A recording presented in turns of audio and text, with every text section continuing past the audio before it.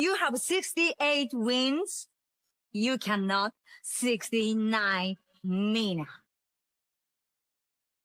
I am that reminder that no matter how far you get in life, there's gonna be someone like me, born with much more than you do, who can cash in and take it all away at any moment. Come on over, Zeppelin. I'm being see, earlier I said something stupid to him, and now this is my receipt. Okay. Sabu's just sabotaging you. Yep. He sure did. Hijacking. Yeah, he's taking over. Hijacking is a better word. You're right. Good luck. Ooh, follow the white rabbit.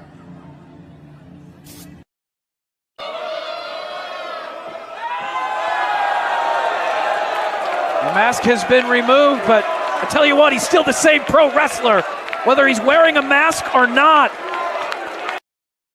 Say his name and he appears. I believe in Noah. I believe in Datula. The Meltzer of the multiverse. Who the fuck wants to compare themselves to another? How much of a mark do you have to be? You couldn't even pick a professional athlete. You went with a fucking journalist? Grow up, man. We just want to say thank you to Simply Reliable Studios for voting us as Tag Team of the Year. Of course. Because you know what they say, right? If you can't swim, You're bound to drown. Tonight, she is sponsored by Simply Reliable Studios from Orlando, Florida. She is everybody's favorite BFF, Izzy Marino.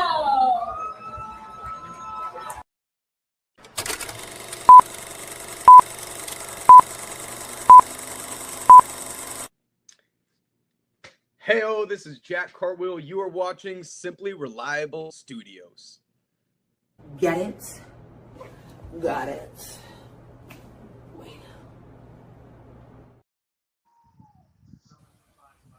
What is going on, everybody? Welcome to another watch along of this one's UFC 250, the White House. We witnessed something in history yesterday with the New York Knicks winning after 53 years of no championships. Now, something unprecedented. For the president's birthday, for 250 years of America, something you might have thought could never happen. The UFC has actually set up an octagon on the south lawn of the White House, and we have this crazy UFC Freedom 250 White House card, something you never thought you would see in your lifetime. But then again, you never thought the Knicks would win, so what am I to say? But anyways, welcome to Simply Reliable Studios. My name is Mr. Reliable Walter. I got producer man, the renegade, JJ Williams, here with you. You can hear him, you can't see him, but he's producer man. How you doing, JJ? Doing well, and yourself? I'm doing good. Ready for something that I thought I would never see again. I don't even know how they pulled this off, to be honest. Same. Just a reminder, people, this is for sports, the love of MMA. I am the sports guy, nothing political. You're going to get banned if you start political bantering in the comments. That's not what we're here for. We're here for the love of the sport. And we're already running into trouble one, Mother Nature. They're talking about weather here because of some issue that's going on. And this is an outdoor event. They're literally showing a live radar of weather on UFC. Talk about something else you never thought you'd see. There was a rain delay. So now I'm watching baseball pretty much.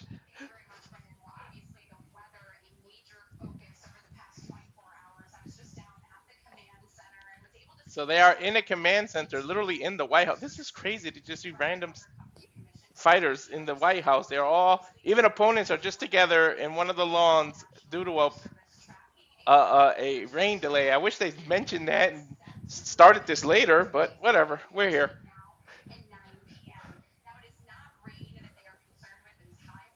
It's the high winds that they're concerned with. I guess makes sense. Could knock the octagon down, right?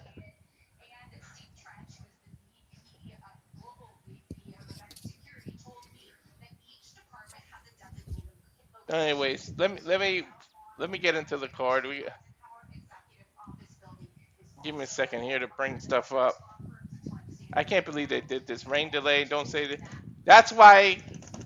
You see what I mean when I don't like to that why I say start on time with the things because they do crap like this and then they didn't even tell anybody about this rain delay.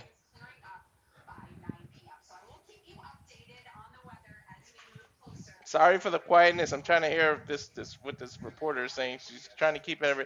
You got Dominic Cruz talking. Michael Chandler or not Michael Chandler. What the hell's his name? The English fighter with the one eye. Why can't I think of his damn name? The former lightweight champion too. I'm not sure. It'll pop it in my house randomly. I mean, my head, my house. I'm staring at the White House. That's why I said that.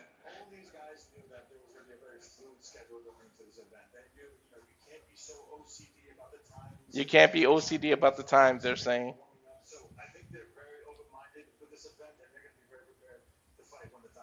Chris Weidman's there. That's the former middleweight champion who, the first to beat Anderson Silva.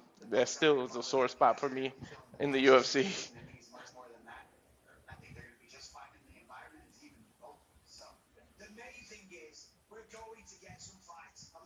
So the main thing is we're gonna get fights.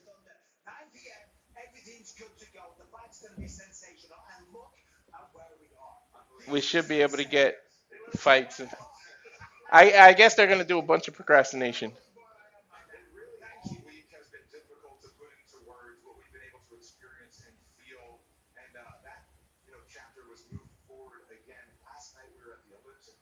But go figure. You do something different. The stage is beautiful though.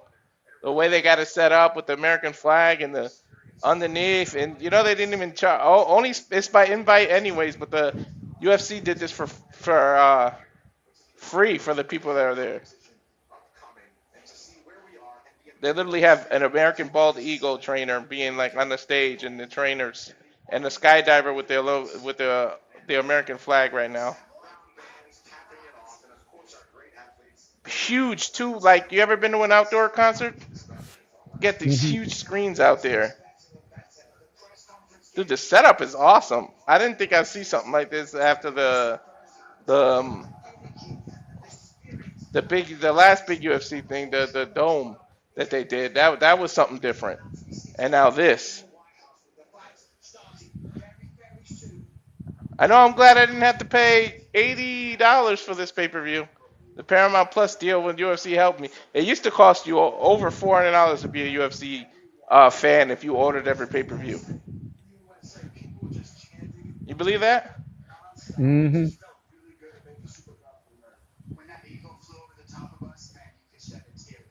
Apologies for my quietness. I'm trying to message people, see if anybody can come and help you with the weather delay. Yeah. Trying to get some promotion. Plus the promotion.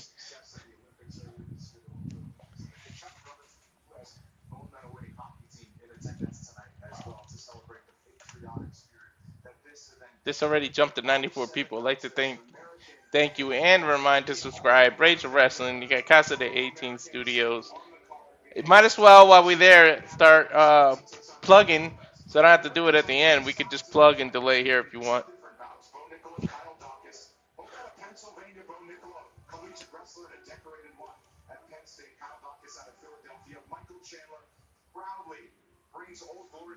Here we go. Now they're talking about the card. But there's my plug. Rage of Wrestling on YouTube. We got an update that because now she's the NWA champion. But Walter.Cruz.940 is on Instagram. Which a lot of you are watching now on Twitter. Walter Alex Cruz. That's for me. You got Batty for Wrestling. Don't be a dick. Subscribe. But that is our friend from Canada, Ash. And then at Simple Man Brand at nfoster1916 on all major social medias. He makes it simple, like his name says, Simple Man. So you remember nfoster1916? You got him on all platforms. Except Facebook, you got to use his name, Noah Foster. But here's the Casa de 18 Studios with an S for the YouTube for JJ, Producer Man, the Renegade JJ Williams on Instagram, Roll JJ Williams on Twitter, and Casa de 18 Studio without the S on Instagram. And you got the SRS Studios 2024. Follow on Twitter. That is where all the major announcements of our interviews and what we got coming up gets announced.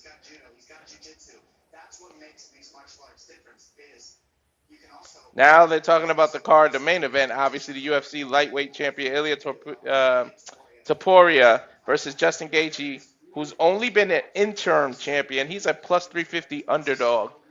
And Ilia is a minus 480 favorite. If the Knicks can win the championship, Justin can win this title. But Ilia's got bricks in his gloves. I swear to God, dude. I know you're not really in the UFC, but this dude hits hard for a small dude. I don't even think he's got past the second round. This guy knocks everybody out.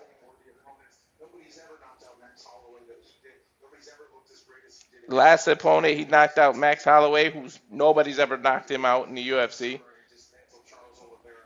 For those of you who just joined, because I see the number is growing, there is a rain delay at UFC 250, the Freedom card, due to a storm that's coming through D.C. And because this is an outside event, it's affecting the octagon and everything. So they are just kind of BSing it right now, going through the cards over and over again.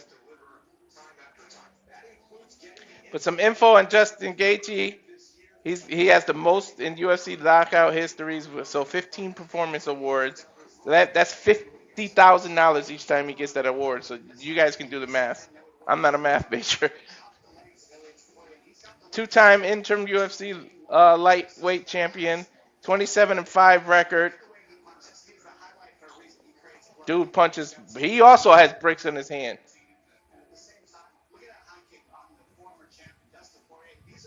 Going over some of his highlights. Oh, I just heard a plane. Somebody joined. Is this legitimately happening? Yes, it is. I'm sorry. I almost started choking on my Arby's dinner downstairs. We're just getting ready to actually watch Game 6 as a family tonight. And because I'm going to be leaving soon. But as soon as Renegade messaged me, I damn near did a spit take and started choking on my beef and cheddar sandwich. That might be more entertaining than this, but we got to watch. We're literally just watching people talk because there's a rain delay. The people live are watching like a bald eagle flying around, basically like little tricks. This is in no way means political, but come on, DC, it's called a weather report. Can't you? I did the weather at Long Beach City College for the better part of 4 semesters. I know what a weather pattern is. They mentioned something a few weeks ago, but after that, you never heard of it. It was like they were keeping it hush-hush. It's not like they got to sell pay-per-views with this Paramount deal now. There's no buying the pay-per-view if you have Paramount Plus. Oh, my God. I am so sorry. This has only happened on the studio. This has only happened one time when with the Daytona when James and I did it 2 years ago. I think that was an hour, right? Something like that. Hour and a half? For an hour or so. But oh my God, there's this beautiful invention. It's called rain. It comes down once in a while. People can predict it at least 50% of the time. You know what? Oh my God. It's an outdoor event, so it's going to affect it. As they showing highlights of Alex Pereira's career with the Adesanya's defeat. Oh my God. Still not as entertaining as that one WrestleMania year where Samoa Joe was ringside in a yellow poncho. Yeah, that was a weather delay. That was Florida, right? that was in Florida, I think, wasn't it? Yeah.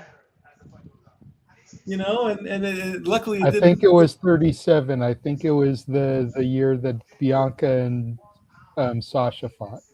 Oh my God, man! You would think that the developers or the architects would put a giant. You can damn near build anything these days. I mean, I mentioned this last night. I saw the time lapse photography on how they built the stage and the octagon, and they did. You'd think that they could put a giant temporarily, put a tent over it. The Saudis can do it. Why can't the Americans? Then again, Saudi's like a desert where it barely ever rains. Okay, yeah, true. But I mean, well, the Saudi tents, they protect you from the heat and the desert wind. The same structure can do the same thing for wind, rain, and air. Oh my God, man! I'm sorry. I'm so sorry. Sorry, not bullshit. No, I truly am sorry. This is the most emotion. I think I'm gonna go throw up now. I swear. That's hilarious, dude. Oh my gosh. Thank you all 110 of you that are still watching this fiasco on you knew it, but I knew it can't ever do something smooth when you're trying to do something unprecedented. True. I mean that's why ballparks have retractable roofs, you know.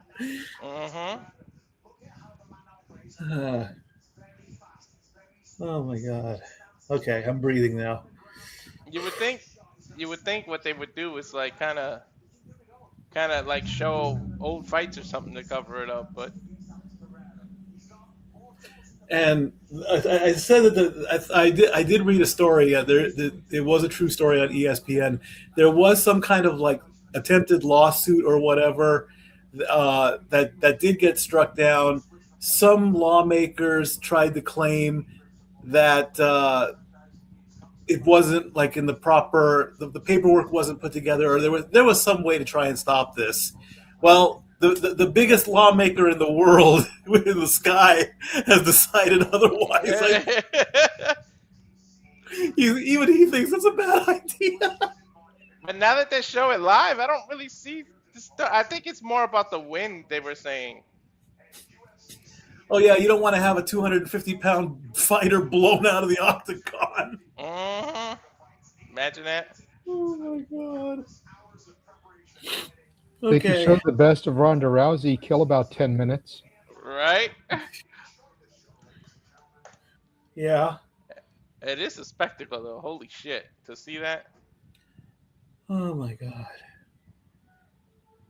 And now here comes the commercials. Oh, because we have to have commercials. You know it. You know what else is a spectacle, Walter? What? Ooh, hello. We could show that for an hour and get maybe 100 more views. The one person who isn't turned against Jey Uso. Did I say that out loud? Yes, you did. Yes, you did indeed. Oh, wow, man.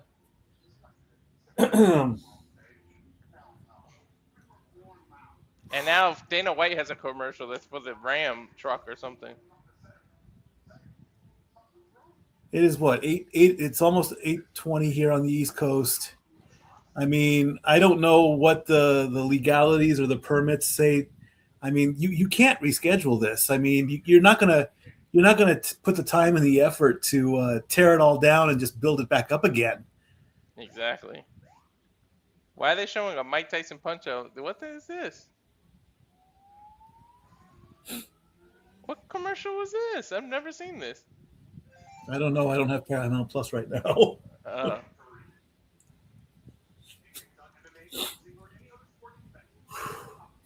Oh, it's one of those betting sites. Well, I mean, all bets are on Las Vegas right now because they're getting ready to. They got the cup down there in Vegas, you know. Yeah, and by the way, the disrespect for Gaethje, two-time interim champion, to be negative 350. That's a little. That means he's the favorite. No, he's not the favorite. Topuria is minus 350. Sorry. Yeah, okay. He's the favorite. Remember, if you're a minus, you're the favorite. If you're the plus, you're the underdog. Yeah. Remember, if you want to win $100 on the guy that's a minus 350, that means you have to put up $350 to win 100. Yeah. I've said that for years.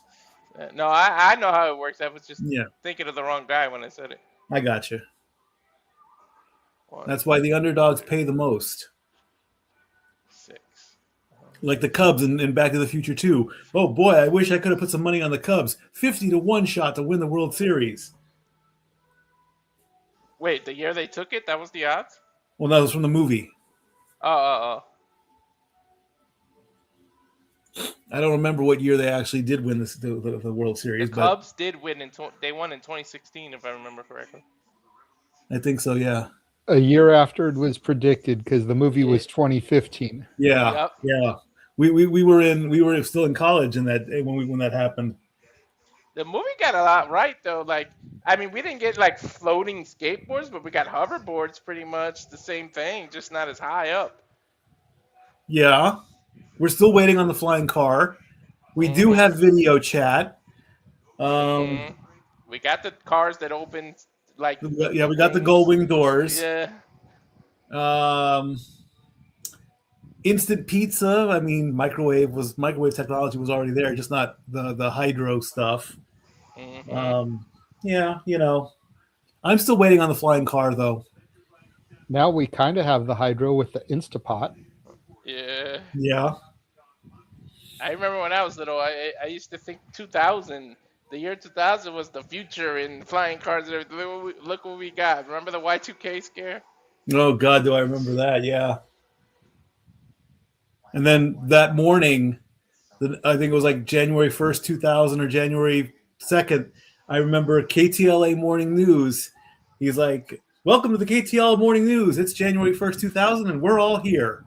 I'm not going to lie, I did think we were going to die. I remember the whole family was all hugged up together. They thought their computers were going to like reset to all zeros and then fucking send us to the Stone Age, I think it was. Yeah.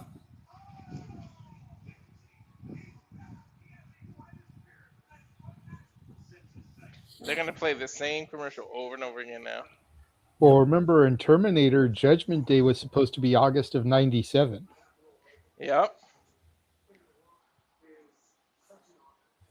Is that crazy when you watch old movies and it was like 50 years in the future and it was like the year 2010 and stuff we live through now? We're like, Jesus. Well, technically, we're now 9 years away from when Demolition Man takes place. Demolition Man takes place in 2035. We're in 2026, so we got 9 years to go. You know, just don't worry about the 3 seashells. That's never going to come up to play. I do believe that there is cryogenic technology, but it doesn't stop crime. It stops. It slows down disease, but you know, I've seen those cryogenic websites. It's very frightening. 2032, not 2035. Okay, so then we've only got 6 years to go. You know, if cops become like they do in Demolition Man, we're screwed. With glow sticks and Be Well and physical and all restaurants are Taco Bell. Yeah, that's a good one. And Mr. Reliable has gone off so I have no clue what's going on. No, I'm here. My brother is just talking to me, asking me questions. He hasn't been keeping up with the UFC in a long time. Well, neither have I. I mean, I think the last big event that I actually watched, Brock had just gotten done with a bout of diverticulitis, and he came back and he got dominated big time. And I think and he continued the trend of fighters just, you know, they would lose and they would announce their retirement right there in the octagon after the loss. They didn't get a chance to sit down and think about it. They didn't talk with their business team. They didn't talk with their promoters. They just said, "I'm done. That's it. I can't do it anime." Not to interrupt, but they starting. They got President Donald Trump on his birthday walking with Dana White playing the military music now. Donald Trump Dana White just gets to walk side by side with the president. This is crazy. Let me switch my camera. That way when I stare at the TV. So now the rain delay is over? Yeah, I'm using that camera now.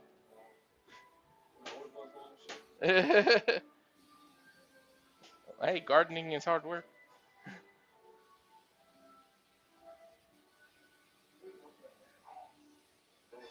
You could be heard live on YouTube. That's your family? Yeah, my brother and my son. This is crazy. The fighters are gonna come out through the actual White House. This is nuts. What a security breach. Dude, I could send you my Paramount if you want to log in and watch it. No, I've got company downstairs and then family down there. So, Alright. so if the event's going on and we've had a few laughs, have a good show. I don't know if it's going on. They're just showing the president, maybe to procrastinate a little more. But Oh, okay. Well, if they make the announcement that the event's canceled, let me know and I'll come running right back. Okay? yeah. All right. I'll bail out. They got all the snipers on the roof. Check them out. Look, you look like you're a standing soldier behind me. You got your hands behind you.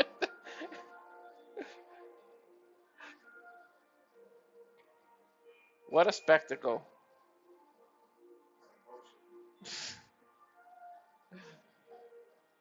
This is crazy. This is the most the UFC has spent ever on an event, and they actually don't make the money back because everything's free. They can't charge the military. They can't charge.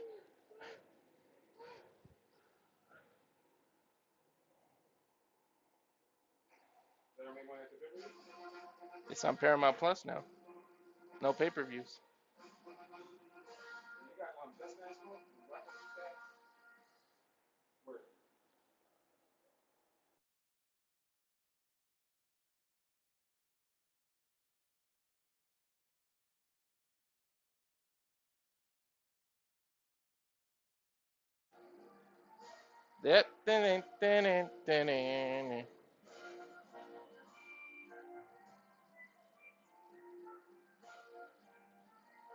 Best seat in the house, huh, JJ?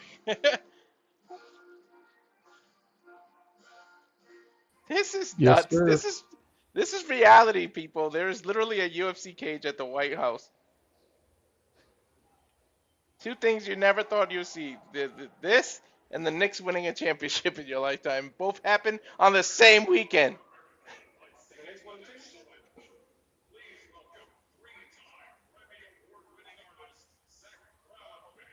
Zach Brown band is about to sing the national anthem, so out of respect, I'm gonna get quiet.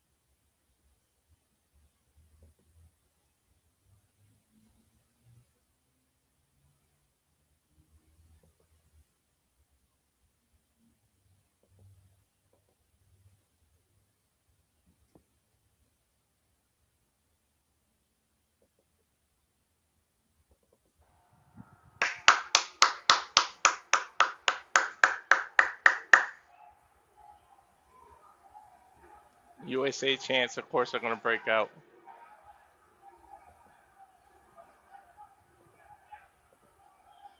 The wind that those jets made, everybody's hair is going everywhere.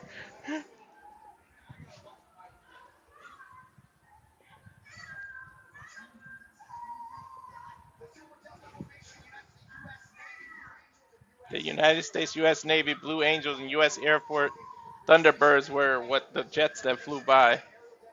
They actually got cameras on them and showing what the inside of the cockpit looks. This is first-person view here. It's kind of cool. Reminds me of that game for Nintendo, 1942, I think it was called.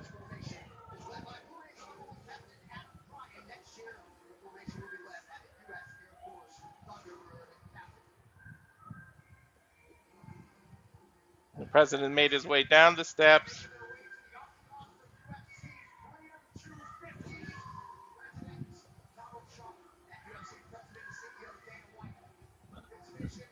This is a long-ass walk. Holy shit. They're going to make the fighters do this walk? They're going to be exhausted before they get to hit the octagon.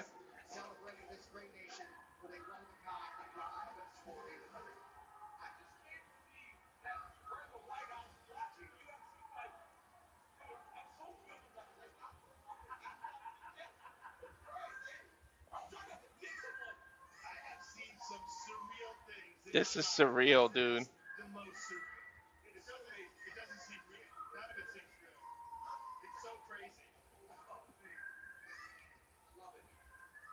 President finally makes it to his seat.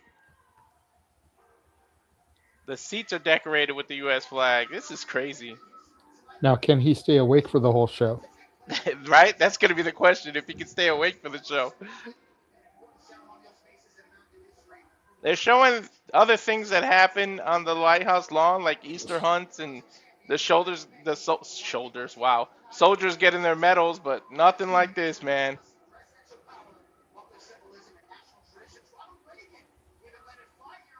Ronald Reagan threw the football to Ricky Sanders.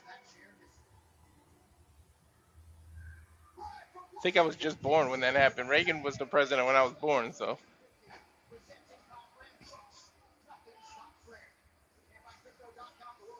This is crazy. The arena. I can send you my perma just so you can follow along if you want, JJ. Nah, it's all good. I'm not that big of a UFC guy. Yeah. So I'm like, whatever, you know. If there were fighters fighting that I actually knew about, then maybe I'd care. But, like, I don't even really know any of these fighters. Well, thank God I do. I think they're going to start with Diego Lopes. It is crazy.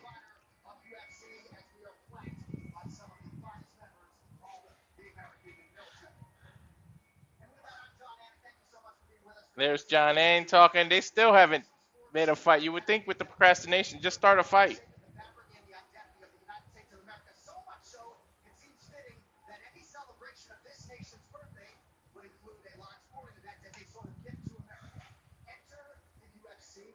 Diego Lopes ranked number 2 in the featherweight division against number 9, Steve Garcia. I'm thinking that's going to be first. Lopes is a minus 150 favorite, which I can see why. But Bo Nickal being a minus 335 versus Kyle Daukaus, I don't know. Bo Nickal is a strict wrestler, and people don't like him because of how cocky he is. And then his last fight he lost. Well, no, 2 fights ago he lost, got humbled, seemed to be on a different trajectory, and people seem to like him now.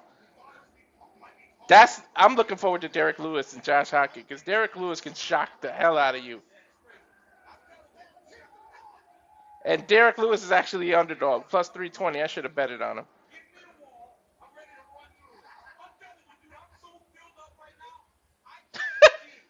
Joe Rogan says he's so filled with testosterone that give him a wall, he's ready to run through it. Like,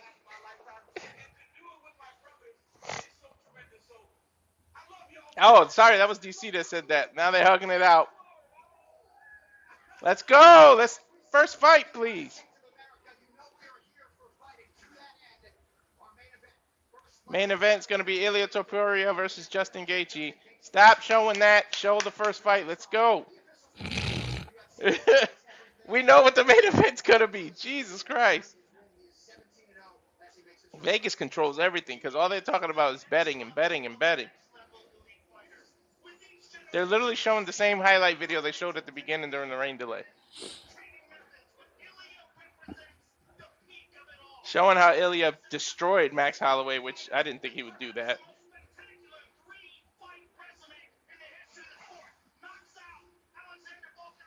Then he knocked out Volkanovski. Knocked out Charles Oliveira. Justin Gaethje he got a chin for days though. I don't know if Ilia could do the same thing to him.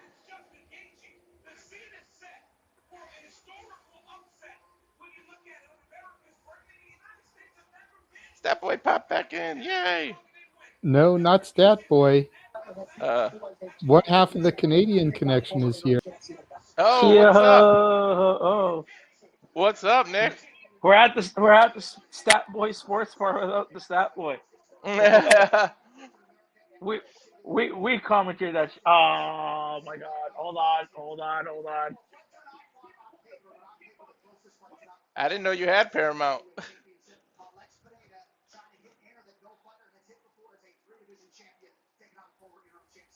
When I left, he got jacked.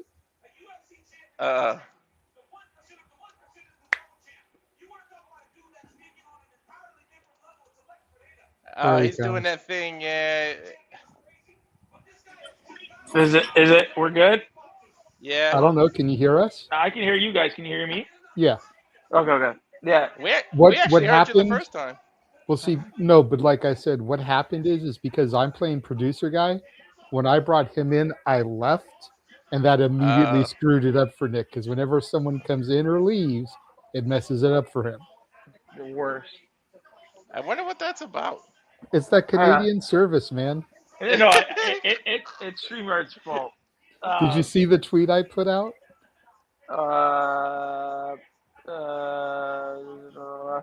You put on about you paying human monies to Danhausen to uncurse the Leafs for next year. Oh yeah, I just saw that. Oh. And what does Kaya think? Or are they too much of a lost cause? And Kaya even liked it. I saw it. Yeah, I mean that curse is broken. We got sports this weekend is at an all-time high. We got Game 6 going on with the Canes and the Knights. We got the World Cup going on. We had the Knicks win, and now we're here for a one-of-one event. I mean, there's no other sport that can do this, and that's UFC Freedom 250. Honestly, I don't see this happening for another 50 years. Right? With the amount of money that I think they've made on this, I can see this being a yearly event. Well, no, I think the only reason they're doing it is because it's America's 250th birthday. We were born in 1776. This isn't the 250th UFC event. There are like 300 something. But it's UFC 250 because it's America's 250th anniversary. So I could see them doing like UFC 300 for 300th birthday in 2076. But I couldn't really see it do it for 251. America's 251st birthday, America's 263rd birthday. I just don't see it for that. No, it's also because of who the president is. He's a big UFC fan, so they true. They did that, and it's his birthday. Well, go ahead. No, I'm just saying, like I don't see it being a recurring thing because it just doesn't make sense to me. It costs too much. Hold on, but we have to remember who's the brainchild, who owns the UFC. I know, but well, TKO does now. It's not a Dana White thing anymore, but and that's what I mean. I think but soldiers are free. They're not making money on ticket sales because it's on the White House lawn, so it's dignitaries, it's soldiers, it's invitation only. They're not making money on pay-per-view anymore because it's on Paramount Plus. So people aren't paying $79.99, $69.99, whatever to watch it. This is quite literally a free event. Yeah, and they spent over $20 million making it. They're not going to keep doing that every year. Yeah, they're not going to lose $20 million every year. But I think with the and then you got to figure they also just had a rain delay. They were supposed to start 40 minutes ago. We haven't even had the introductions for the first fight yet. No. So there's that too, so they're losing money on that. Does a fight get bumped now? No, I think they. Do they go back there and script it and say, go down in 30 seconds in the first round to try to make up the time? No, I don't think that's the case. I think with the. I don't know. I just. They finally showed a graph of the first fight. Jesus. But I think so maybe like something like this, where they can sell like if this panned out and it was a great event, I can see them, doing I don't know. Maybe this is a test for outdoor events. That could be maybe they do that. Or what they could do is go to Washington a little more often because they usually just go to Vegas. Then they travel to Abu Dhabi. Maybe they're just looking to add to see if enough people think Washington's popular enough to do something in an arena over there. I think regardless, it's the UFC, right? You'll have people buy tickets. Like you won't have to worry about people not buying tickets to the UFC. I think having this go off without a hitch, maybe the rain delay. But I mean, if the fighters there like it, let's call it spade a spade. This throws off, the UFC being outside is like you going as a professional sports team going to play in Colorado. The altitude's higher, so your routine is a little bit out of sorts, right? Same goes with these fighters, right? They've never been in an outdoor arena. They've never had to fight outdoors, right? And with this rain delay, how much of that affects the fighter's routine? So I can see this, if the fighters all there, enjoyed it enough, I can see them push for things out. For example, and I know this might never happen, but imagine the UFC in the Coliseum in Italy. You know what I mean? Like where the barbaric nature started. Well, but that's what I mean. Like you have now taken this sport outdoors. If everything goes off without a hitch, minus the rain delay, because I don't think you can really control that. But again, if the fighters like it, and the fighters are into it, I can see them doing more outdoor events. I know what they need to do. They need to take advantage, book a Madison Square Garden event soon, and invite the entire New York Knicks. Yeah. But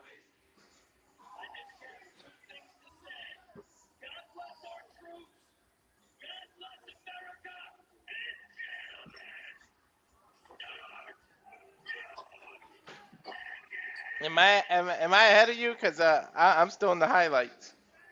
You're probably ahead of me. I got the Diego Lopes highlights right now.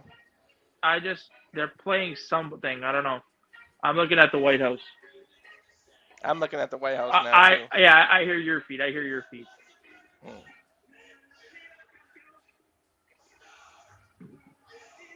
So this is our first fight.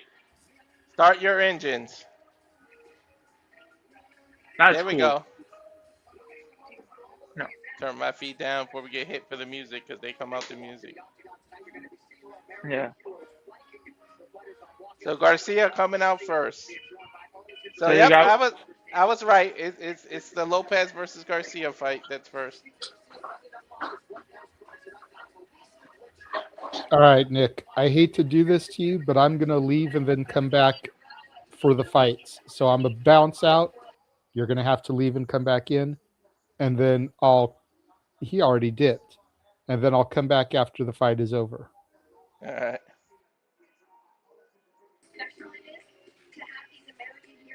There you go, Nick.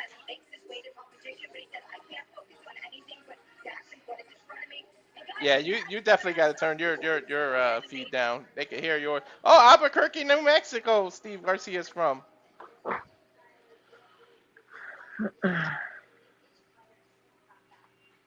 I know every American fighter. This has got to be crazy surreal for them.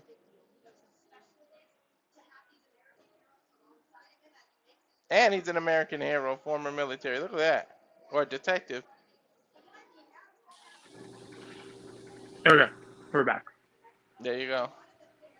Of course, you get a Starlink advertisement. That's Elon Musk's internet, satellite internet.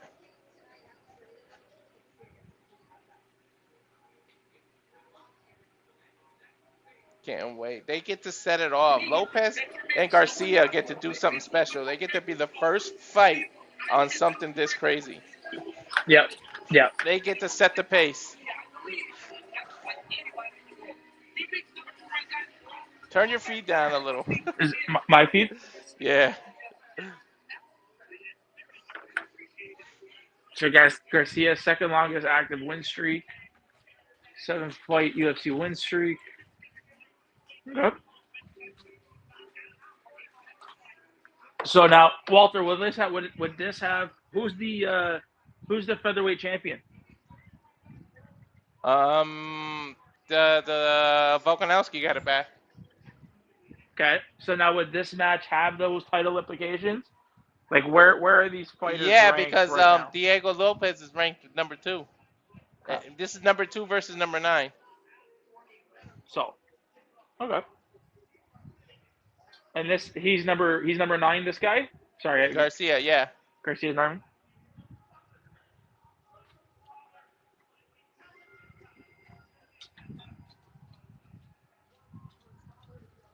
I mean, listen. Aesthetically, this looks crazy. That's what I said. Aesthetically, this is nuts. The fact that they're outside with the backdrop of the Oval of the White House is crazy, right? It is. It is. And the fact that they're coming out the way they are. They have to literally walk through the White House. It's crazy. We get to see 2 unprecedented things all in one weekend. The Knicks winning and this.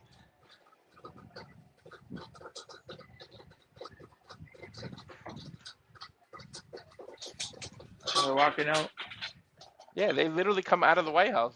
Yeah. Hey, man, it's. Hey, man, it's them making money, right? Like they gotta. This is. Yeah.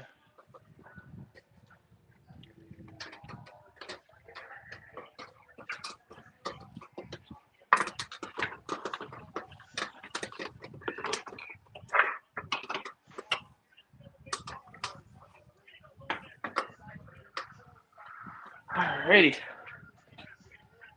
The anxiety of them walking out right now. Yeah. My feed might cut. I'll be honest with you. I'm watching it. I'm actually watching it on. It's showing to us free on TV. Oh, okay. So I don't know. Like I guess Sportsnet. Like I'm watching it on TV. So I don't know. I don't know if this was this a pay-per-view? Like, did you have to pay? Like, if you? No, I got Paramount Plus. So I don't know. I don't know if I have to order it off of pay-per-view. But if I did, I'll cut it. Why? There's no Paramount. There's no Paramount Plus in Canada. No, we don't get it. That sucks. Yeah, we don't that and HBO Max. Yeah, we don't get HBO Max.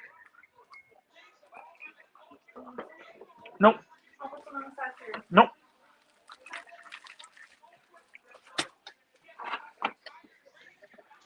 Dude, look at that. No, 5-0 knockout ratio for Diego Lopes. 15 first-round finishes. Finished 23 of his last 27 wins. 11 knockouts, 12 submissions. Brazilian Jiu-Jitsu specialist. I'd be afraid of this dude.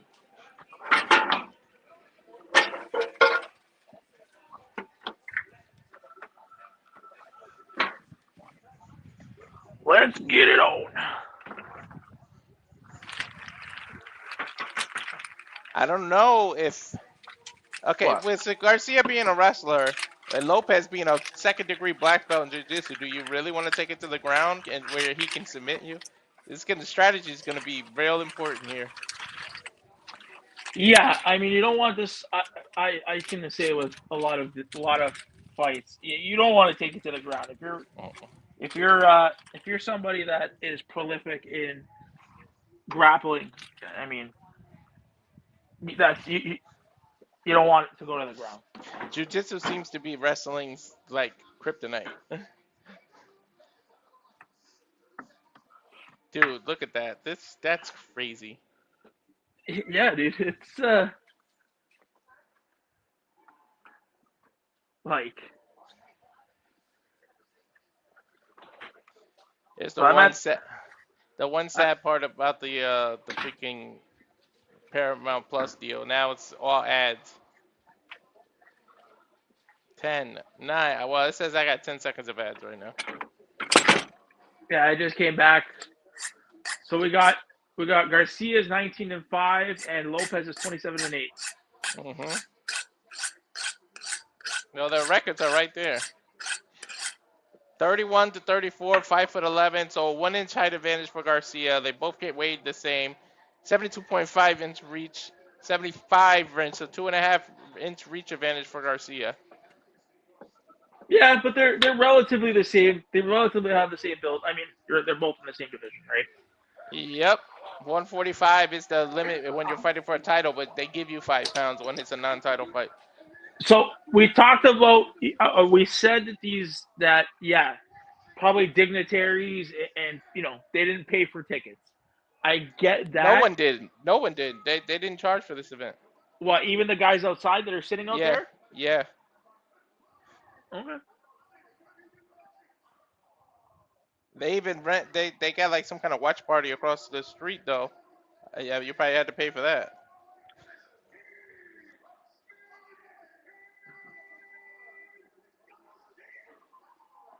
There you go. Like, come on, that's pretty cool.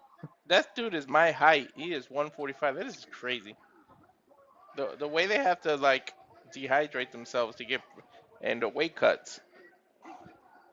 They've come a long way since the barbaric beginnings of UFC when I watched on pay-per-view all the time with no weight divisions. Hey, man. And then you had the days of, fighters like Kimbo and Rampage and Chuck Liddell, to the days of George, St. Pierre and what's his face? Irish those guy. had weight cuts. They show how bad those weight cuts were. That's why they made advances in that. Yeah, but I'm saying McGregor. I'm saying the evolution of the sport to what it is, to what it was, to kind of as it's. Look at that! A 250K performance of the night bonus. That's how much they're gonna give tonight. Instead of the 50,000, you win 250. That gives more incentive for the fighters to try to go out there and put the best performance they can. Here we go, round 1, history. USA. It's funny that I think all but two fights on the card have don't have Americans in it. Yeah. Lopez and there's a Canadian on here. Yeah, well, Lopez is Brazilian, but Garcia is American.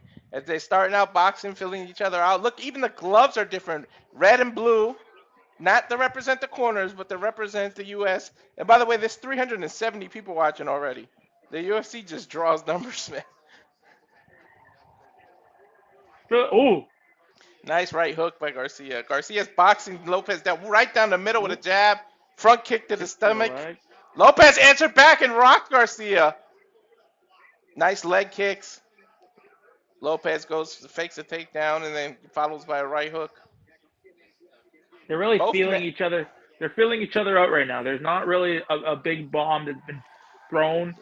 Kind of just. Garcia with another hook though. So far, Garcia's got the two biggest. Nice kick to the knee. A 1-2 followed by Garcia. Yeah, they're sticking to boxing right now. I can't believe Garcia's this big, 6 feet, and is fighting in the 145 division. And I bet you he ballooned back up to like 160 by the time this fight happens. Because you only got to make the scale. The next day you could get the water weight back. Yeah, for 100%. Yeah. You just want to make that. You just want to make that weight. Ooh, nice. He's got to stop. He's got to stop doing that jumping though, because you're leaving your chin wide open for Lopes to counter. He is jumping during these hooks. I don't know why he's doing that. Lopes has the blue gloves, right? Is that? No, that's Garcia. Garcia? Yeah, Lopes has the white on the bottom. Lopes is wearing red gloves. Whoever has the blue gloves, I don't know which one has the blue gloves. That's Garcia. That's Garcia. Okay. His hands are way too low right now. I know. Nice knee kick. Nice question mark kick now. Like those hands are like he's dropping his hands. Garcia can catch one hit. False sense of security there. Or sorry, Lopes can hit him. Lopes one shot, he's done. Lopes. Yeah, Garcia's leaving his chin out there too. That's what I mean. Clipped. Do you know the pressure the Americans are on right now to put their best performance on? It might be self-preserved pressure, but you don't want to be an American that loses on this card. I mean, ooh, nice combo. But again, Lopes able to cover or counter with that hit right to the rib. Ooh. These jabs, Garcia, and then he follows with the nice left hook.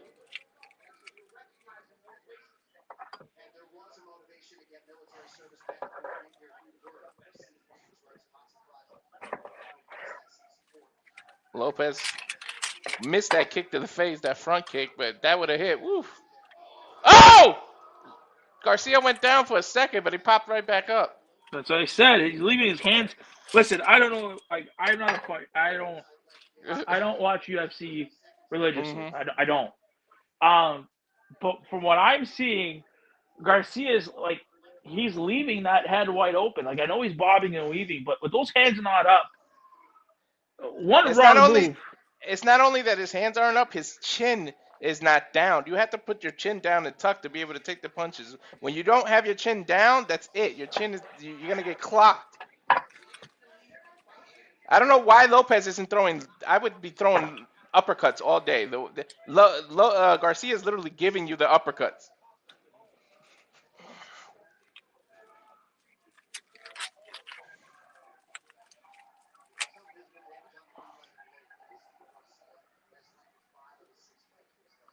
Not much happening though. No, they definitely this first round. They definitely are feeling each other out. I hate to be a judge on this. I think you score it right down the middle, no? Yeah. But I'm saying like not much happened enough to that because you score in control of the octagon, damage, control over your opponent. Really not. But Garcia might have just stole it with these two head kicks right in the face of Garcia. Yeah, like the guy in the white. I think he won that's that Lopes. round. Yeah, Lopes has the red. Nice. Oh, tried to do a spinning heel kick but missed. And there's the end of the first round at the White House. Lopes' eye, you can see it kind of puffing though. 56 minutes of advertising. Good old TKO. TKO. I mean, I'm glad for I don't have to pay $70 for pay-per-views anymore, but jeez.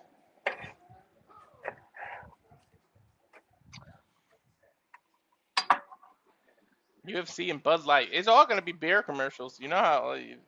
Yeah. Beer and war games, or movies and stuff. Yeah, it's definitely... that you can really feel... And again, I don't... This is, being in Canada, I don't think we really show it. But there is a big sense of patriotism. Yeah. even with Bisping and kind of and what Joe Rogan was saying in Cormier, you can tell that it's a very big sense of patriotism with this, and rightfully so, right? Okay, here we go, second round. Garcia coming out with these jabs right away. Let me know when you're at 4:30. Let me know when you're at 4:30 of the second round. Oh no, 4:50, 4:49. I'll tell you when it's 4:30. Let me know when it's 4:30. I will. Just because I'm at 4:30 of the second round, so I'm a little bit ahead of you. I'm 4:40 right now. 37, 36.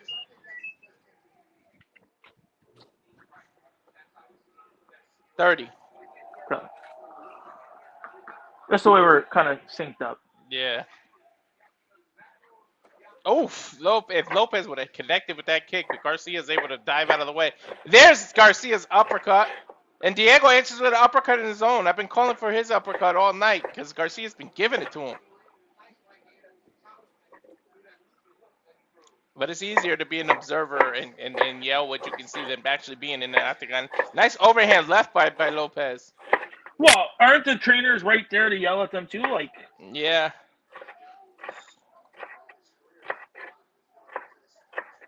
But imagine the noise. Oh my God! Nice left jab by Garcia. Good kick to the knee twice by Garcia. Good jab. See, ooh. Lopez stopped answering. Garcia's just starting to take over now. Getting respect. Okay, now here we go. Now Garcia's starting to answer. Nice double jab by Garcia. Stunned Lopez a little.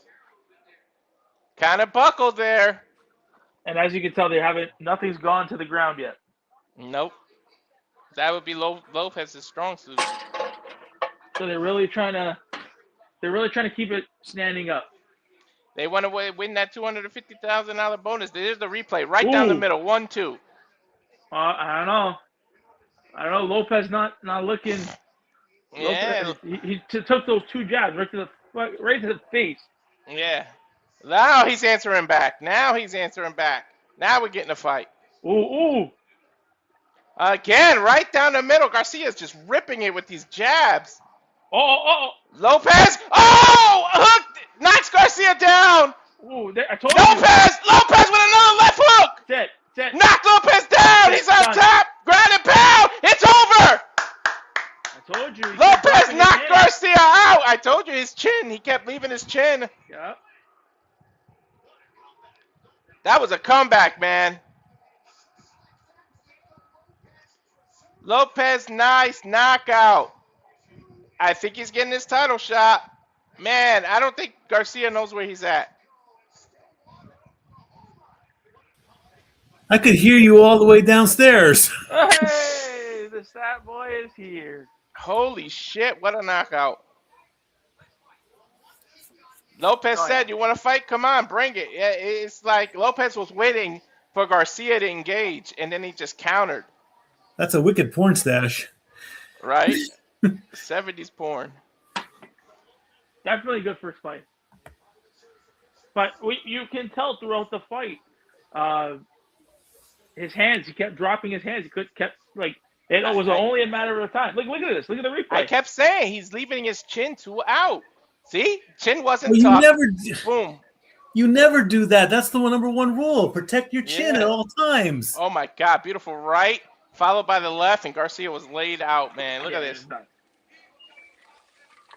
Then just the ground and pound to finish, but he was out before he hit the ground, man. Right in the temple. Look, right in the equilibrium. Just knocked it all out. That'll just take all your equilibrium out. Right in the temple. If I wanted to be a UFC fighter, would you let me?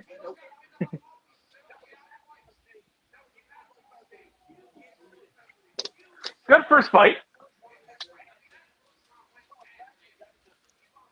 Update from Stanley Cup Final Game 6. Carolina 1, Vegas nothing. I think they're done. First period? End of the first. Yeah. End of the first? End of the first. That might be drawing some of the attention away from the UFC, but we still got 380 viewers, so thank you guys. Good job, brothers. Keep up the work. You got this. I thought Lopes was gonna backflip off the octagon and take his knee out, man. I thought so too. I've seen that where he takes his knees out. And here we go with the advertisements. Dodge Ram.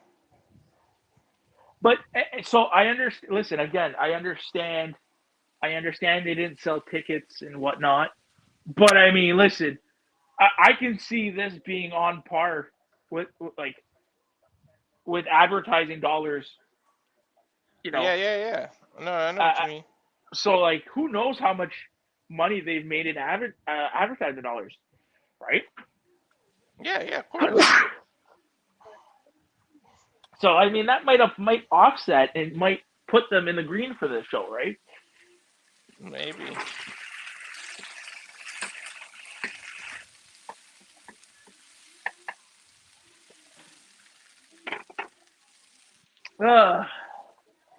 So, first fight down. Stabboy, you still there? I'm not looking at my phone. That's why. No, he walked out. Stabboy, nope. Which I'm surprised your phone still. I mean, your feed still worked after that. Don't jinx it, man. So people in the live, live in the chat, tell us how did you what did you think of the first fight?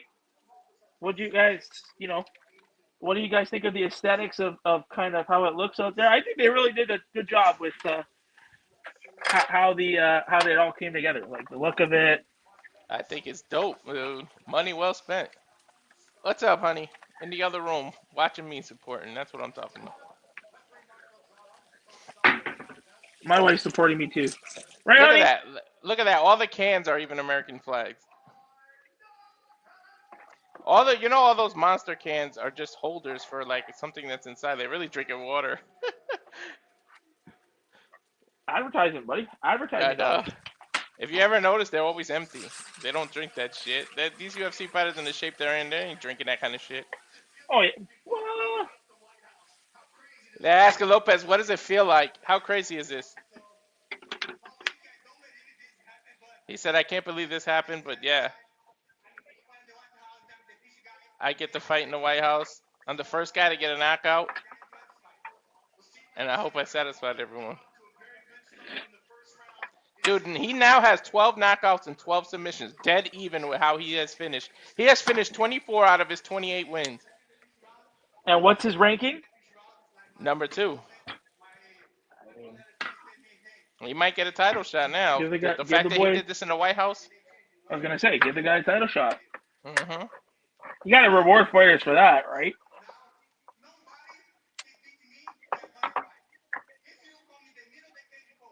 He said, nobody can beat me in a fist fight. You come to the middle of the cage, I'm knocking you out. He's right, though. I told you this guy was too open. He just kept I saw it. The way he had his chin, he was leaving it. Yeah, no, it's just noticeable. Mm-hmm. From the moment the bell rang.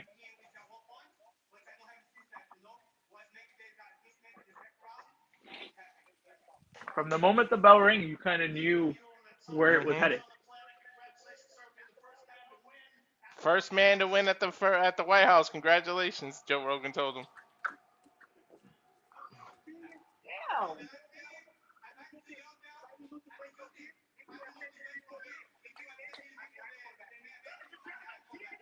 He said he's coming back for the main event. He ain't missing this shit. No. How could you miss that? He told the fans, I'm coming back out to sit amongst you to watch the main event. He ain't watching from the locker room. Do you avoid him? No. Yeah, that's what I'm looking for. Bo Nickal, 8-1, second best strike civilian observation rate among active UFC middleweights. People are on him because they talked about how cocky he was, but it was well deserved. They want to see him do more than wrestle, so we'll see what Bo Nickal can do. People are just voting hard for him to lose. I don't understand that.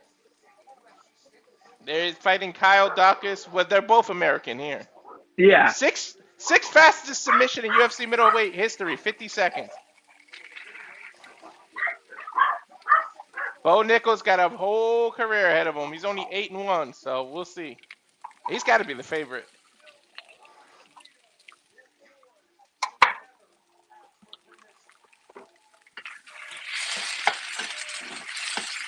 What is this? Own your money. Exodus MoonPay. Is that some investment app? Probably. And again, that damn Dodge Ram commercial. Buddy Dodge Ram. How much do you think Dodge fucking paid to get on that commercial? Right? This is a new commercial, though. Happy 250th America. Oh, this is a crypto. I knew it was something.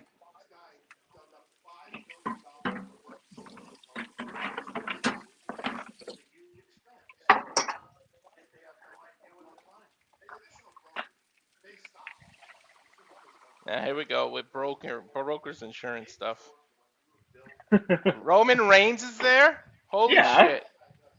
Of course. TKO employee. I was gonna say, did you think they weren't gonna be there? Mm-hmm. Hey man, say what you want about the president. He's a WWE Hall of Famer, so. Yeah, and he's part owner of the of TKO, so I mean. Mm-hmm. Why wouldn't he not be there?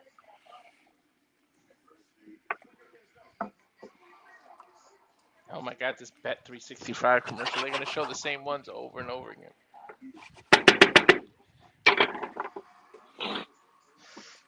Bet $10, you get $365 in a bonus bet. Win or lose. What is this certified Rotten Tomato movie? Dutton Ranch? What? Dutton Ranch. Never heard of it.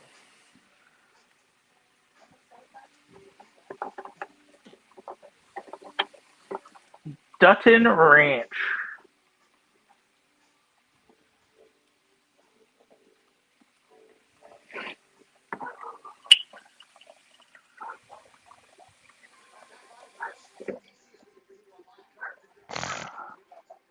Dude, the aesthetics of this, dude. Yeah, they did a really good job. Mm-hmm. And to put it right in the center of where the steps meet.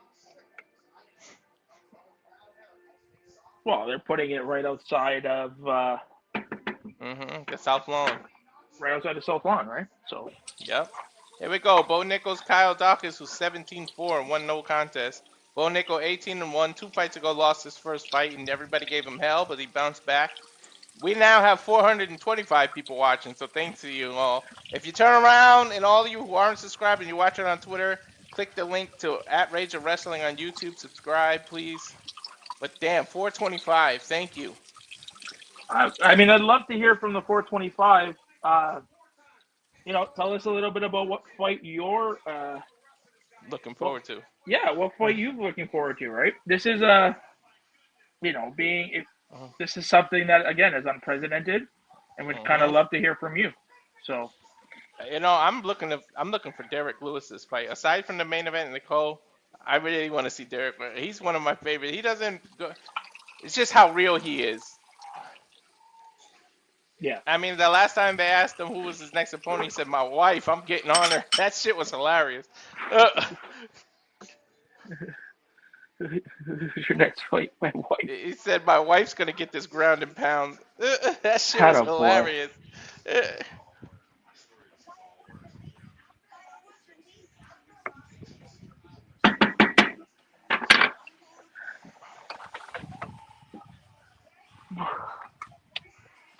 Thank you, N. Madison, for reposting it. Subscribe while you're at it. Thanks for the repost. Ooh, I can't wait. The second fight. Now, can they follow up? You can't follow up and be a boring fight after what we just saw in the first fight. I think everybody's got to bring it. Everybody's going to want to win that $250,000 bonus by being the fight of the night, knockout of the night, submission of the night, fight of the night. There's different bonuses to win. Oh, is there? Yeah. Well, yeah, they're gonna definitely want to come out and you want to make an impression, right? That 250,000 is hell of a motivation to try to go out there. This $250,000. Sheesh.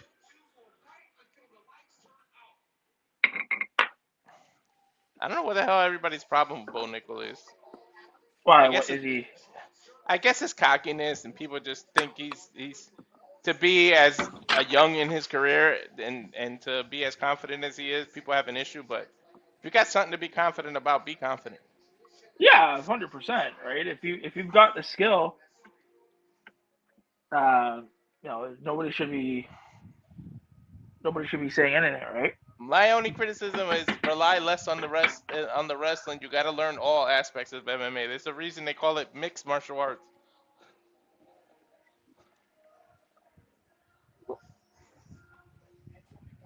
Boys are back in town. Boys are back in town. Like, that's cool. I've never, you know what? Now I don't need to go for a trip to D.C. I'm just watching. I'm looking at the White House right now, honey. Taking us a trip to Washington.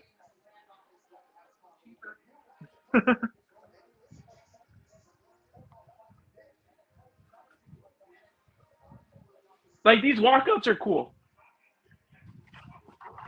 Yeah, they are. They get the walkout from the White House. It's crazy.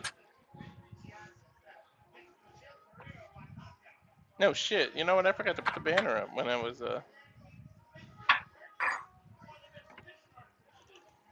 Walter? Yeah.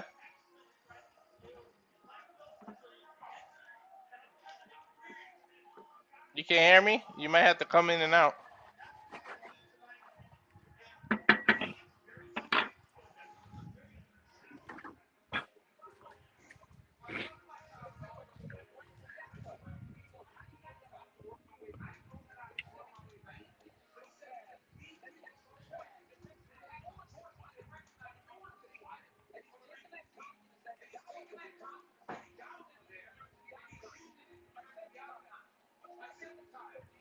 Can you guys hear me? I can hear you, yes. I think it's doing it again. I hear you fine.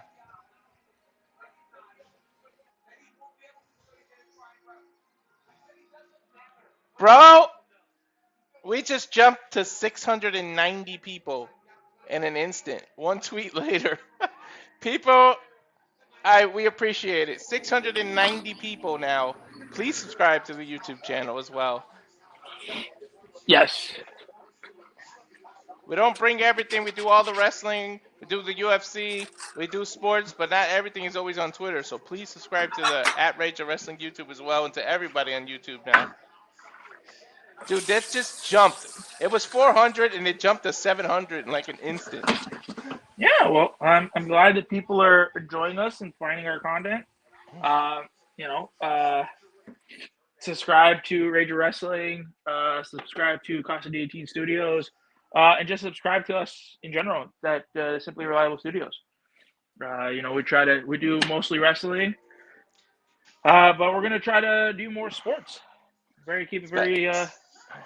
Especially if you're a fan of like seeing people get tortured. Me and my wife get to 300. I only need like 68 people by SummerSlam, and we got to do the Hot Ones challenge. We're gonna be eating chicken wings and making a trivia game out of it. So if you like stuff like that, subscribe. Honey, would you do the Hot Ones challenge? Would you do the Hot Ones challenge?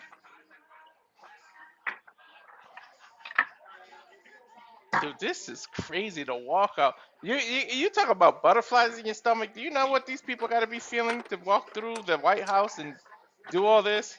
Oh, it's a feeling in and of itself, right? Like, it's definitely one that this, especially for this being the first time, not something that you can kind of reduplicate, right? Bo Nickal was a 3-time NCAA champion in freestyle wrestling. Dude's got Brock Lesnar resume at 185. Oh, whoa, whoa. I like his walkout song. That's I know the song. Me too. I just can't think of it right now, but I recognize it. It was in a movie too. It was hockey. I've heard it from hockey before. Yeah, each time out. That's what they play like during the timeouts and during the like, you know how like even in basketball how some songs randomly play throughout the game. That it's one of these. No, this is somebody's goal song. This was somebody's gold song back in the day. Oh, and dude, they're performing this live. That's crazy. Their walkout songs are being performed live. Good on them, right? Yeah, Bo Nickal has made it to the fighters pit, is what I call it. I don't know the official name of that area right before where they check to make sure you got your mouthpiece in the cup, your gloves are on. It's gorilla position. I don't think they call it that, right? I call it the fighters pit. I'm going to make that stick. 2019 Daukaus Trophy winner, 3-time NCAA Division I All-American wrestler, 7 UFC takedown, 7-0 takedown. So he's never been taken down in his UFC career, but he's taken down everybody he's fought. So I mean, the key to the victory for any fighter going against him is again keep it standing up. Because if you go to the ground, you're fucked. Easier said than done, though. This dude is a 3-time NCAA Division champion. That's crazy. But that's Brock Lesnar weapon. That's the criticism of Bo Nickal, because they feel like he relies on wrestling too much, and the sport is now mixed martial arts. You got to get better on your feet. You got to get the kicks in. You got to do jujitsu. You got to do karate. You got to do so much. Judo.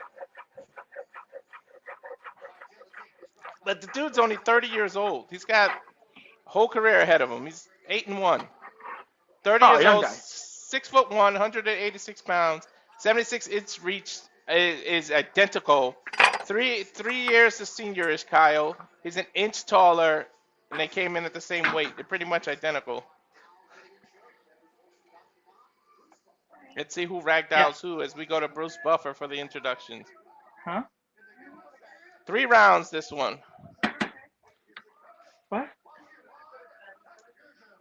Sure. No.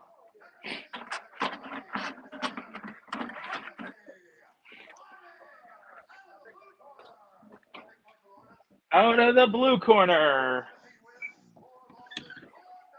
17-4-1, 6'2". Oh, from Philadelphia. He's a plus 250 underdog. Sheesh. It's a good bet. You bet $100, you get 250.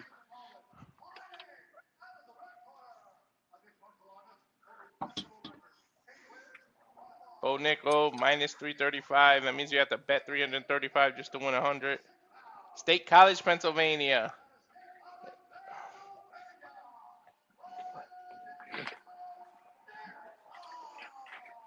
Yeah, the crowd's actually cheering for him. Okay. Oh, Jason Herzog. I like this ref. Here we go. Round 1. Second fight of this crazy card that we thought would never happen. No, bring her in, please. Look at the cauliflower ears on Bo Nickal. Anybody who has cauliflower ears, you don't fuck with. Now 723 viewers. Thank you guys. Again, to those 723 viewers, I don't know if you guys can write in the chat. Tell us again what fight are you? Ooh, big takedown. Wrestling right away. Takedown by Bo Nickal. Well, and this is I said you can't have it go to the ground. Tell us what your match of the night wants, or what night match you're looking forward to tonight. High guard here by Daukaus. Just gonna call him Kyle. I can't stand calling people their last name when it's hard to pronounce. Dude, he is just in his guard too. Come on, sidestep it. I don't think Kyle is very good on his back.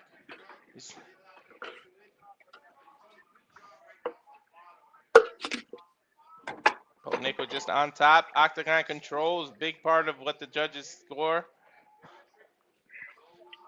So he could get higher on his knee. If he could slip his knee in between his legs, he could get out of that guard. Nice elbows by Bo.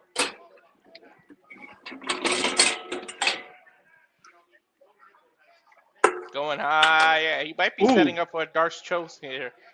Setting up those elbows so then he can bypass the guard, jump on the side, hook Kyle's shoulder, and he's got a Darce choke. Yeah, but he's fighting it. He's fighting it. Yeah, because he knows what's coming. He knows what he's setting up. What's up, Papagino? Daukaus is really trying to fight out of it, which is like he's good cover. Two punches. Yeah, but he's in that very loose guard. Dude needs to go on side control. Bo should just slip right out and go on side control. This guard is super loose. 2 minutes and 55 seconds left to go in round 1 of 3. Middleweight division bout. Bo Nickal, Kyle Daukaus.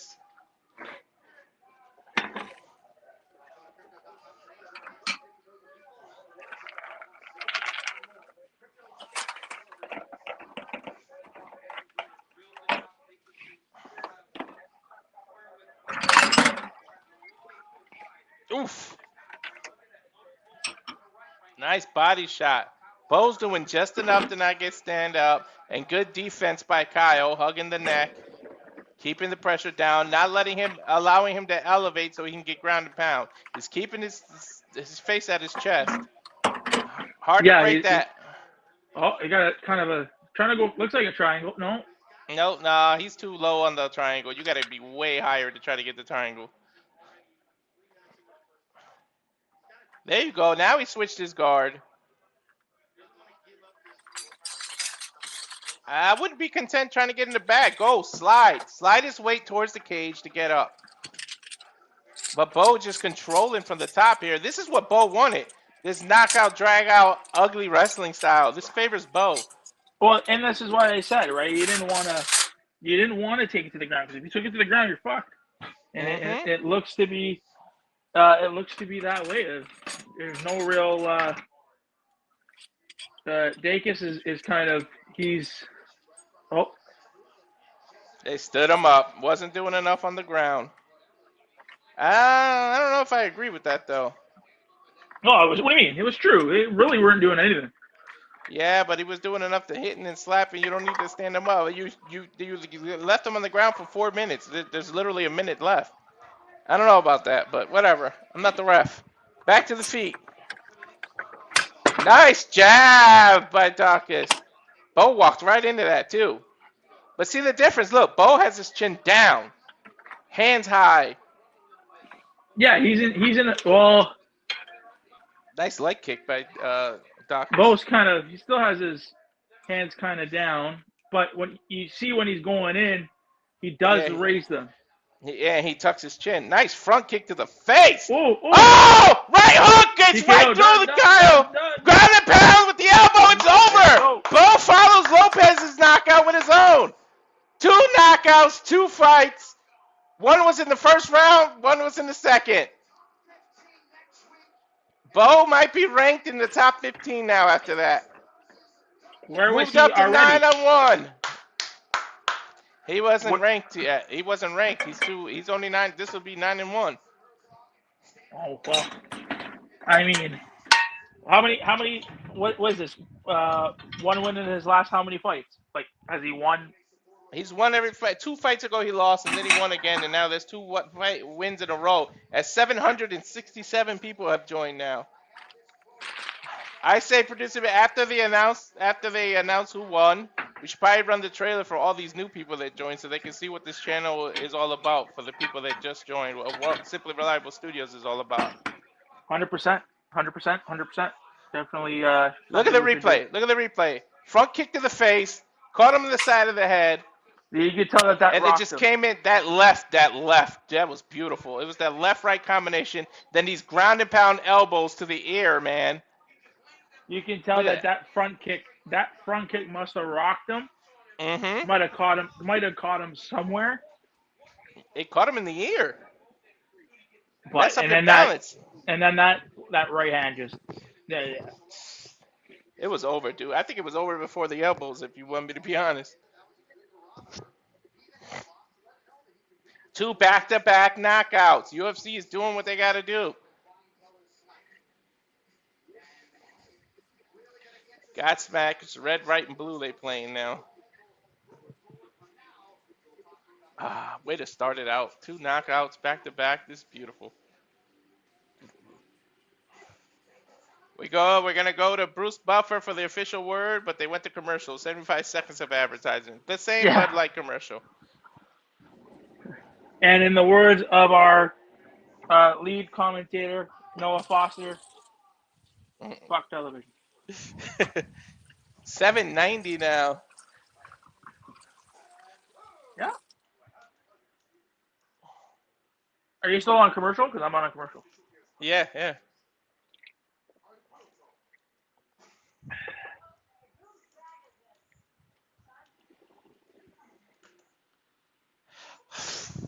This betting commercial with the hands up. 35 seconds. At least it gives you a little timer that they're not going to advertise too much.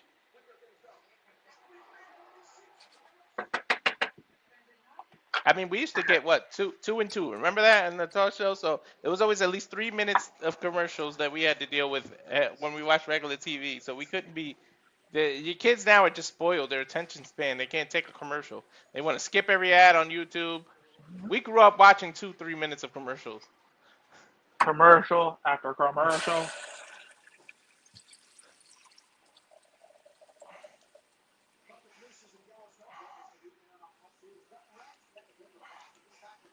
$817 now. The numbers just keep climbing, just like the finals yesterday.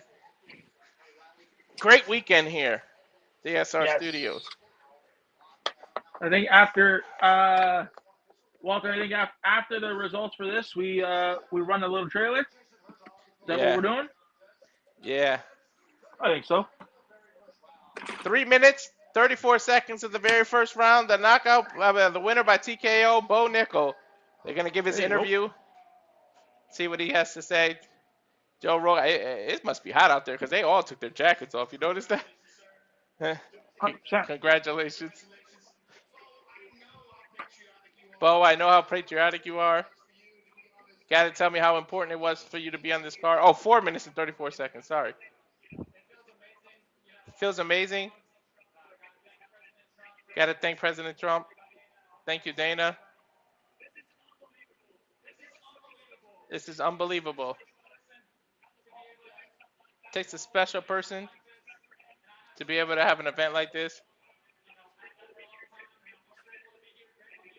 Grateful to be a part of this. Grateful to be here. I thought of 100 different ways to finish that guy, and I got this one. Look at the big screen. Enjoy your work. Okay. Picture perfect. Okay. There's a foot kick. Yeah, see? Right in the air. See, that destroys your equilibrium and your balance. Yeah, that's what I mean. That front kick, he might have got him somewhere. It's right in the air. Let's see. Ooh. Watch. Right in the air. Boom. Yeah, but you see how he's touching his face and after? Yeah. Because I think that kick, I mean, that would look to me like a kick right to the temple. So that definitely stung him. I think that definitely, and then he couldn't recover from that kick. I'm so blessed with the amazing team, amazing family. 3 sisters, wife, 2 boys. I'm grateful as I can be.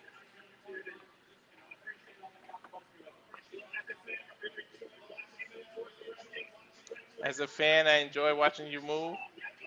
Ladies and gentlemen, Bo Nickal. Dude, you do not want to be the fight that's boring now after 2 knockouts back to back. Woo!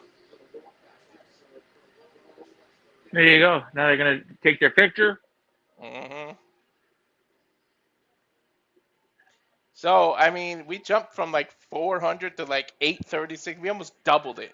So for those of you that new to the Simple Reliable Studio, I'm Mr. Reliable Walter. This is Nick, the Canadian, part of one half of the Canadian Connection. We are Simple Reliable Studios. My YouTube is at Rage of Wrestling. If you can subscribe, we're gonna run a trailer now. Go to commercial. Let you guys know, give you guys a taste of things we covered and what you got coming up in Simply Reliable Studios. So here's the trailer. Roll it. And now for a taste of things to come.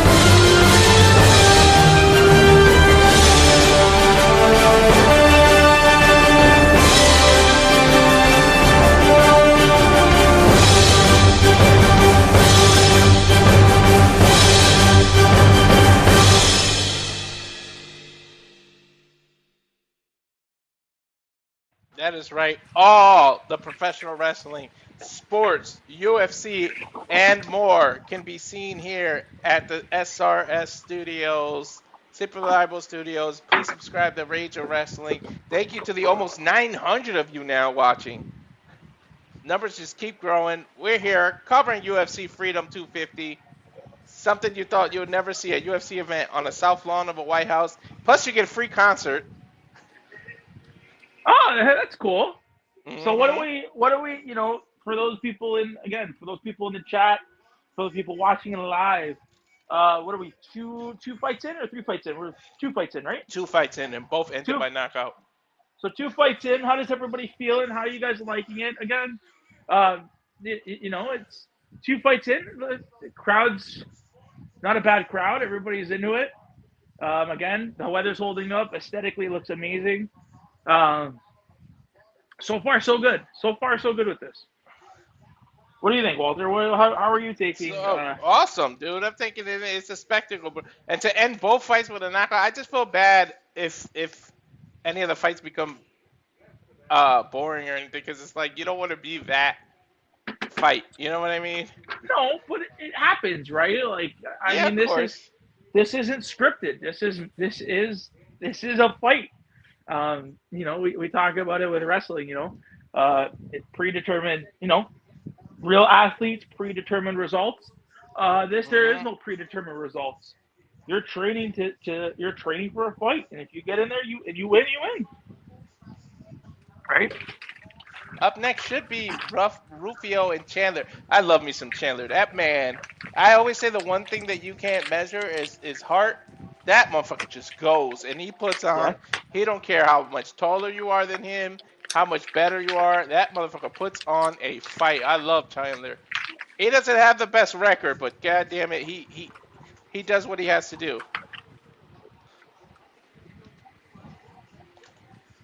How long has I feel like Chandler has been in the UFC for quite a bit. No, he's one of the more recent ones that he was in Bellator for so long, and people wanted him to be in the UFC, and they did. And then when Bellator went under, they finally signed him. Here we go with the dog. Always got to interrupt one of the streams, huh?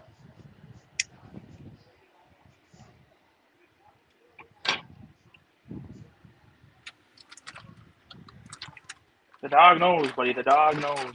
I swear he knows. Look, he walked in just to be seen on camera to walk right back out. Like, what was the point of that? Later, fam. Like, I don't need this shit. Wow. What is this? Will it rain tomorrow? Will there be peace? What is this? I know that's that Kanye West song. And I always something wrong. Probably Oh, it's a Polymarket commercial. They got me with that one. I was gonna say, they need a fucking fight on the moon. The fuck? I mean, I wouldn't put it past the UFC to fight on the moon.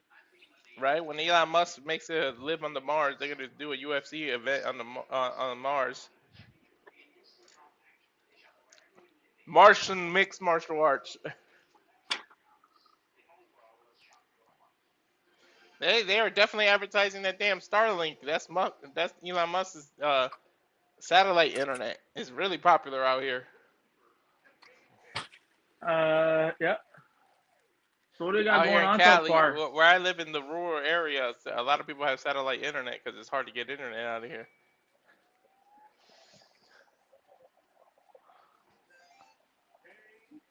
These commercials are so stupid. Our commercial's way better. That's why we ran it. Subscribe, guys. I'm excited about our partnership with Aaron Rift of No DQ. I'm gonna start streaming on his channels as well. Get more content out there. There's new partnerships. We got big things coming this year. We just announced an interview coming up for those. Now that I see there's 851 new people, we have an interview coming up with Joe Gaethje that we just announced. Well, sorry, that's not his name anymore. It's Sawyer. We got Joe Sawyer up, and then tomorrow we have another interview with Big Body Well, he used to be Big Body Javi. Now he's Core Kid Javi. That's tomorrow. We got an interview with him. We also got an interview with Javon Jordan and Majestic, the Royal, what is it? Royal Prestige. That's Royal their name. Prestige. Yeah.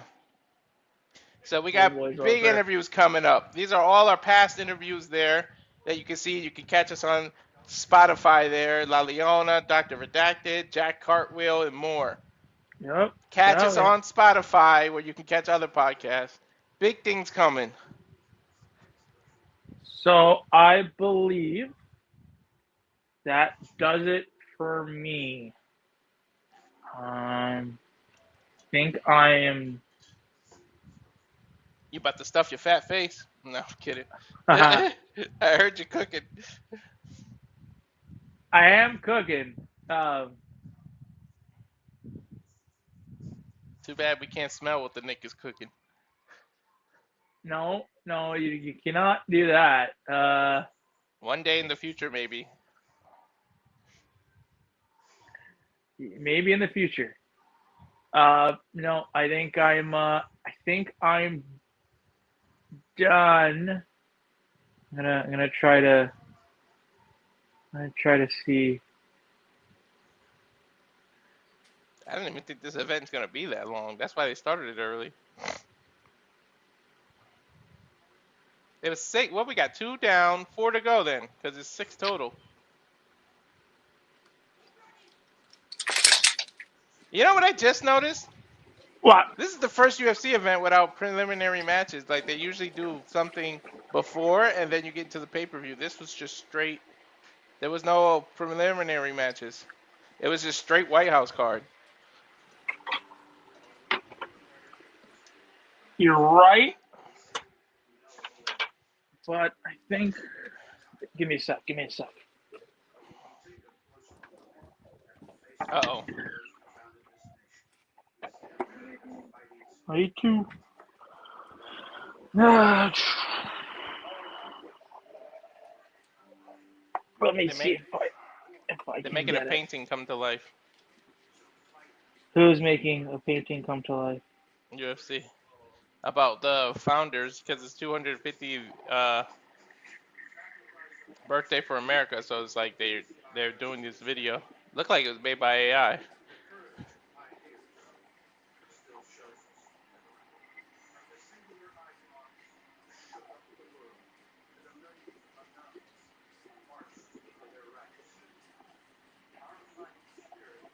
Talking about the history of America now.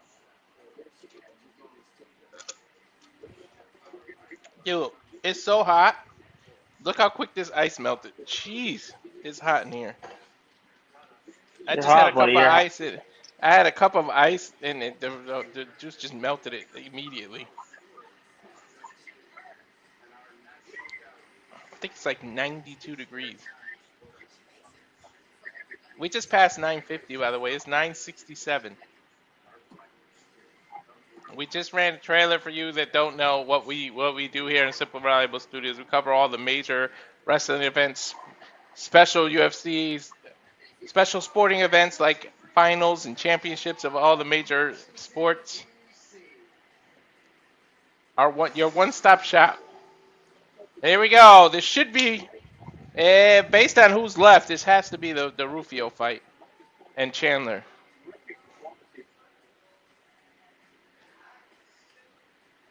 And they playing My Miss American Pie. Drove my Chevy to, I think that's his walkout song.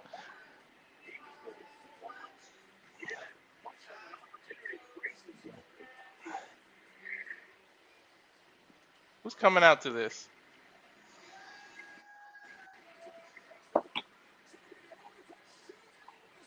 Oh, Tyson Fury. What is he doing out here?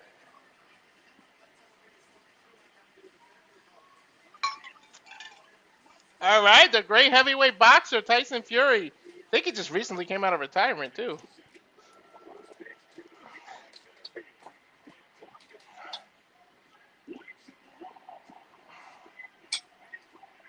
Holy shit. Tyson Fury, multi-time world heavyweight boxing champion. Maybe we get some kind of crazy announcement. Oh, this is Sex on Fire. Why did I think it was mine?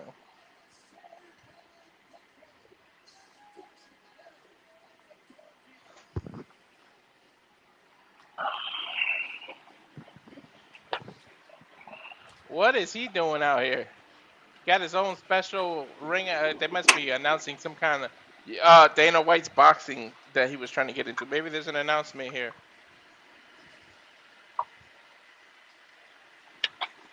Possibly.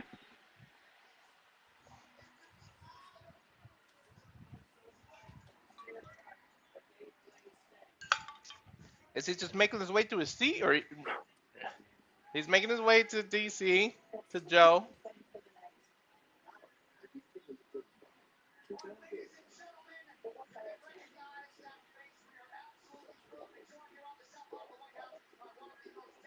Man of the most decorated champion in boxing history, Tyson Fury.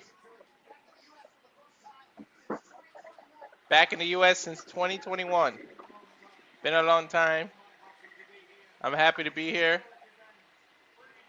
Historic event, Freedom, and Trump's birthday. What an event. You are here for an announcement with you and Dana White.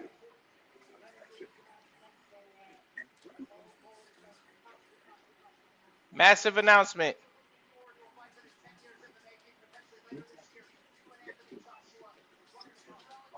Now they're talking about him and Anthony Joshua, which was 10 years in the making. Those that don't know who Anthony Joshua is, he's the man who knocked out Jake Paul. They've been working on a fight. It looks like it's going to happen. If they do make this official, we're definitely covering that fight.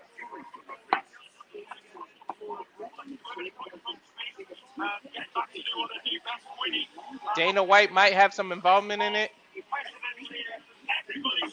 We're looking forward to it, whatever you're going to do for the rest of the year. If Dana White puts on that damn fight that nobody can make for the last 10 years of two of the greatest heavyweights,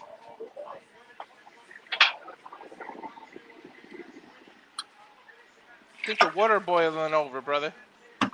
No, we're Gucci. We're Gucci. Don't you worry about my water there, pal.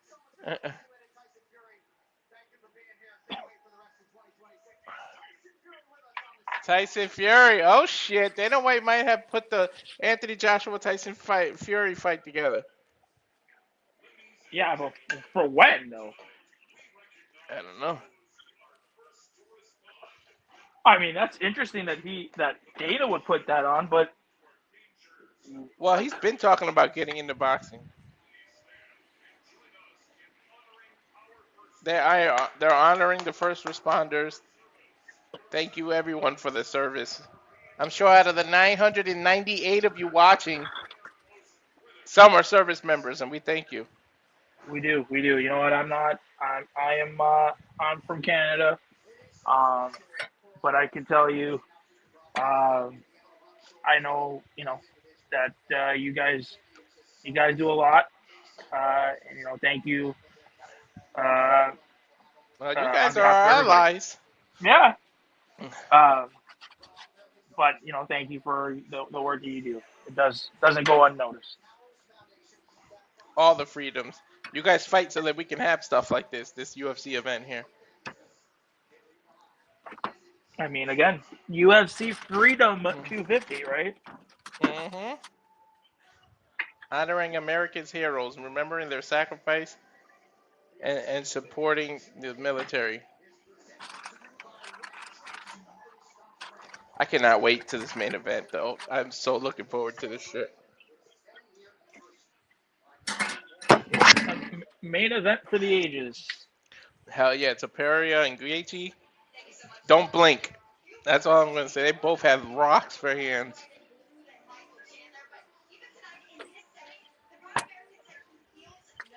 Megan Alivi is talking now. Talking about the Chandler Ruffy fight. I'm assuming that's what's next. Yep.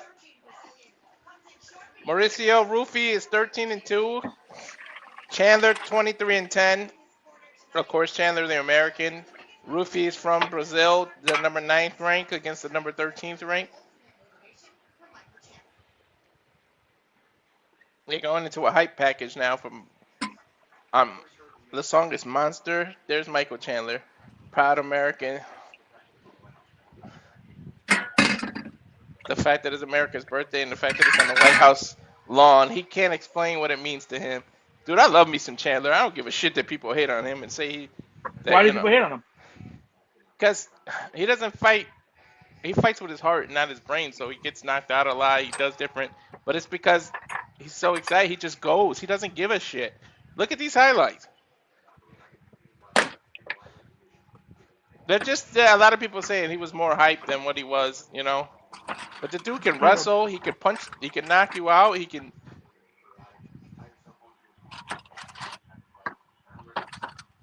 He does things that you wouldn't dare do. Like, people are calculating and they don't take risks. Chandler takes risk, and that's why he doesn't have the greatest record, but people still love him, and he won't get released from the UFC because of the kind of fights he puts on. Even in the losing effort, he puts on these great fights. I mean, then again, I don't think you can get released from the UFC, can you? Yeah, you can. If you lose like 4 or 5 fights in a row, Dana releases you from your contract. Depending on who you are, if you still draw money, whether you lose or not, that'd be different. Holy shit, I never saw that.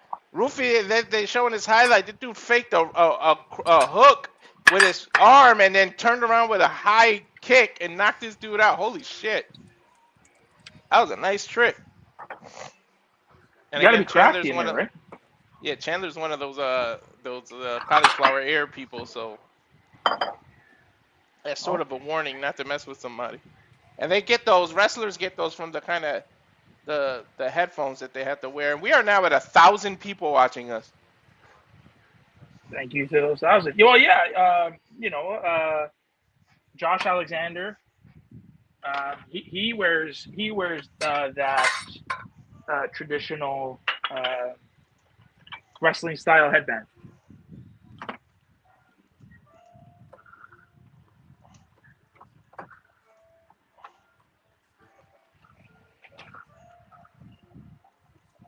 What the heck? Is this his Wacko?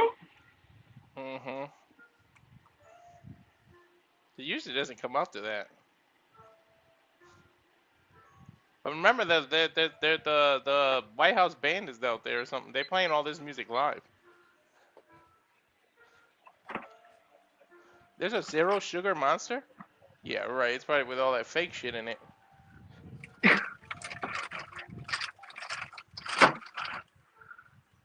Dude, that's that military band.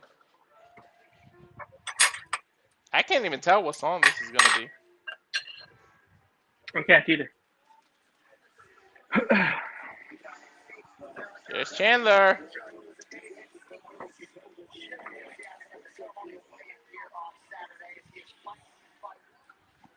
Michael Chandler, High Ridge, Missouri, NCAA Division I All-American Wrestler in 2001 or 9. Sorry.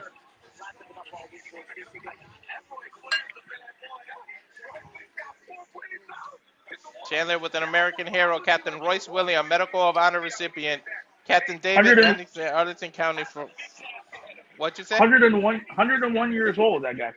Yeah. It's crazy. Chandler is hyped. Dude, I don't see this fight going to a decision. Whether Chandler gets knocked out or knocks out, it's gonna be nuts.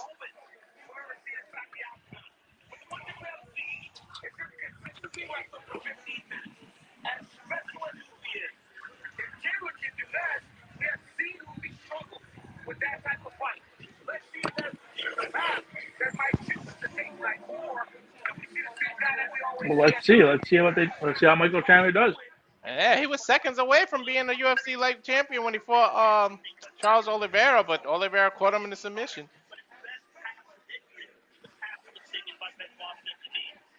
Chandler's a monster, dude. What weight class is this? Lightweight. 1 of 12 front kick, 155 is the weight. Front kick, look, 1 of 12 front kick knockouts in UFC history. Defeated Tony Ferguson by TKO. That was bad.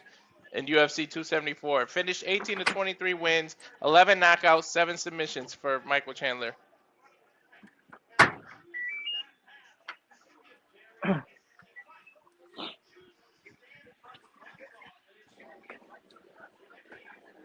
Damn, they call Ruffy a buzzsaw. I can't imagine.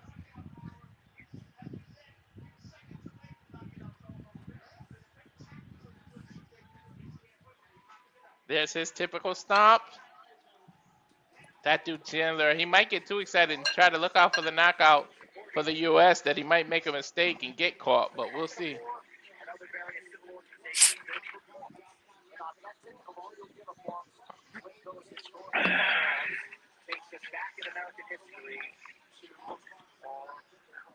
So I'm ahead of you. So unfortunately, it stopped showing on my television. So I needed to be the guy. Yeah, I know. So I'm a little bit ahead of you. Just turn it down a little because it could be heard for some reason. You can hear it? Mm-hmm. What'd you make, by the way? What's on the menu? What, we got time to waste.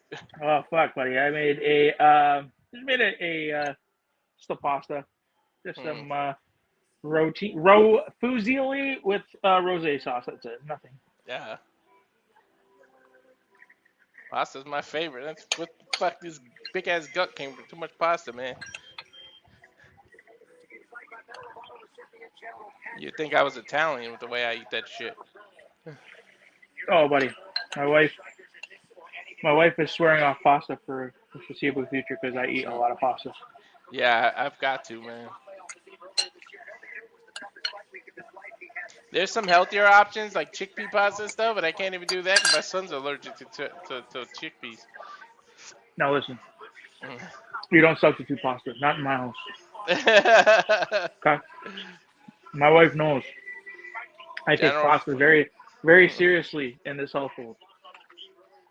General Patrick Brady, Medal of Honor recipient. And he can walk. He's still walking. Battalion Chief Trevor Burrell, Arlington County Fire Department. Wonder how old he is. I wonder if it feels awkward because this guy's Brazilian and he has to walk with the Medal of Honor recipients in the American military.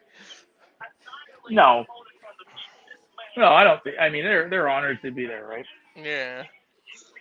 They care about that paycheck. What is this song?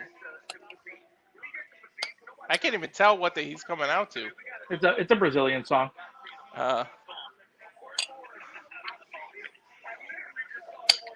it's a Portuguese song. They just said, Daniel Cormier just said, it's a Portuguese song. Well, because in Brazil. Yeah, they speak Portuguese. In Brazil, they speak Portuguese. They don't speak fluent and proper Portuguese.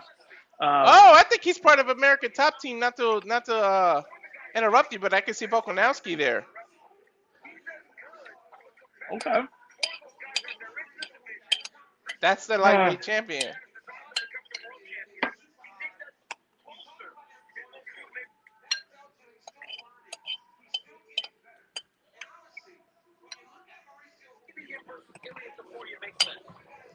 Yeah, they checking if he got his mouthpiece. Fighter's pick, got the water.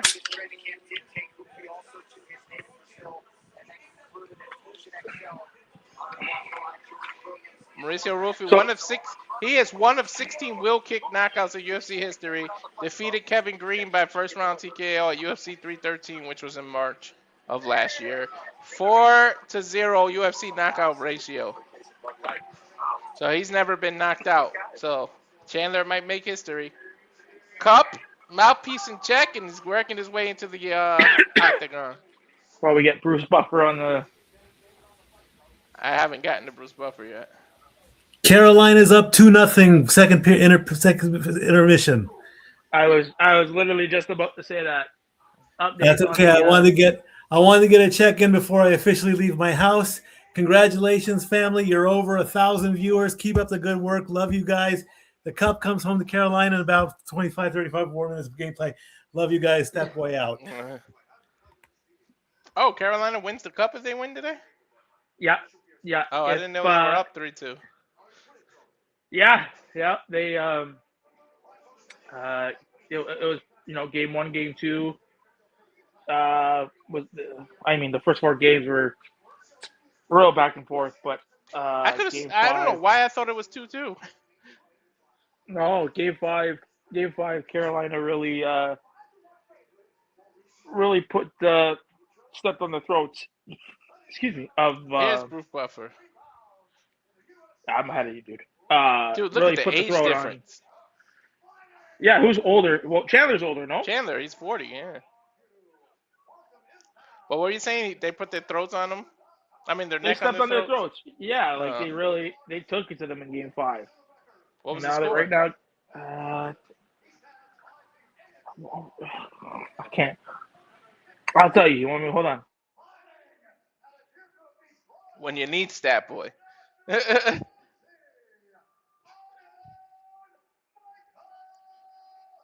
I am Michael Chandler. I hope Chandler can get this knockout, man. That was 4-2. 4-2? Okay. None of the games went in the extra? I think some of their games in the game one or game two did. Mm.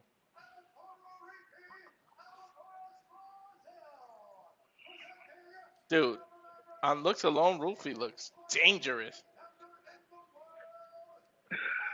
Definitely see the height advantage too.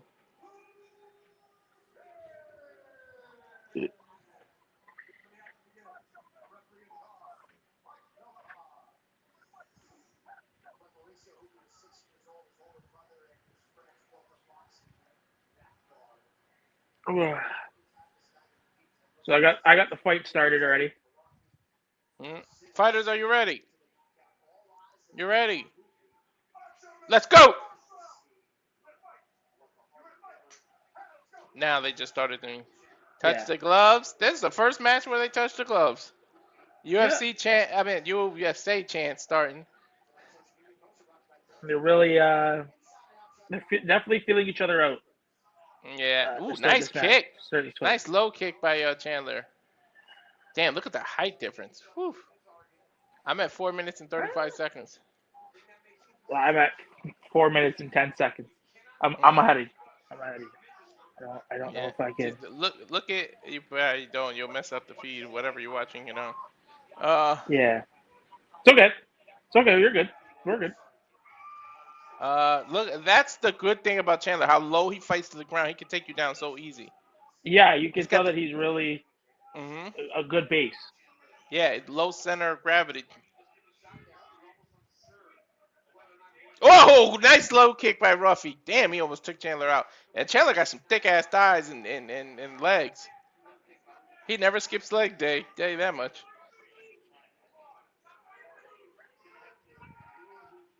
Nice punch right down the middle by Ruffy. Chandler backed up.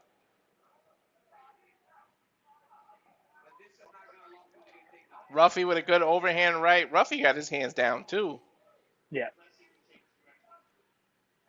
Chandler with a nice change of directions, try to fake a takedown.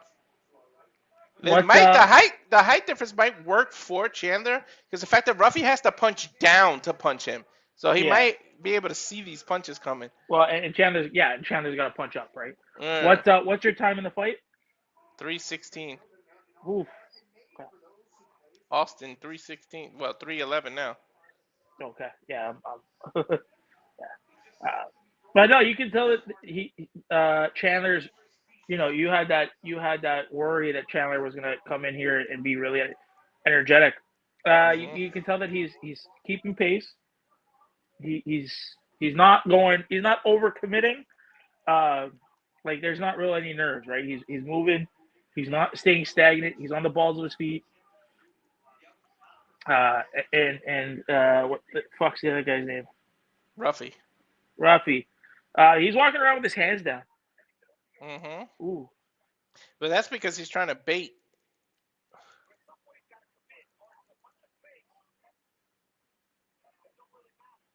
He's 100% trying to bait.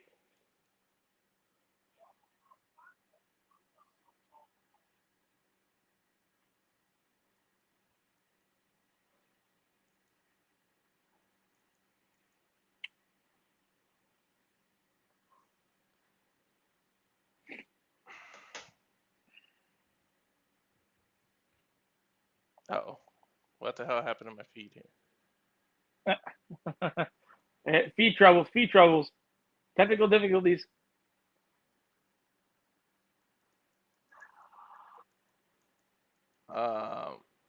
What the hell just happened? Did your feed bug out? Yeah, I backed out to see. But every time I said, ooh, I hit watch live. Uh-oh. It's not going into it. There we go. Oh, Chandler got rocked. Chandler rocked. He had to roll back. What are you at? 108. Chandler's getting his body rocked. Ruffy is taking him to the body. Overhand right, left. He's trying to take it to the ground, but Ruffy able to. He didn't set up that shot. He telegraphed it.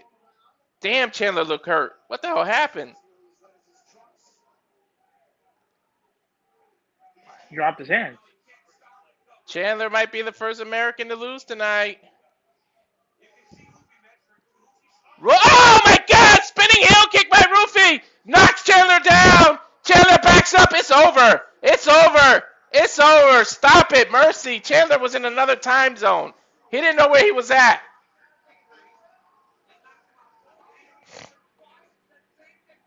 He knocked him out twice. Spinning heel kick, then that uppercut. Chandler didn't know where he was at. Mauricio Ruffy just made a big name for himself. He's the first American has lost, Chandler. But, man, Ruffy's going to get announced. Trump just told him what a fight. What a fight, he told him.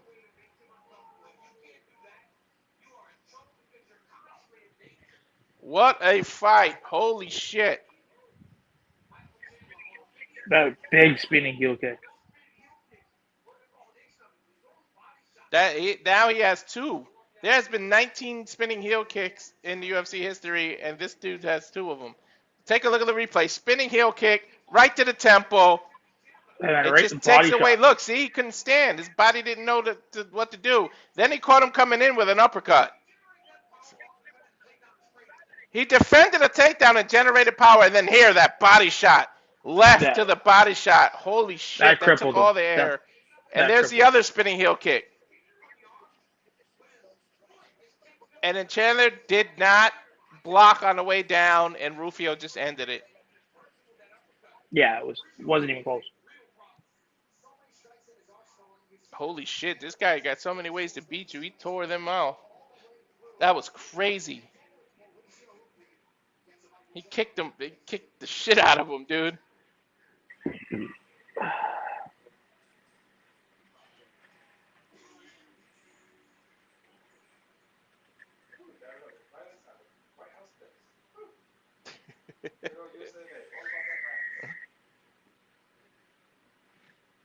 Are we, I think we're on commercial.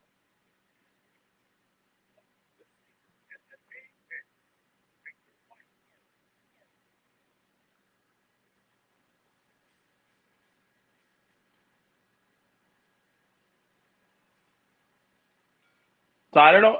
Walter's muted right now. I think we're grabbing Walter, are you on a commercial?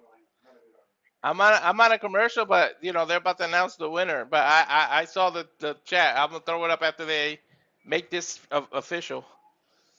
Okay. After they make the fight official. Dude, 1,200 people we got. This is the way we roll, boys. This is the way we roll. Subscribe to YouTube. Literally one subscriber each, and I would have over 1,200 subscribers. Come on, people. If everyone watching on X subscribes to Rage of Wrestling, it'd take me way over. If Walter gets 25 subscribers from you guys, he will take a shot of hot sauce right now. Dude, you're trying to kill me. For the vibes, though. It's for the vibes. You can do it, Walter. If you get 25, go ahead. If you get 25 subscribers, fuck yeah, you would do it. Of course, like Noah puts his foot in his mouth. I have to put a bottle in my mouth. Noah put a foot in his mouth? Noah always puts his foot in his mouth. Always says something and ends up having to do it.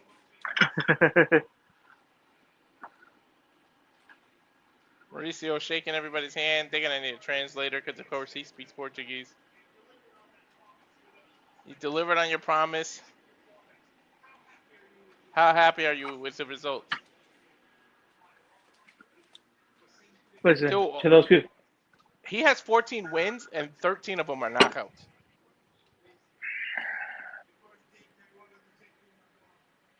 First thing I want to do is thank God. My family, my wife.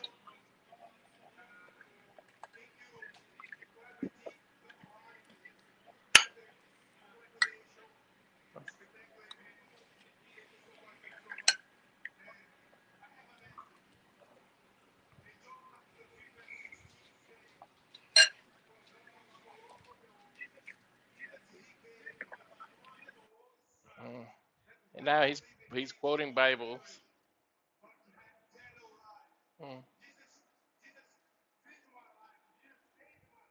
He's saying Jesus saved his life. Give your life to Jesus.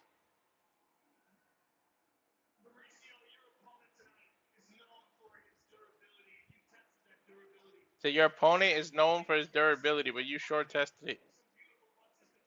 You have did some beautiful punches to finish it off. How happy are you with the result? Look at that spinning heel kick again. Woo wee!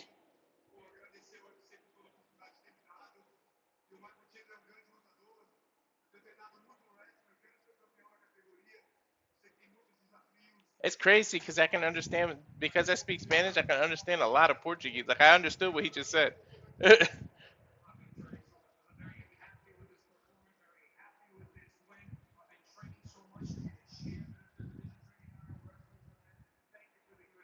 Thank you, UFC. Thank you, everybody.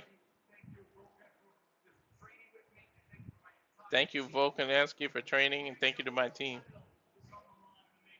The world title is on the line, the main event. Your thoughts of how you fit in against Ilia or whoever wins? Dude, him and Ilia would be crazy. What?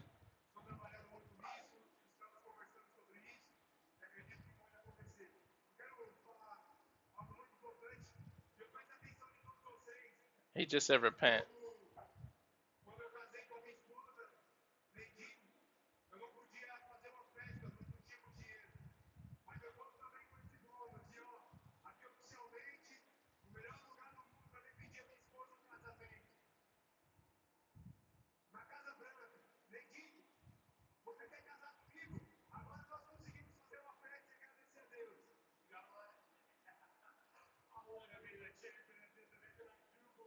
That's a lot for a translator to say. Woo!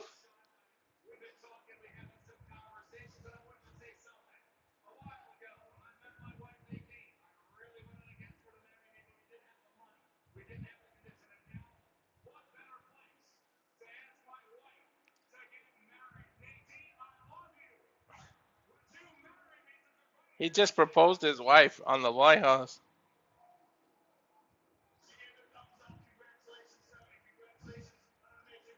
Holy shit. He said he wanted to marry his wife but didn't have money, and what better place to do it now? Something you thought you'd never see. A proposal in UFC.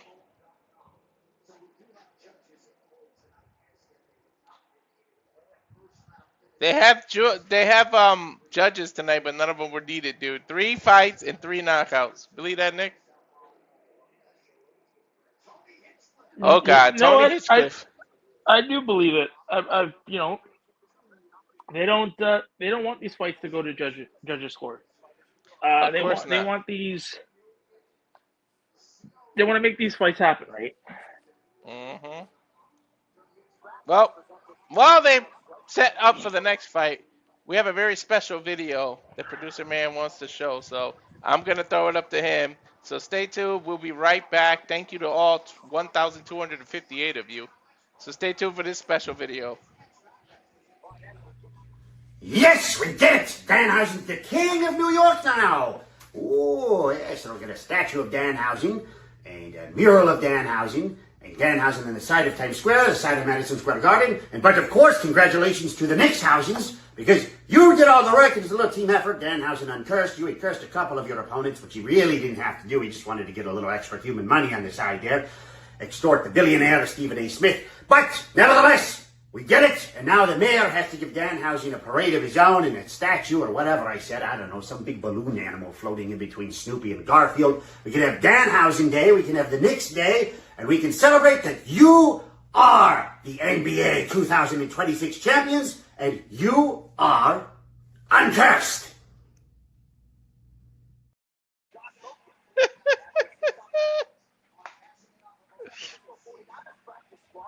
The fuck?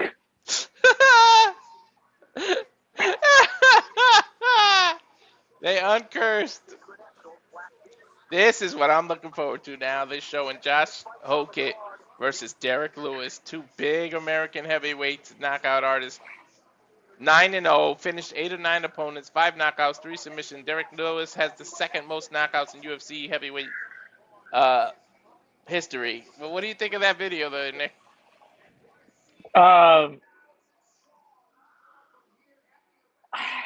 I mean, good on the Knicks, right? The Knicks, they broke it. They broke the curse, and they had a chance. Just tweet at Danhausen to uncurse all Toronto. I think it's more than fucking Danhausen cursing to Toronto sports. We need more than just that. Yeah, hopefully, Toronto teams need to definitely step it up in a big way. So, and that goes for all of them. That goes for the Leafs. I mean, the Leafs are a fucking joke, but it goes for the Raptors. You know, the Raptors made good strides last year. So for the Raptors, it's only way but up. For the Jays, it's unfortunate because they were riddled. In baseball, if you don't get off to a good start, you're done in the water. They were this close, though, man. No. Right now, from where they were last year to now, there was very high expectations for the Blue Jays, and right now they haven't lived up to it. This is not the same team that I saw in the World Series last year. They're fighting for a wild card spot. So there's the Jays, the Raps, like I said, in a good spot. The Leafs are very interesting, to say the least. With them having the first overall pick in the NHL draft, whether you want to believe that the NHL is rigged to shit, they got the first overall pick. So I mean, we're gonna be having Gavin McKenna come to the Leafs. So hopefully they pans out. Who else? Football team, or our CFL team, sorry, But we have to give a shout out. So not the Leafs, but our AHL team, the Toronto Marlies, they're actually in the Calder Cup finals. So I mean, they might be able to win a championship. So there's that. But in major sports, there is no championship for the major sports teams right now.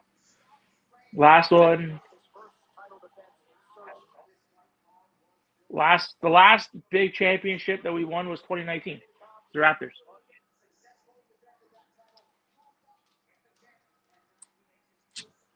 Well, there's that, and now you take a look at the lightweight champion. And there's the challenger, the interim champion, Justin Gaethje, who's finished 21 of his 27 wins, and 20 of them were knockout, 27-5. This is going to be a hell of a fight. And if the trend continues, the judges had a night off. So what do we got? like in the scope of UFC. Well, I mean, this is not UFC. What's the next UFC pay-per-view?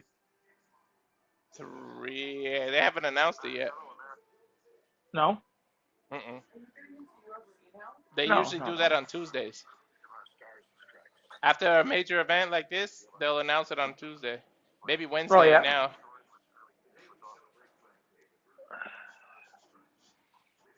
I forgot today is Flag Day. That's the other reason they did it on Sunday. It is Flag Day. It is Trump's birthday. It's the 250th year.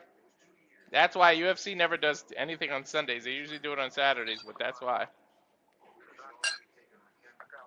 Now we're getting an American history lesson here. Well, while we get an American history lesson, we should give the great folks that are watching us live a little bit of our 1300. Yeah, we should give them our own little history video. What do you think? Yeah, I think we should redo our opening video because there's so many people that have joined us that don't get to see what we're all about. So I think we're gonna run our opening video while they run this. So take it away, producer man. You have 68 wins. You cannot 69 Nina. I am that reminder that no matter how far you get in life, there's gonna be someone like me, born with much more than you do, who can cash in and take it all away at any moment. Come on over, Zeb. I'm being. See, earlier I said something stupid to him, and now this is my receipt. Okay. Sabu's just sabotaging you. Yep. He sure did. Hijacking. Yeah, he's taking over.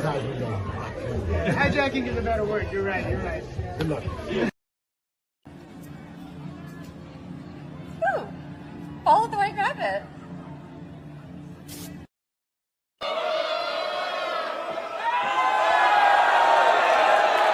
The mask has been removed, but I tell you what, he's still the same pro wrestler, whether he's wearing a mask or not. Say his name and he appears. I believe in Noah. I believe in Datula. The Meltzer of the multiverse. I know. Who the fuck wants to compare themselves to another? How much of a mark do you have to be? You couldn't even pick a professional athlete. You went with a fucking journalist? Grow up, man. We just want to say thank you to Simply Reliable Studios for voting us as Tag Team of the Year. Of course. Because you know what they say, right? If you can't swim, you're bound to drown. Tonight, she is sponsored by Simply Reliable Studios from Orlando, Florida. She is everybody's favorite BFF, Izzy Marino.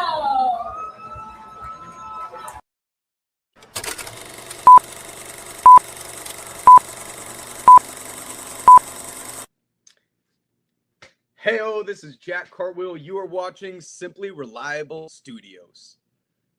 Get it? Got it.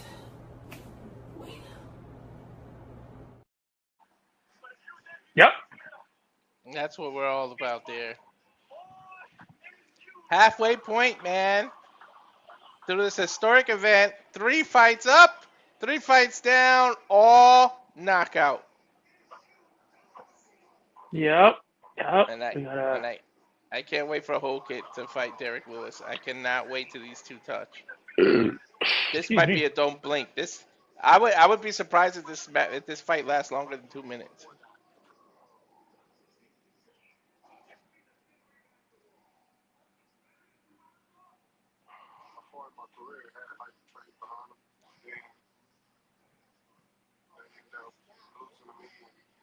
Derrick Lewis is on this White House card, by the way. You know why he's on this White House card? Because the president asked for him by name. He bugged Dana White and said, "Why isn't Derrick White on my card?" He loves Derrick White. Or Derrick, why did I say Derrick White? Derrick Lewis. Oh, really? Yeah. That's I mean, that's a good show. And now you got Derrick Lewis. Wait, is Derrick Lewis the guy who took off his The pants and said my Yes, balls were on that's fire? Derrick Lewis. Yep. Oh, okay. It says his balls are hot. And the same guy that said what he was gonna do to ground and pound his wife. Okay. This is gonna be a crazy fight.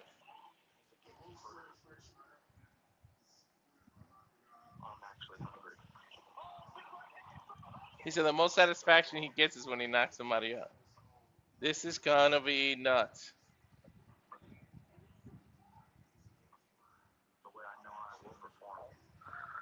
He called Derrick Lewis. Josh called him a gatekeeper. We'll see. I can't wait. I cannot. I honestly can't wait.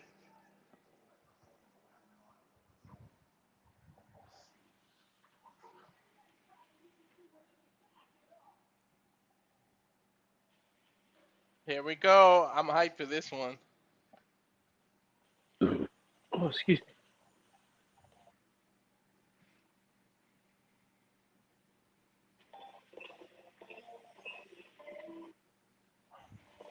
Cannot wait. Now, what are they gonna do for the walkout?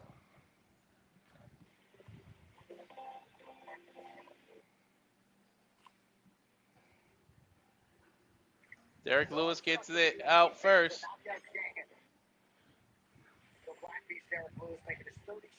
Black Beast. I like that. They each come out with a different kind of Medal of Honor recipients. Yeah, it's nice. I like that. He's walking out with Command Master Chief Ed Byers, Detective First Grade of the New York Academy, or New York Police Force. Derrick, man, I always felt bad for Lewis's knees, man. If he was just if he had no knee and back problems, he would be even bigger than what he was. But you can see the way he walks.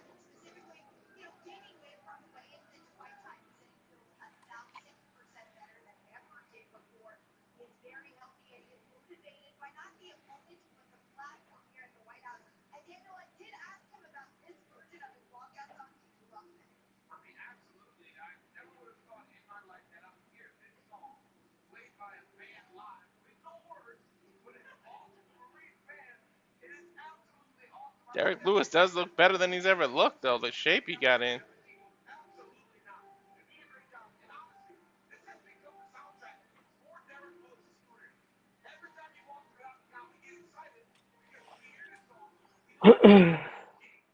Most knockouts in UFC history with 16. Second most wins in UFC history with 20.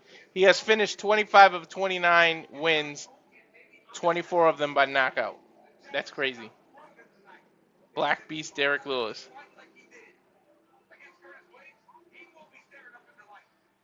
And President Trump asked for this dude to be on this card.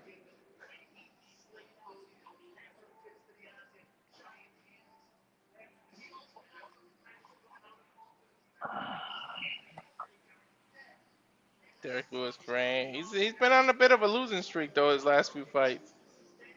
But to do this on the White House card, let's see.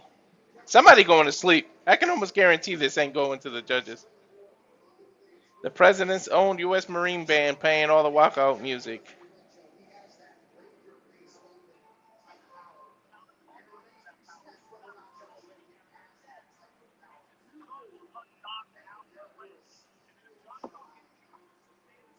Cannot wait. Dude, 1365. Our numbers just keep climbing, dude.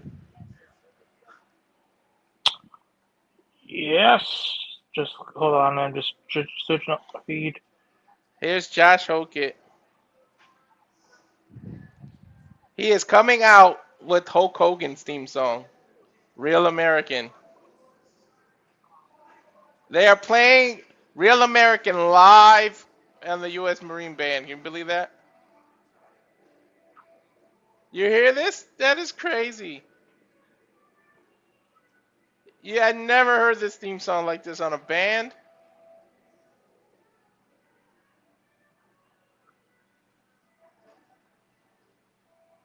From Bakersfield, California, one of 13 active American U.S. UFC Heavyweight. Yeah, I They think are I'm doing behind you. a real American theme here. Is Josh Hokit already out? Yeah, he's coming down the steps. You got him coming down the steps? He's being American hero coming out with him as Colonel Paris Davis, Medal of Honor recipient, Battalion Chief John LaBarba, the New York Fire Department.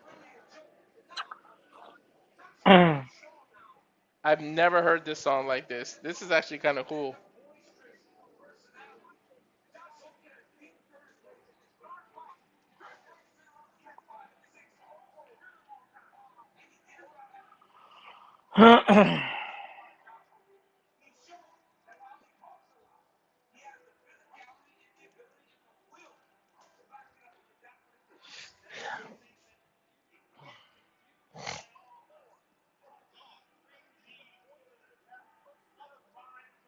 I've never heard of real American done like this. This is kind of different, I guess.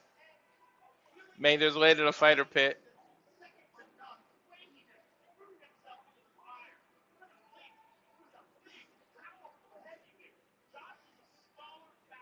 Is that message supposed to be for me there, sir?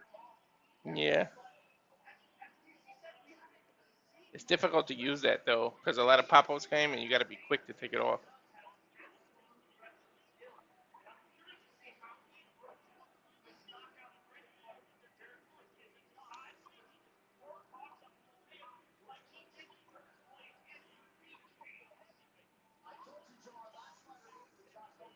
I am a real... Well, I can never hear this song the same again.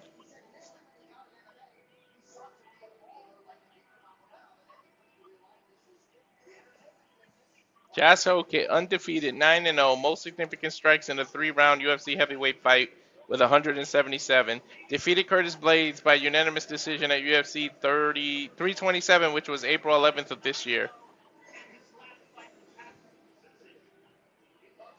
Hokit to win by knockout is a minus 120. Hokit to win by submission, you win $225. Hokit to win by decision plus $600 if you use Bet 365. Nobody thinks this is going to the judges, and none of the fights have this event.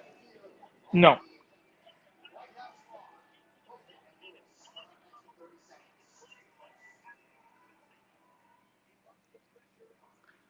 "30-second commercial with Giannis.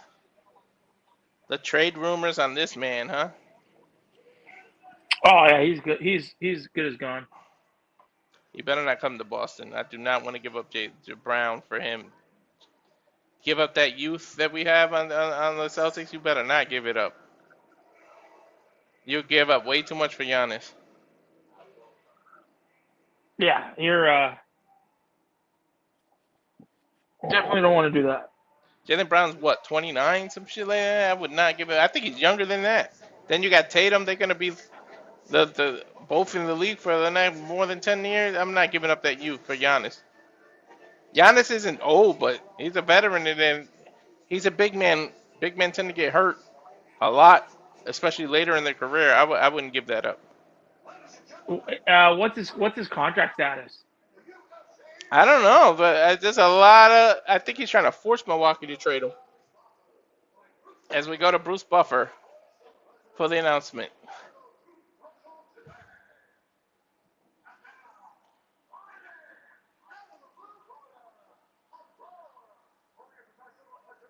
A brawler, 29-13, 1-0 contest, 6'3", 265 pounds, out of Houston, Texas. He is the plus 320 underdog, Derrick Lewis.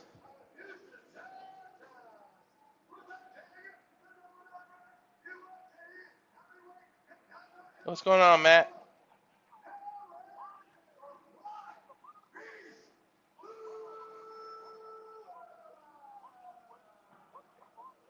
Can you pause your feed real quick?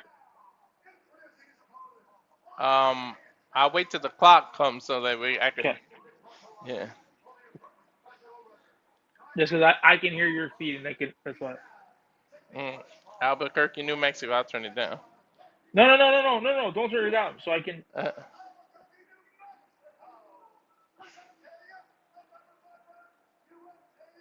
Number 5 rank already? Sheesh. Who? Josh Hokit. 9-0. Sticking up his middle finger. I hope Lewis knocks his ass out. Was he just sticking up the finger? Yes.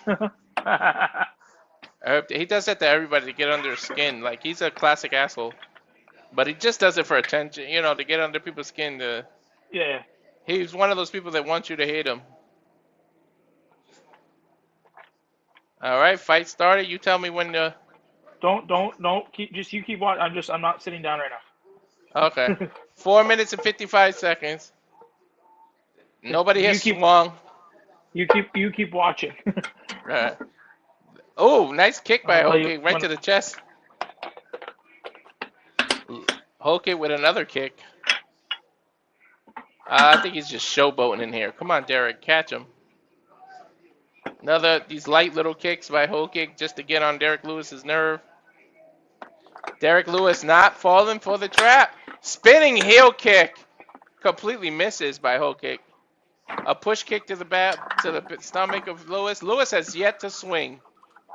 He is waiting to counter. Pump kick by Hokit. Another spinning heel kick missed. Lewis followed him. It's because his balls are caught. I know.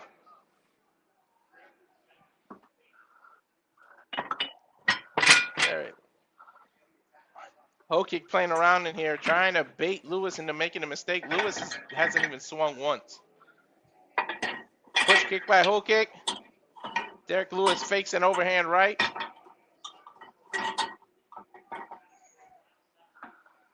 Fakes another one. Derrick Lewis wants to kill this guy. Overhand right. Hokit runs. Josh is literally running from Lewis. When you play games, you get fucked up.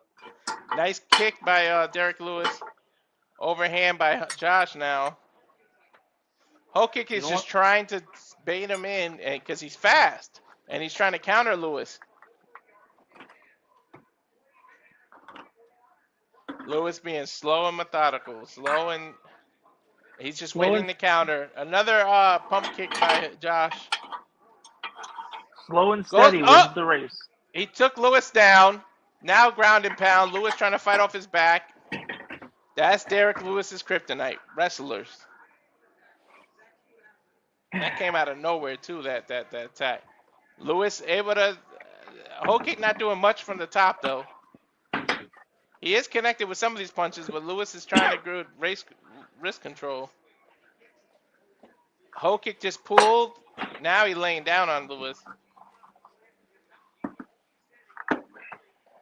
Lewis is horrible off his back. Hokit trying to stand over him. He's using his leg to kick him off. Ground and pound from the top by Josh.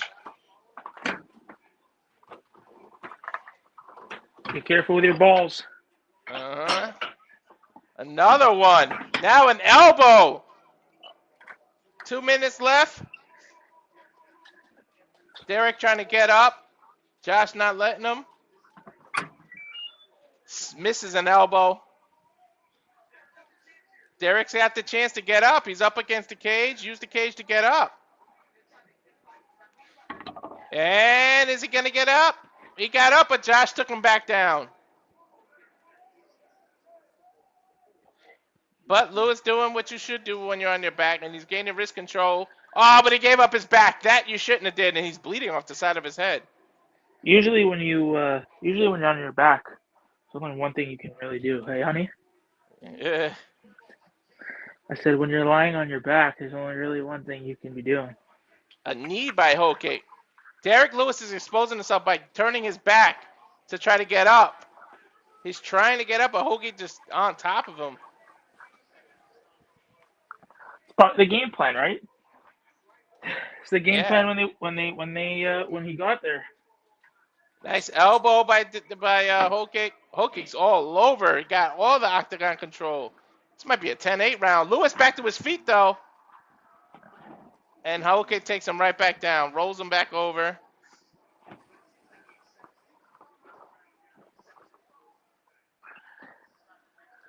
Okay, Derrick getting tired. Armbar! Armbar! Don't tap. Armbar! Armbar! 30 seconds in. Lewis might tap. Hold on. Hold on.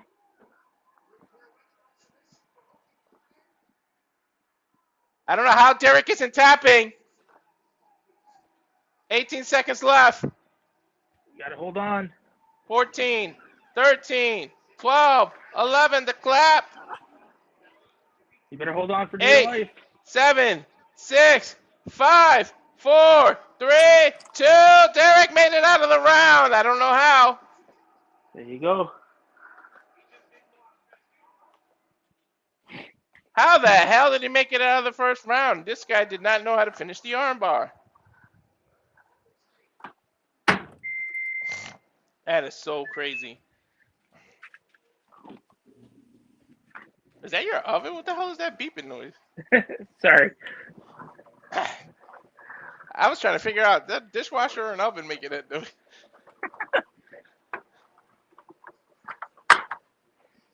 You're gonna hear more beeping sounds from me. 1370 people watching. People. Just please subscribe to Outrage of Wrestling. Get these numbers up. If each one of you subscribe, that's 1,370 just added to the YouTube.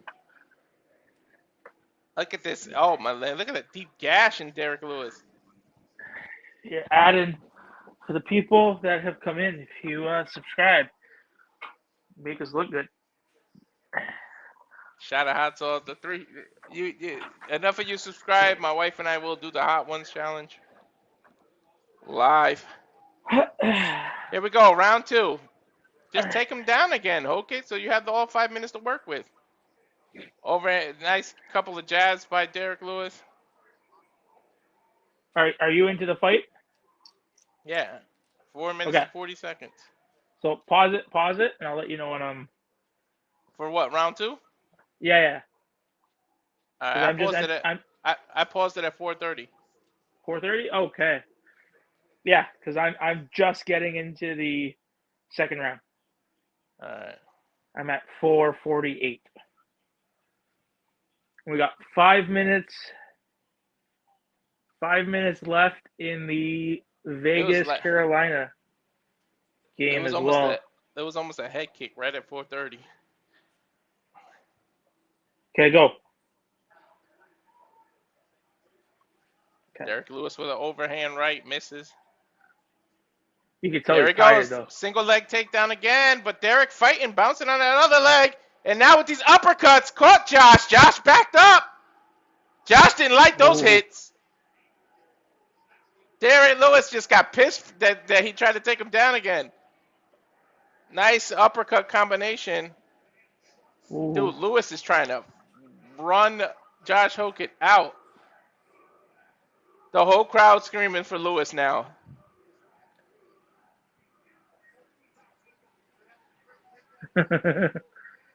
You're tired. Lewis is definitely tired. Yeah, we spent the whole first round on the ground.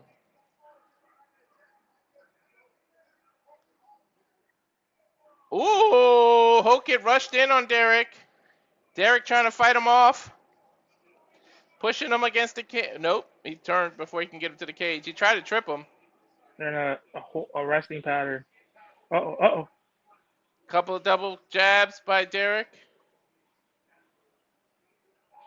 Oh, Josh caught Derrick coming in. Ooh. Derrick got wobbled. How the hell is he still on his feet? Nice jab into an overhand right by Josh Hokit. Derrick might go down. Ooh. Lewis is hurt.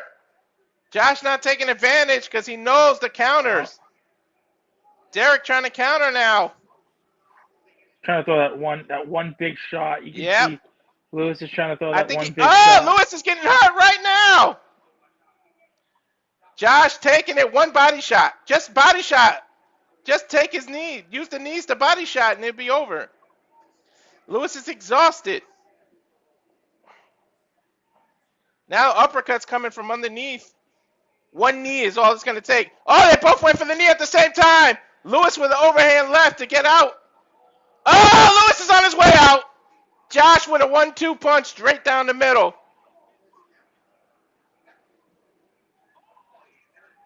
Dude, Hokit is messing Lewis up. Lewis has nothing behind these punches that he's trying to answer with. No, Lewis is done. Yeah, Lewis is so hurt. Oh, there it is.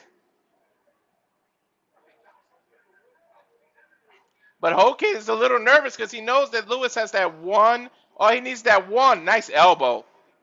Lewis is about to go down, ladies and gentlemen. Yeah, you could tell that Lewis is tired. Mm-hmm.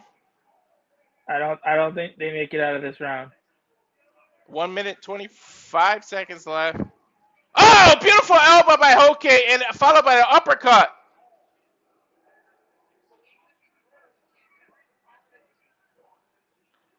There's the knee I've been asking for. You got to hit it hard, though. Hokit letting Derrick off the hook a little. Oh! Lewis almost went down. Hokit with these. What is keeping Lewis up?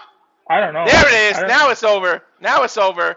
Hokit with an uppercut, ground and pound. Yeah, to the side of the head. It's over. Took Derrick Lewis out. Every fight has ended by knockout. This dude is such a fast heavyweight.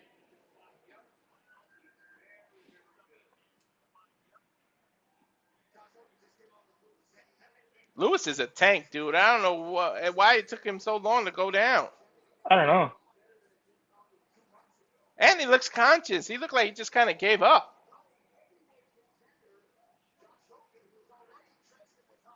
Take a look at this replay. He was just hurt, man. He was a walking target. Look at that. Left, right. Right there. Boom. Left, right again. Right in the eye. Lewis put all his effort in that one punch right there. That's what happened.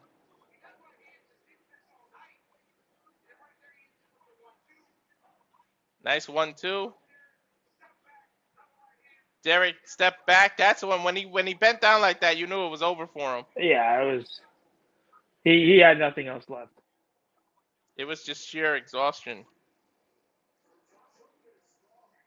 Derrick don't even want to get up.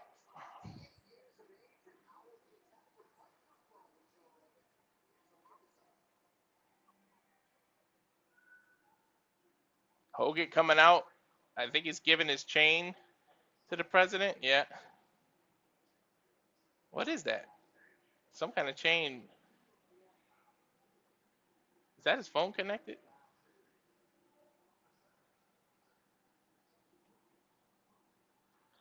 He's giving it. Oh, President Trump put it on. We apologize for the loss of sound. Who said that? No, you can't. It says it at the bottom of the screen. Oh, not for me. I got sound. Now I do.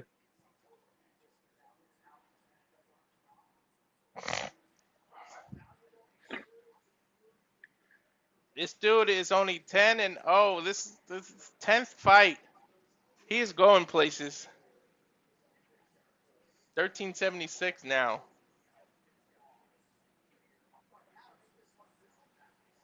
We're gonna make it official. Back inside with Bruce Buffer. Stop to the contest. 4 minutes, 9 seconds of the second round. Your winner by TKO, Josh Hokit. Derrick needs to retire, man. It's his stamina and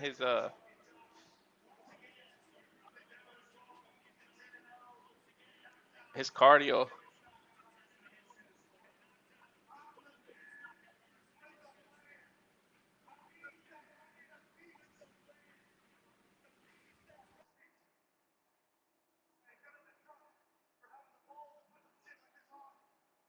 Said that. Shout out to Trump for having the balls to put something like this on.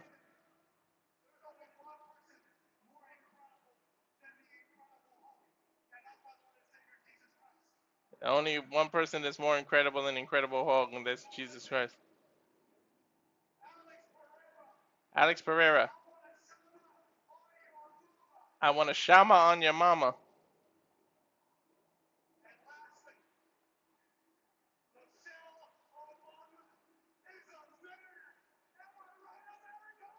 And he just called Michelle Obama a man. Why?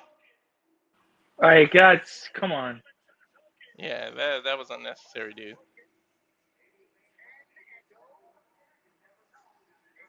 That was, have some class.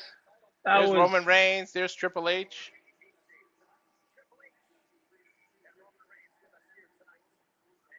Former Swedish national team captain. I ain't even gonna try to say that name. Oh, Zlatan Ibrahimovic was there. Yeah. Thank you. Ibrahimovic. I wasn't trying. UFC Game 6. This is UFC the 6th game. I hope they improve the submission thing because I hated that about the UFC games. The way they do submissions is so hard.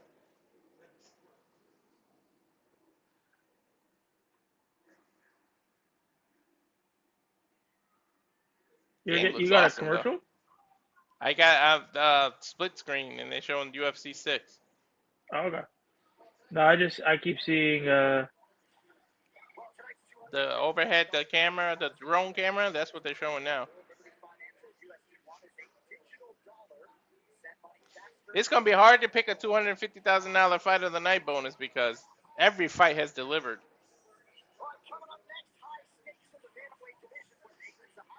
Who the hell is this? I mean Zahabi.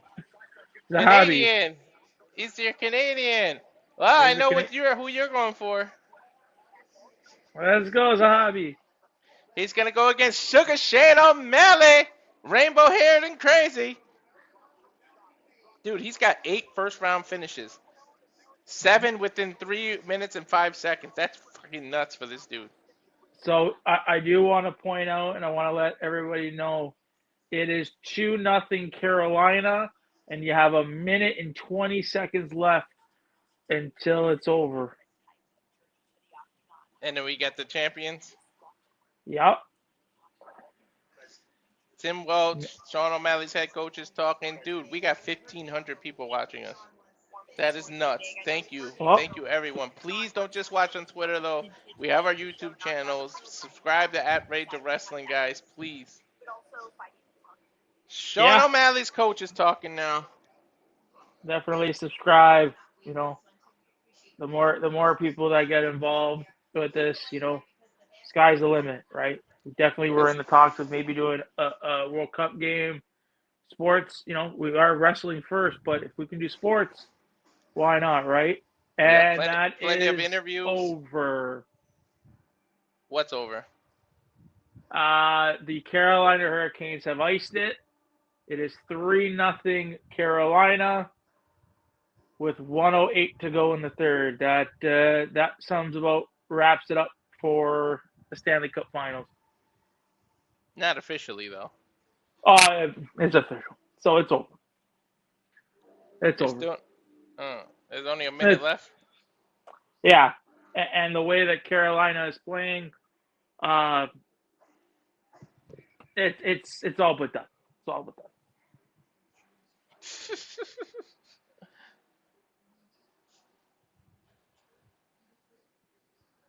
Now we surpassed 1,500. This is crazy. But for those that just joined, we don't just do UFC. We do wrestling. We got interviews with professional wrestlers on the indies. We got big ones coming up. Yeah. We did the NBA Finals yesterday when the Knicks did something that they never done. There's some of our interviews. Core Kid Javi, formerly known as Big Body Javi. That's coming up tomorrow, that interview. You got Javon Jordan and Majestic, the Royal Prestige. Yep. That is what day is that one, JJ? And then you got Joe. I keep saying Gacy. Joe Sawyer. The former Joe Gacy of the Wyatt Six. Those are coming up, and then you can go in our archive and look at Spotify. Those are all our previous interviews. that we have up there, Dr. Redacted, La Leona, La Princesa, so many more, and others. Brittany Brooks. And that is over. The Carolina Hurricanes are your 2026 Stanley Cup champions with a 3-0 victory over the Vegas Golden Knights. Well, enjoy that because Carolina, you won't get an NBA. You can't even make it to the NBA playoffs, let alone the championship, and you won't get an NFL because the Panthers suck. Who's the team for Carolina in the who's the team for Carolina in the NBA? Charlotte. Charlotte. Yes.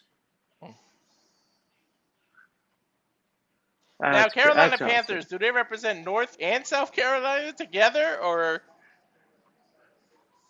You're talking about the NFL team? Or the hockey team? And Royal Prestige is June 25th, so you guys know. But, yeah, the hockey team, Carolina represents both South and North together, the entire Carolinas together? Okay. Well, their home stadium is in Raleigh. But it's all Carolina. Yeah, that's how NFL does it too, the Carolina Panthers. But the NBA is the Charlotte Hornets. Are they back to being the Hornets? Yeah, Charlotte Hornets. That's crazy. Oh. I used to wear their throwback jacket, the starter jackets back in the day in the 90s, man. I had the Charlotte Hornet one. Everybody had that shit. Back in my day. That's awesome. All right, what's next?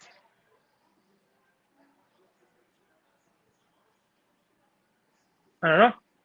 Bantamweights. That hockey is over. Hockey is officially over. So the next big one is the World Series then, right? No. The next big championship to be given out is the World Cup. The World Cup. Oh yeah, World Cup. Yeah. World Cup is the next biggest championship to give out. After that, it's the World Series, and then it starts all over. And the World Series isn't until October. Exactly. Right. Sugar Shane O'Malley against your boy. Well, how you say that Canadian's name? Zahabi. Oh, he's coming up. He got My Way Limp Biscuit on the highlight package. Sugar Shane on a bit of a streak, but he's one of the greatest bantamweights there are. Last two fights not so great. But we'll see whether they say back to the old drawing board, right? There's the title when he won against Aljamain Sterling with that beautiful knockout. The Sugar Show.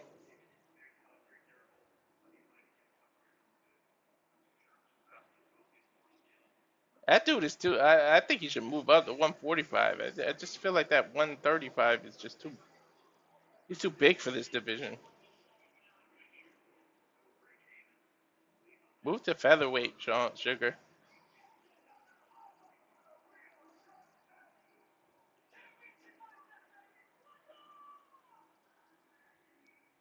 I don't know too much about Aleman Zahabi, to be honest.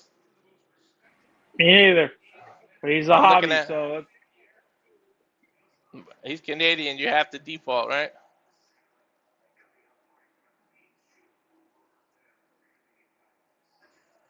The Iceman is his name. Ooh, damn, that overhand right in that highlight package.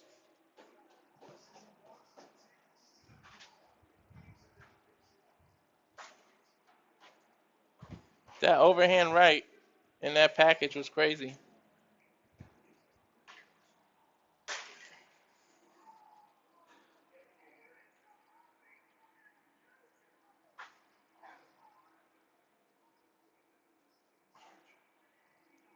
I mean, Canada has an argument to GOAT because GSP is one of the GOATs of the UFC.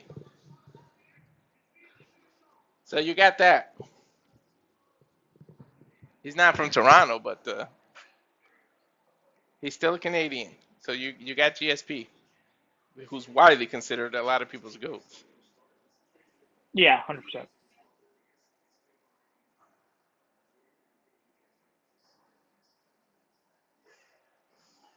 Woo! That overhand right.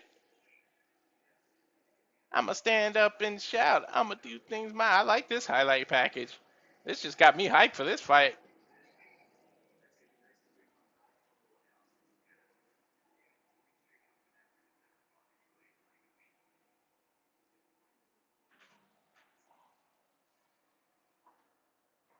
Let's go. The Sugar Show against the Iceman.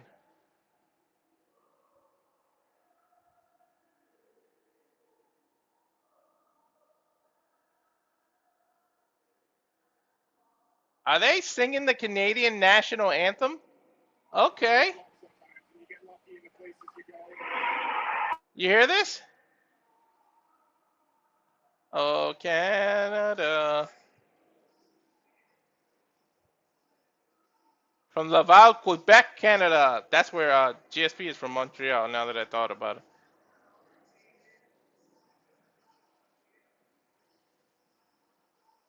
Laval, Quebec. So you know where that province is? Nick? Yeah, Laval is a city in Quebec. Mm-hmm. So he's out of Laval. Okay. Look up. Oh, we surpassed 1,600 people now. If y'all could just subscribe. One each. One quick. Look at you looking at me on Twitter. I put the link. The link to the YouTube is right there. Just click and hit subscribe and then back out and keep watching it on Twitter. So as long as you hit that subscribe. UFC 329 is July 11th. That's the next big one. They haven't announced who's fighting though. No. They always do that on a Tuesday. Dana always says, "Don't ask me after an event. Wait till Tuesday." They have the meeting and I think they announce it on Thursday or something like that. 16 and counting. 1607. I think that's more than we had in the finals last night.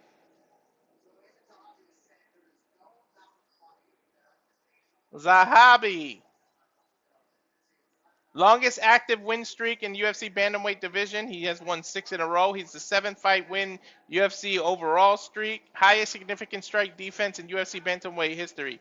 70.3%. That means he makes his opponents miss 70% of the time. 6 wins are by KO, 2 by submission. Number 6 rank. Oh, this guy might be something to take serious.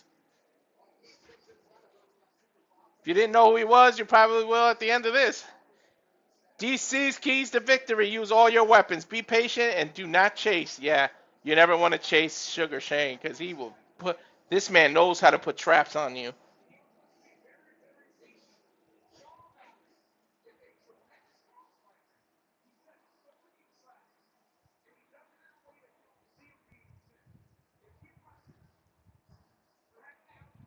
You said July 11th?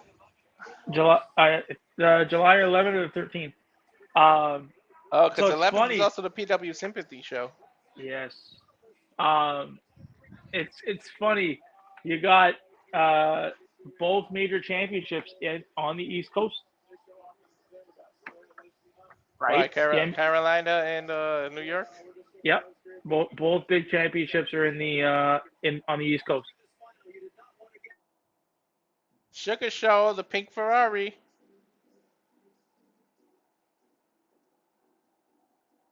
Dum dum dum dum dum.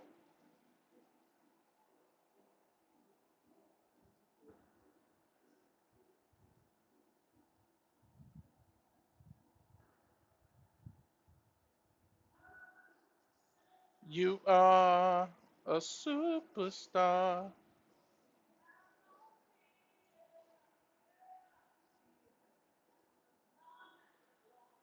They're coming out in a lawn. They're coming. This is crazy, dude. There would never be an event like this again.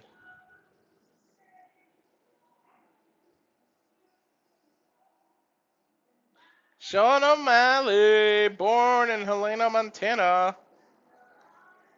One of 3 OWSC alumni. Master Sergeant Earl Plumley, Medal of Honor recipient, and the battalion chief of the New York City Fire Department accompanying him.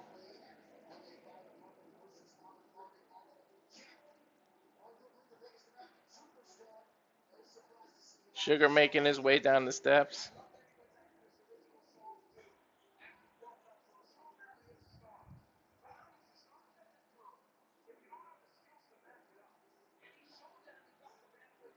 He's such a big guy for the 135-pound division. I think it's 5'11" or 6 feet. But to be 135 is ridiculous. Because you know he balloons back up to like 150.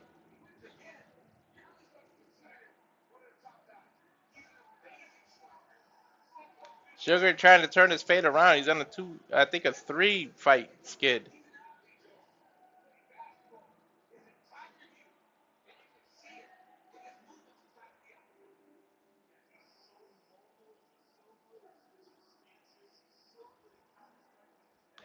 Great counter striking, which is why DC says for Zahabi not to chase, because Sugar can counter so well.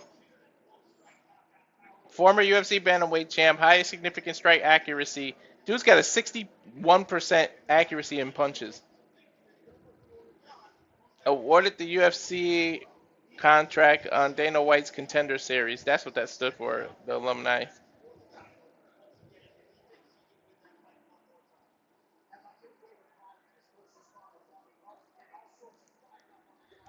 Whew. Sean O'Malley, the third rank. Joe Rogan's keys to victory: control the distance, front kick, and sharp counters. Got his mouthpiece, got his cup. Walk in, baby. Get out of the fighter's pit, into the octagon.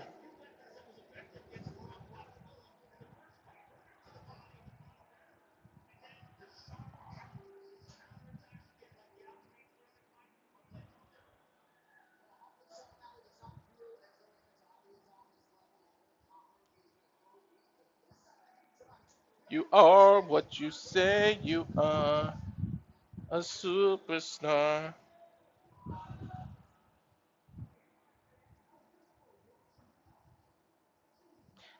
And they cut the commercial, right? I was getting into his entrance.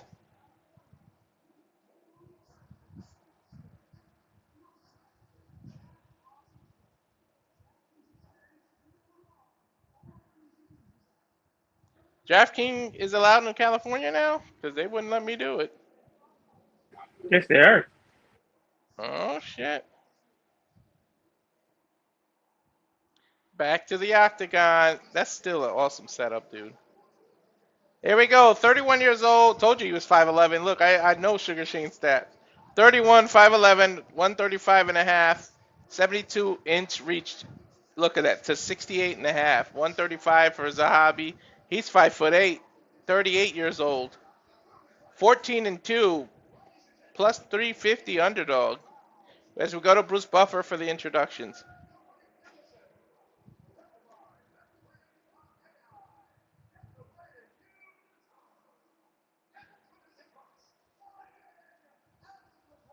Out of the blue corner. Canada is blue today.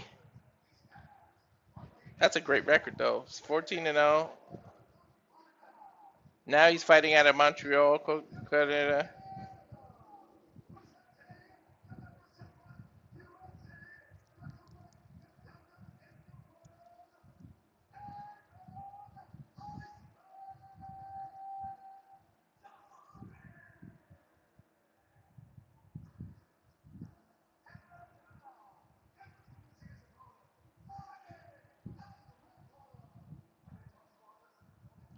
Sugar fighting out of the red corner, 19-3, one no contest, 5'11", 135 and a half. Now he's out of Peoria, Arizona.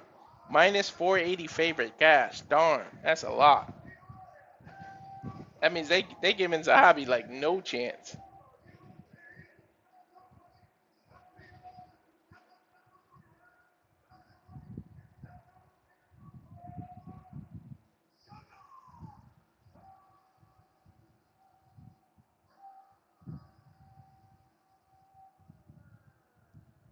Let's see if Sugar Shane leans back.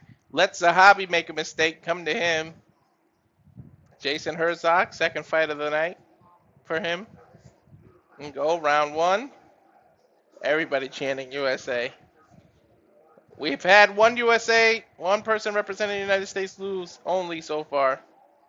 In terms of when the United States fought other countries.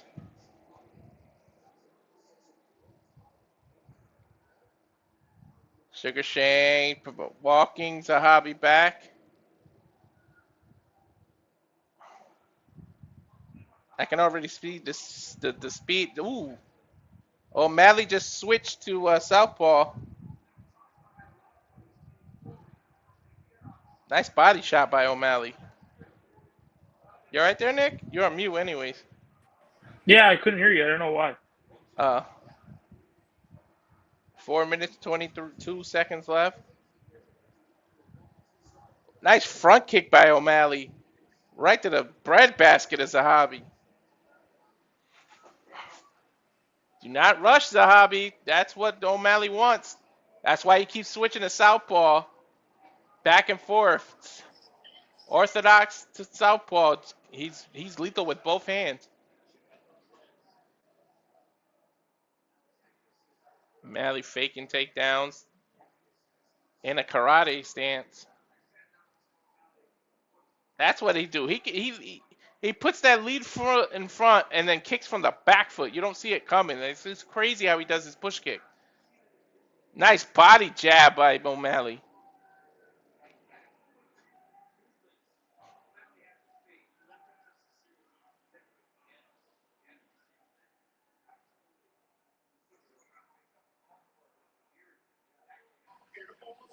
Good pace to the fight, though. Yeah. Nobody's rushing. Zahabi's not rushing. Not giving O'Malley much. No, you don't want to walk into his trap.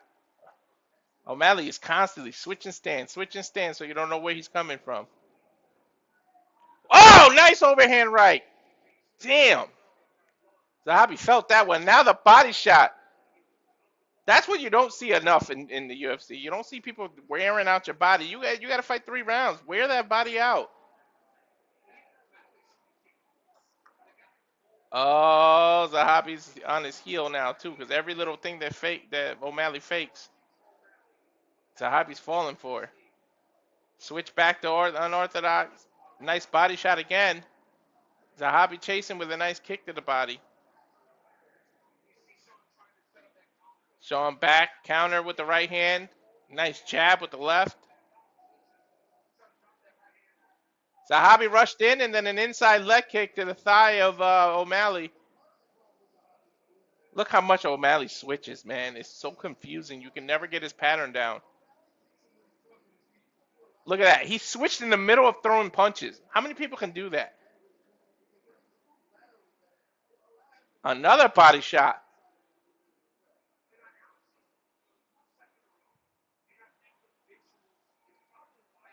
Switch back to orthodox. And then he jabs with the left hand after switching to the orthodox. Nice left by Zahabi, though. Counter. Kind of pushed O'Malley back.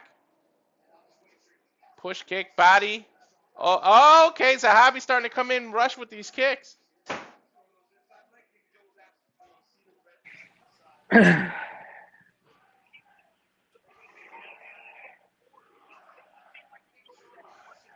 Minute 20 seconds left in this round. This might be the first match that goes to the decision. You think so? It could be.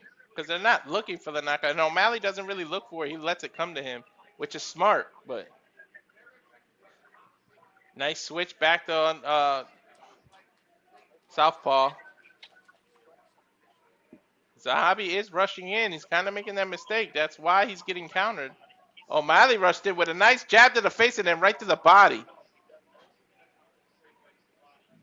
Another straight right to the body. O'Malley's getting comfortable. See how the hands are down now? Yeah.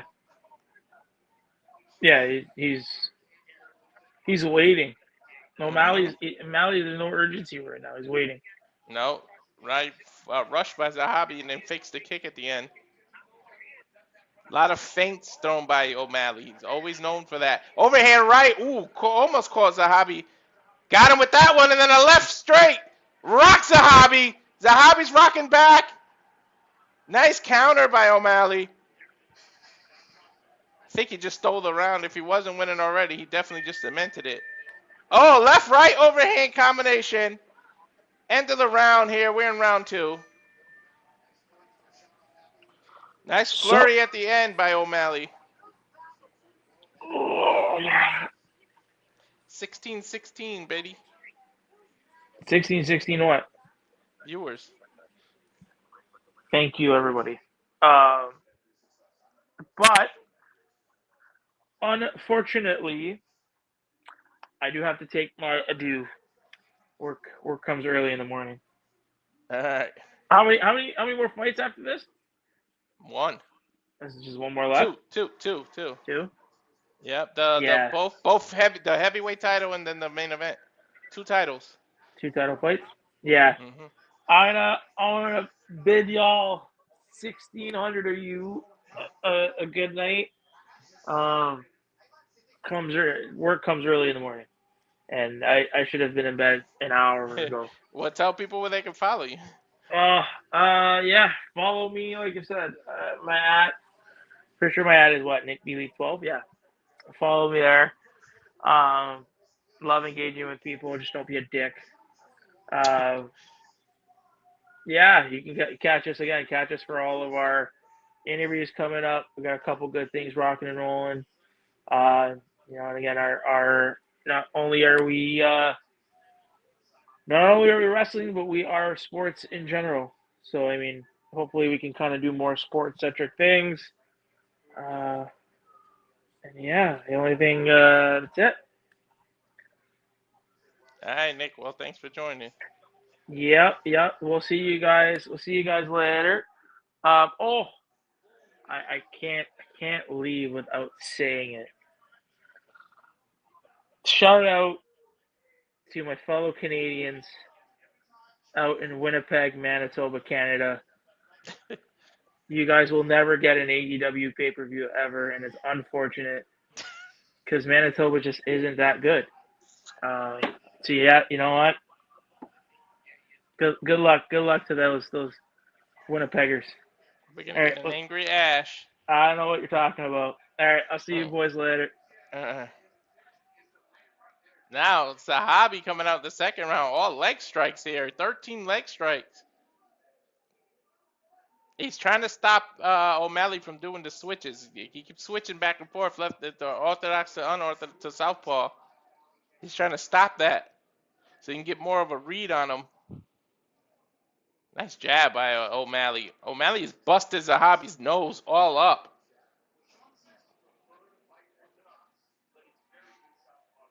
And man, his energy is bouncing up like the fight just began. Ooh, big wild miss by Zahabi and a good counter by O'Malley. Leg kick by Zahabi now. Zahabi's corners keeps yelling kick. I guess the kick was working, but now O'Malley's stalking him down. There's Zahabi's kick. But he has to chase him to get him. And now a spinning heel kick by O'Malley, but I think Zahabi partially blocked it. That sound you heard was were the gloves. Nice 1-2 combo by O'Malley. Right down the pipe. Zahabi's starting to work the kicks now. Forces O'Malley to switch to orthodox. Nice jab. I think Zahabi's strategy is to try to wear that leading leg of O'Malley out. They don't look like a lot, but they damn sure add up. There he goes. Now he kicked the outside leg. I can see what Zahabi's strategy is. 2 minutes, 5 seconds left. Nice feint by O'Malley.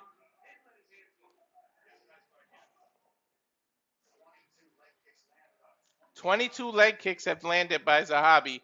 O'Malley has only landed 1. And there he goes. He took out his inside leg again with that kick. And you can starting to see the red on O'Malley. Another leg kick by Zahabi. He's throwing his leg kicks the way O'Malley's throwing his jabs. But then a 1-2 combo by O'Malley. O'Malley's getting pissed off. A nice leg kick by front kick by O'Malley. Another kick by O'Malley by Zahabi. Might have been a little low. He apologizes. They touch gloves.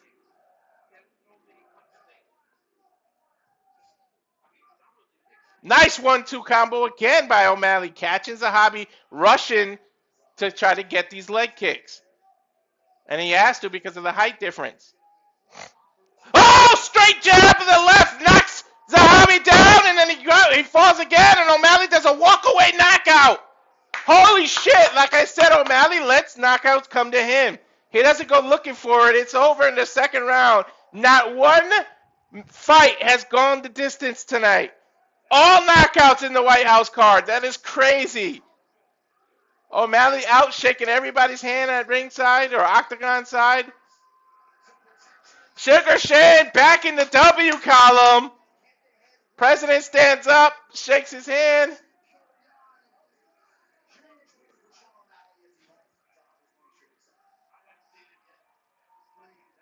That was so clean. I can't wait to see the replay.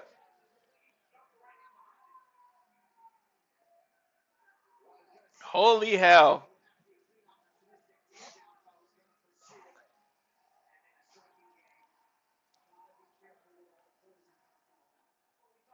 O'Malley walking on the outside of the octagon with his hands raised. It must feel so good to be back in the W column.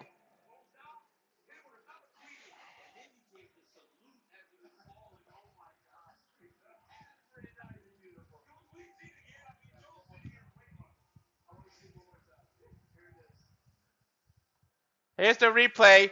Left of the body, and then as soon as he got up, another left, right overhand to the ear, and Zahabi was done for.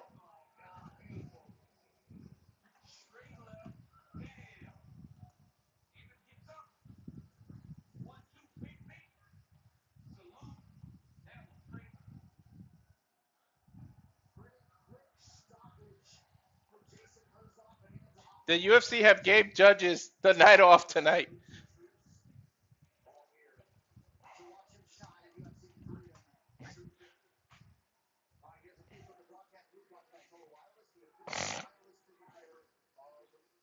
And there's the reactions to the announcers, DC and Joe Rogan and John. Sugar's feeling good, man. Finally back in that W column.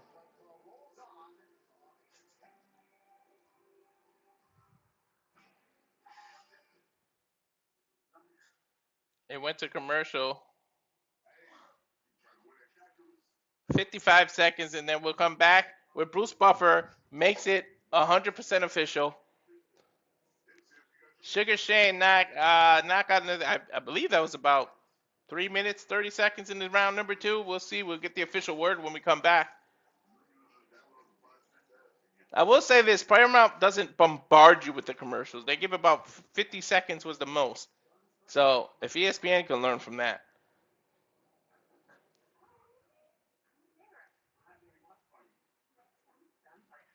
Say about 20 seconds here. Make it official. Damn, what a knockout by Sugar Shane. And I said this might be the first one to make it to decision. This is crazy.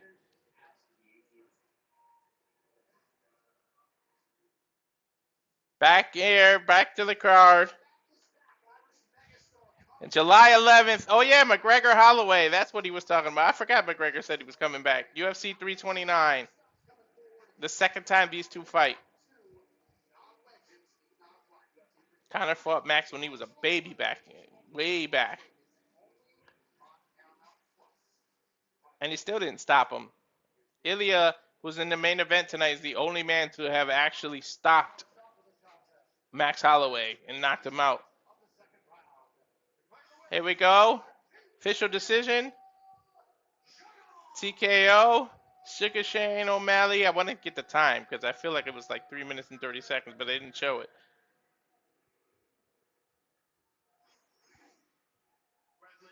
Four minutes and 2 seconds in round number 2. Hysterical forced walk-off salute knockout. Hard to put into words.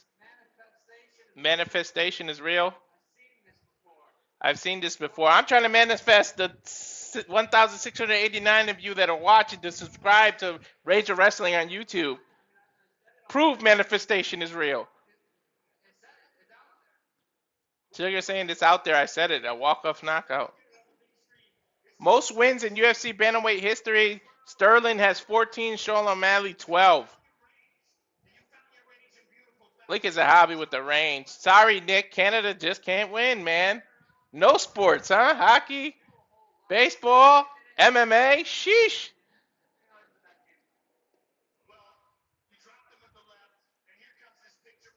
There's that double. Oh, my God. That right in the ear.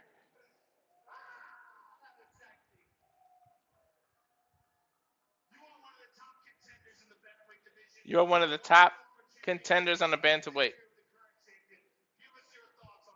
Your thoughts on it? He's shouting out Peter Yan.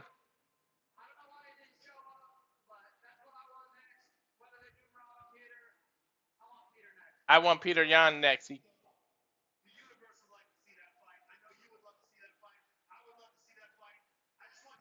Joe Rogan saying, enjoy your victory. I want to see that fight, but just enjoy this.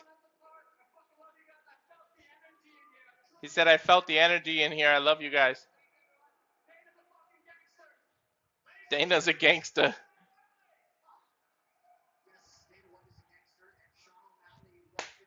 Sean O'Malley back in the freaking win column. Good to see.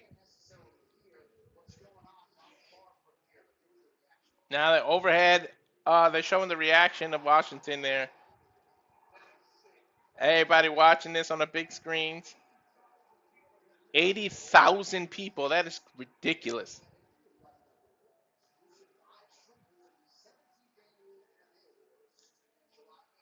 July 8th is the 17th annual MMA Awards. Let's see if any of these fights get awarded. $250,000 bonus is on the line. As they go to commercial, since there's a whole bunch of you joining, there is 1,710 now. If you could please subscribe to Rage of Wrestling. I'm going to go to our watch-along trailer and producer shoot the watch-along trailer. This is everything you got coming up on the Simply Reliable Studios. And now for a taste of things to come.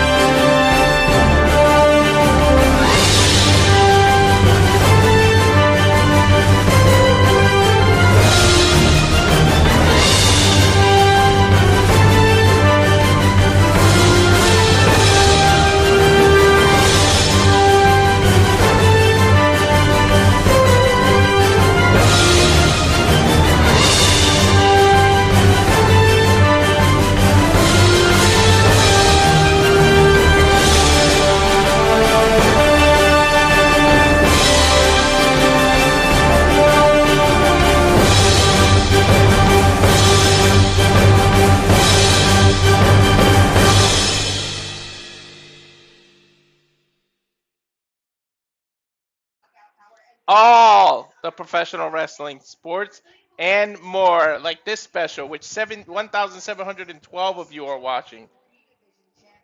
That is crazy. Here we go, UFC history. If Pereira can pull this out, he would have been the only person in 3 weight classes to win a title. He is a former middleweight champion, a former light heavyweight champion, and now going for the heavyweight championship. Pereira versus Ciryl Gane, the Mr. Eye Poke of Doom. We'll see. I think this is for the interim title because I don't believe Tom has been stripped officially. Yeah, it's the interim title. Of course, he poked Tom in the eye. Tom cannot fight. He had a crazy ass eye surgery. Everybody thought he was exaggerating and lying about how affected his eye was. You know, it was supposed to be him, Aspinall, and Jones, and then that fell out. He fought Ciryl Gane. The eye poke happened in the first round, and then crazy eye surgeries and all this. People are doubting his toughness and everything, but it was real. And then Gane, after doing all that, gets this interim title match against somebody who gained the weight to become a heavyweight and can make history. The Brazilian, Shama, Alex Pereira. One of the co-main event here.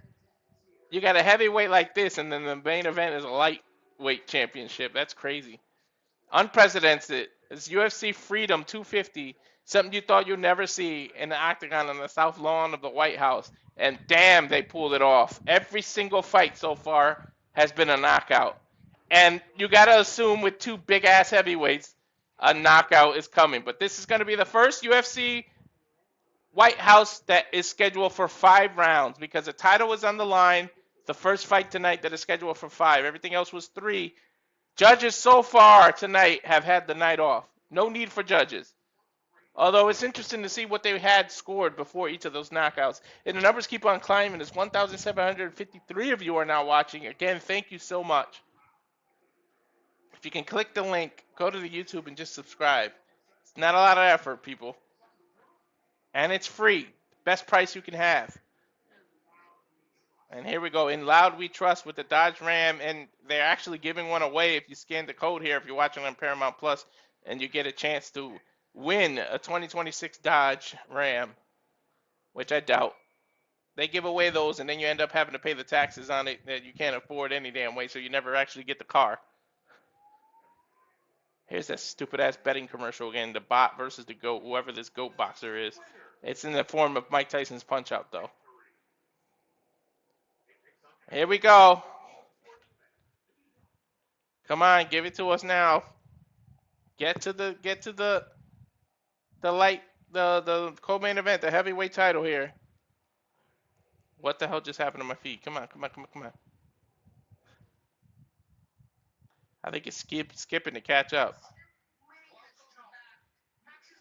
Oh, they got an interview with Conor and Max Holloway, Honolulu, Hawaii, and Dublin, Ireland.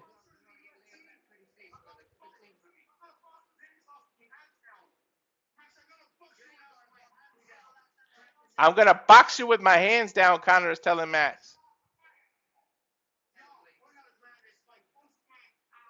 Max Holloway is saying, I can't wait. July 11th, McGregor versus Holloway 2. I don't know what happened, but it skipped, I guess, to go live. Because I know I had it paused a little to catch up with Nick's feed, but it jumped ahead now. I kind of am mad that it did that in the middle of this interview. I would love to have seen what Conor said completely. One of the fastest bombers, the B-1B Lancer, one of the fastest bombers ever built, capable of flying at more than 900 miles an hour, designed during the Cold War, and only 104 were ever produced, is what's flying over the sky right now. Let's go with the procrastination. Let's get this co-main event. I think because everything ended early and everything ended in knockout, they have to BS a little more. They didn't expect to be at the co-main event at this time. But it's 11:36 if you're on the East Coast, so I don't know.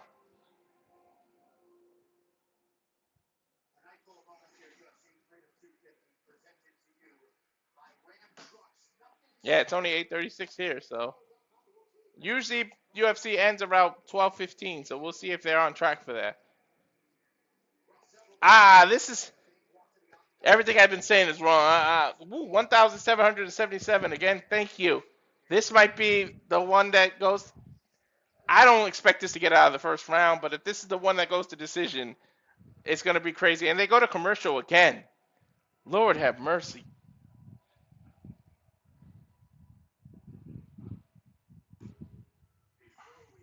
Oh, not commercial. They're doing that American Revolution story.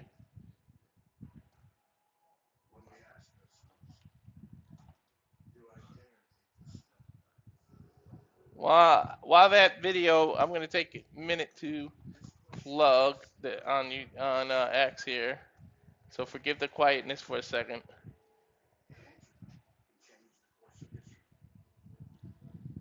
It is now Ciryl Gane versus Alex Pereira coming up. It's going to be, I can't wait. The anxiety is through the roof. Let's go.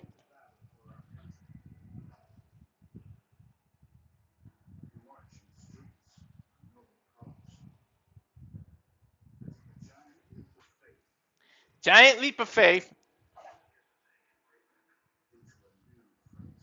to a new frontier. This is the video that they're talking about, showing the 250 years of America.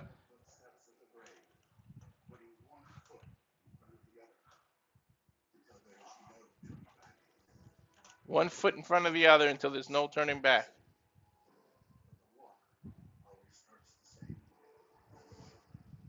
The walk always starts the same way.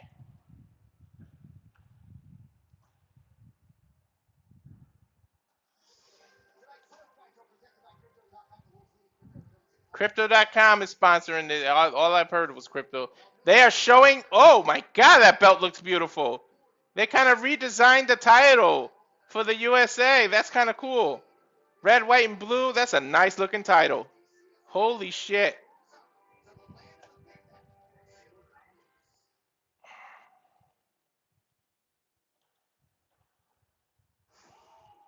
Showing highlight pic of Pereira right now. Said drive, determination. Man, he looks so different as a heavyweight. Holy shit. Jones did the same thing from light heavyweight to heavyweight, and he looked a little bulkier, but look at this. It's about the legacy I leave behind. Showing his old kickboxing footage. That left hook is legendary. This is what greatness is to me. The former middleweight champion, the light heavyweight champion. I think he still is the light heavyweight champion, if I'm not mistaken, too. He's trying to go for double belts and have 3. He's an international superstar. Everybody does that walk. When you see people doing this walk, that is from Alex Pereira. Brazil's own. I want to do something no one's ever done. Win that belt and say I'm a 3-division champion.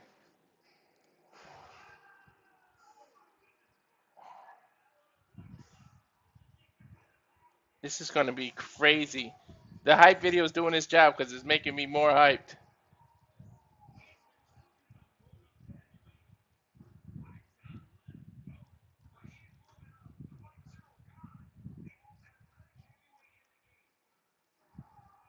And there's the Ciryl Gane's highlight.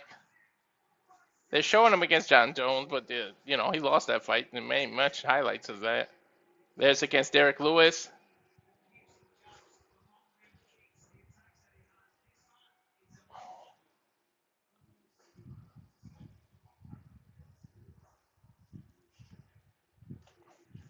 He said, heavyweight division is my division. I am a high-level technician. I'm different. I'm different too, unlike anybody he's ever faced, says Pereira.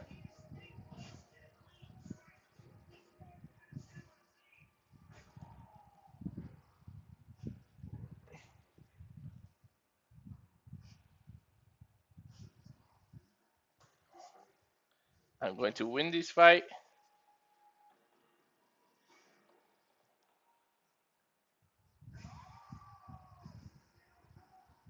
Ciryl Gane. Notice they didn't show any highlights with Tom Aspinall because of the damn eye poke.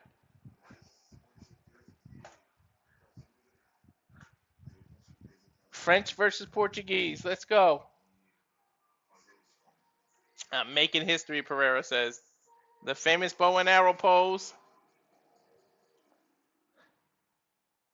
Holy shit, they did the face-to-face outside of the White House yesterday? Ah, man, I should have watched the weigh-ins. Excuse me a second to turn this light on. Finally starting getting dark out here.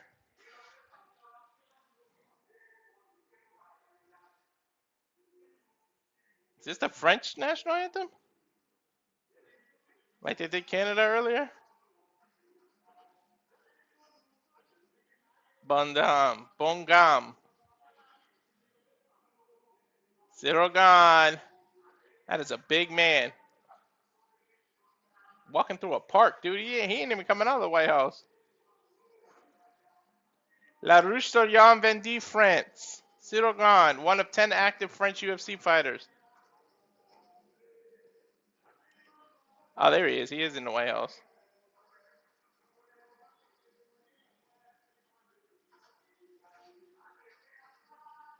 It's a dope ass song, whatever it is. Don't understand one lick of it. I used to speak French. I studied it for so many years, and then when you're out of practice, it just slips your brain. I can understand some people when they speak to me, but kind of wish I kept that up.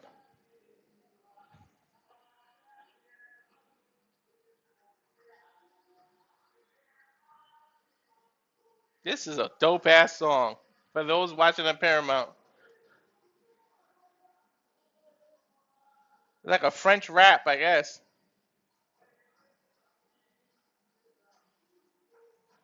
And now 1,791 people, almost 1,800 people the UFC brought out. Please subscribe to the YouTube at Rage of Wrestling. The American heroes walking with Ciryl Gane, Lieutenant Colonel William Swenson, Medal of Honor recipient, Sergeant John Kazakan, Palm Beach Sheriff's Department. This is such an awesome event. They pulled this off. For all the criticism they had, they really pulled this off.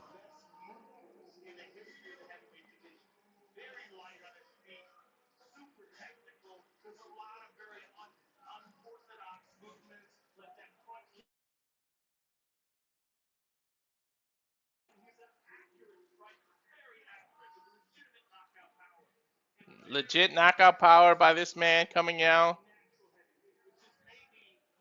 Having to come in from inside the White House is making these walkouts so damn long. These people are going to be exhausted by the time they get to the actual octagon.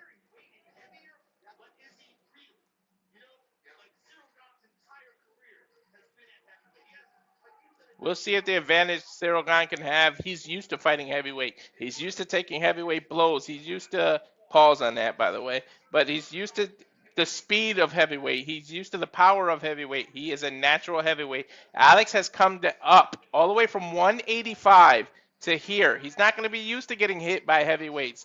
You can train for it and train with heavier opponents, but it's faster and it's harder in the actual octagon. So we'll see if he can deal with Ciryl Gane's power. Heavyweight ain't no joke. Like, Question I believe. for you. Yeah. With Pereira being so used to fighting lighter, do you think he'll have a speed advantage? Oh yeah. Usually, but Ciryl Gane is also he's always been a smaller heavyweight, so and he's light on his feet and he's quick too. But it should theoretically have a speed advantage. But Ciryl Gane is not heavy like a Derrick Lewis. He's always been one of the lighter sides of the heavyweight division. Because heavyweight has a big range. Just was curious about that, Yeah. If maybe that would be an advantage for Pereira's coming up, having that speed advantage from being so light. Yeah. We'll see, but the kickboxer experience is what's going to come in. So he's a former interim UFC heavyweight champion, fourth highest significant strikes differential, which is plus 2.96 per minute. Fourth highest significant strike accuracy was 61.7. So 62% of his punches connect on average in the UFC. And then I can't wait. Neither one is representing America in this fight, but the crowd is going to go nuts. Pereira is an international superstar, especially after he beat Izzy.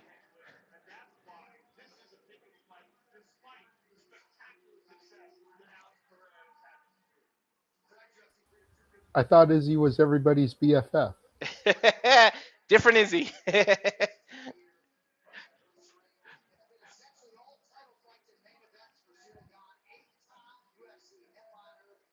Damn, this is his 8th UFC headline. He's not, well, he's a co-main event. He's not the main event, but sheesh.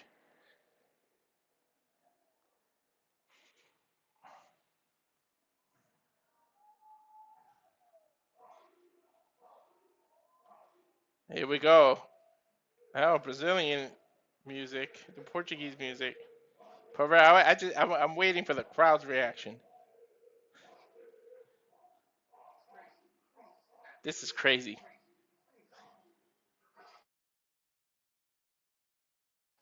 I can feel the energy bursting out of the TV. It's crazy.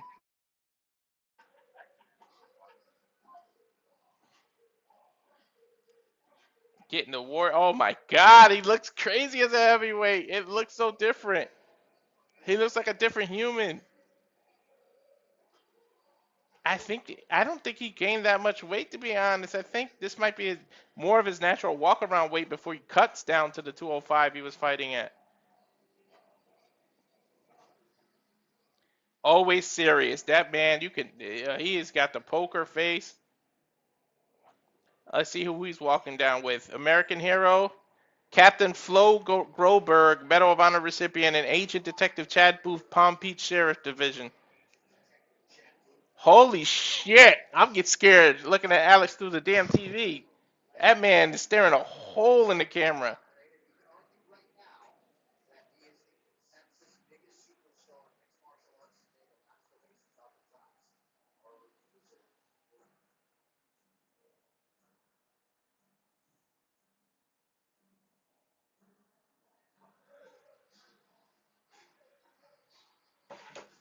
The music alone is hyping me. Got all the drums, the lights green for Brazil. Damn, where the hell are these people walking from? Like, why are you doing this to the fighters? I just want to take a second for everybody that may be listening and not watching, but is listening to our commentary. This is an idea of the view of what people are seeing right now. Yeah, that's crazy. You can say what you want, political bias aside. That's a hell of an optic. Yes, it is.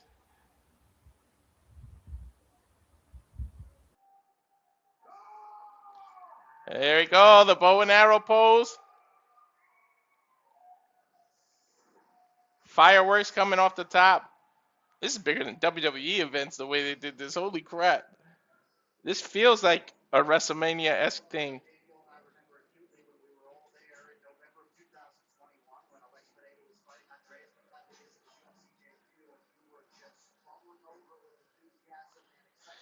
Whew. It's the longest walkouts in history of UFC.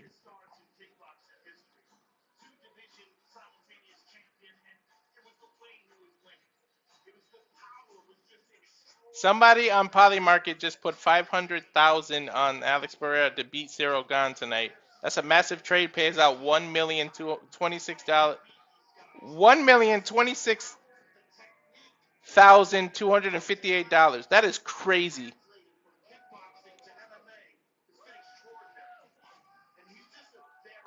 What the fuck bet was that?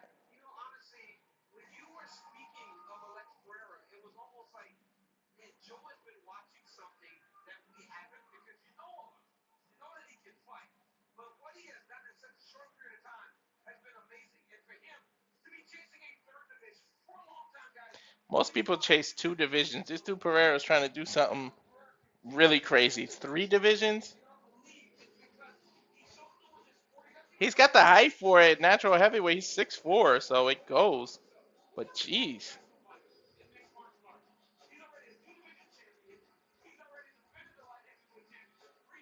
He's defended the light heavyweight title 3 times. Defended the middleweight title twice. He's already going to be one of the GOATs of the MMA. But to do this, if he pulls this off, holy shit.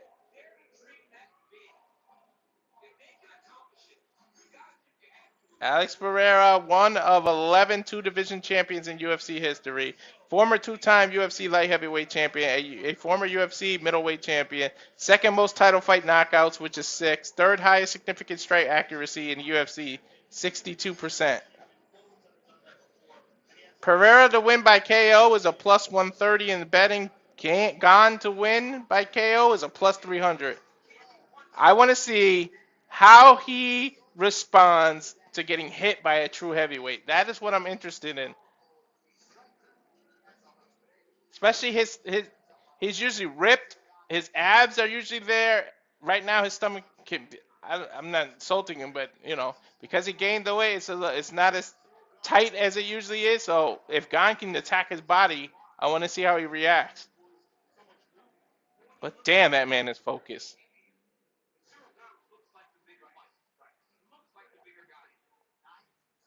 Gane loose, jumping around. Pereira just looks serious and focused. He likes to play mind games with his opponents.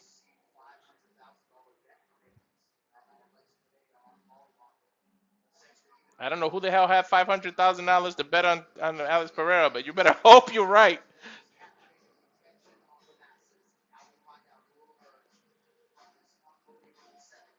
This is crazy. The Eclipse, I guess that's across the street. That's where all the regular fans get to see it.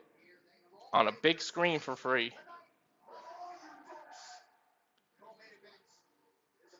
Co-main event. Alex Pereira, 38 years old, 6'4", like I said, 251. 79-inch. But Ciryl Gane has 81-inch reach. So a 2-inch reach advantage. He actually weighs less than Pereira, 248. He's also 6'4" and 2 years younger, 36 years old. Let's see if history is going to be made.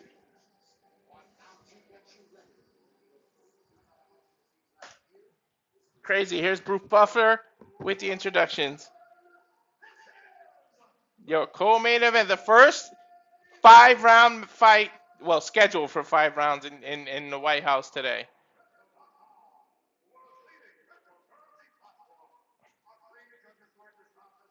It'll be interesting and ironic if this is the first one that gets out of the first round, or that goes to the judges, because everything has been a knockout. Herb Dean, the veteran, gets this assignment as the ref. Co-main event, and no one's from America in the White House. You got a Frenchman and a Brazilian.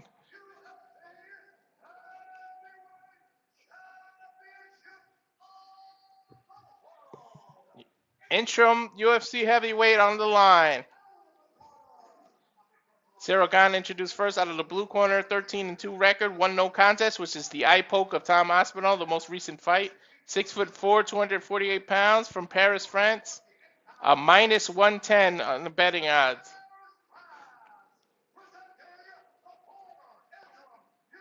Which means he's the favorite? They actually favor him? It's a little interesting.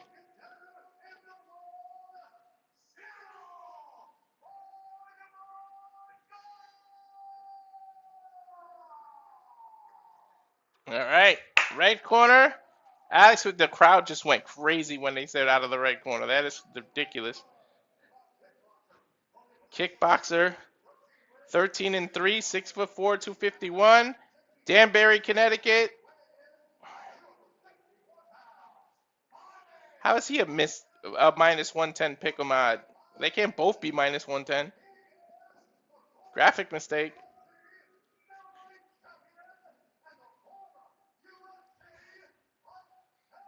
Former middleweight, former lightweight.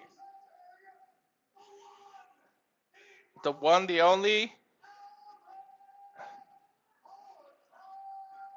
Politan Pereira. Crazy.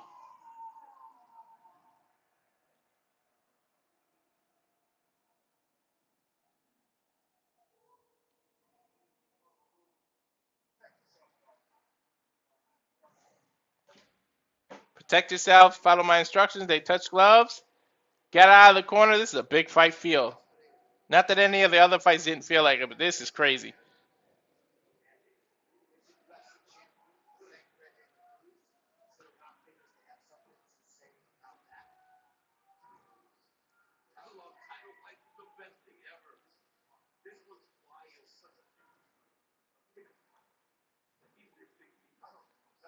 Here we go. Touch gloves. Let's see if they take it easy or what they're going to do. Both men bouncing on their feet.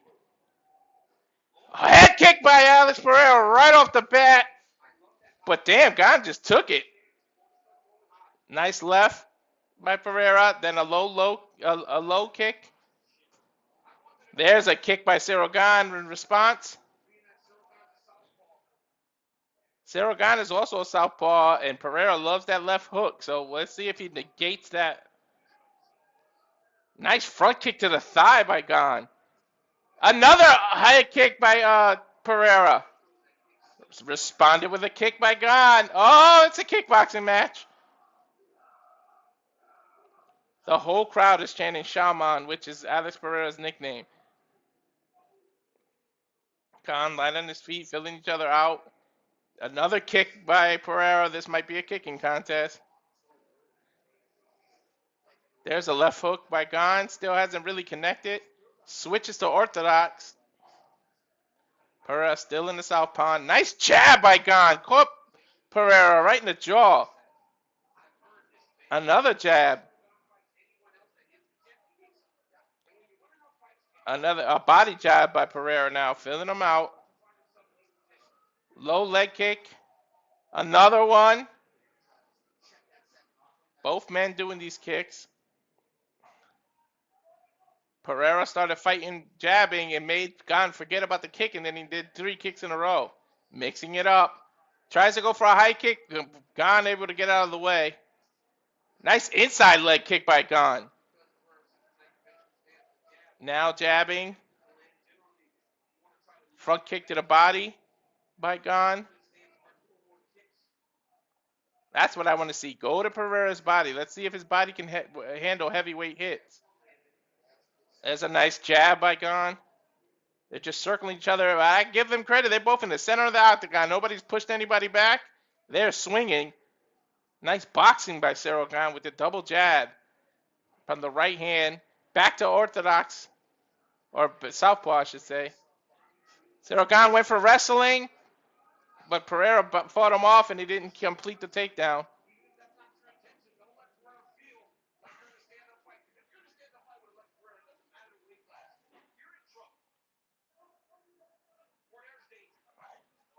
Nice front kick to the chest. Holy shit by Gane. But Pereira just ate it. Jab, left hook combination, and then followed by the inside kick to Pereira. Man, Gane is quick. For a man that size, nice 1, 2, 3 combination. 4, 5. 5 hits in a row, and Pereira took it. Nice head kick. Ooh, this jab is working right down the middle for Ciryl Gane.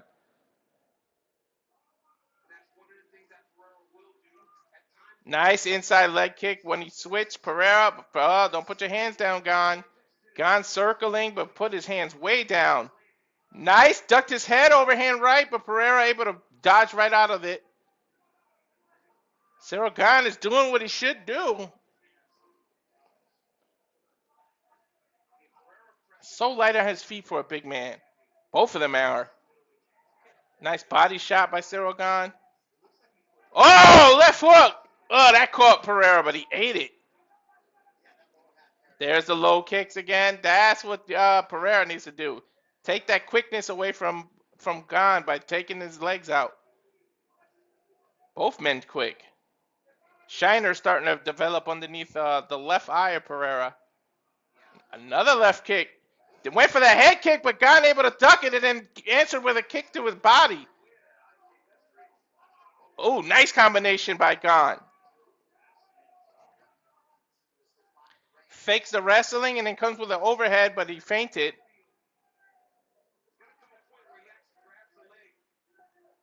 I want to see if he can wrestle Gane. Wrestle Pereira. Another head kick by Pereira. What the hell? And Ciryl Gane answers with his own head kick. I think that was off the glove of Pereira, though. Pereira went for a left kick. He's one of the only people that could be in a southpaw stance and still kick with the left leg, standing up and doesn't telegraph it, which is why so many people get head kick knocked out by him. Oh, nice jab at the end there. Pereira could have stole the round at the end, but Gane was looking pretty damn good. First round for Alex Pereira being a heavyweight looked good. I honestly don't know who they go to picture-in-picture. per commercial. I don't know who took that round. That's going to be hard to judge.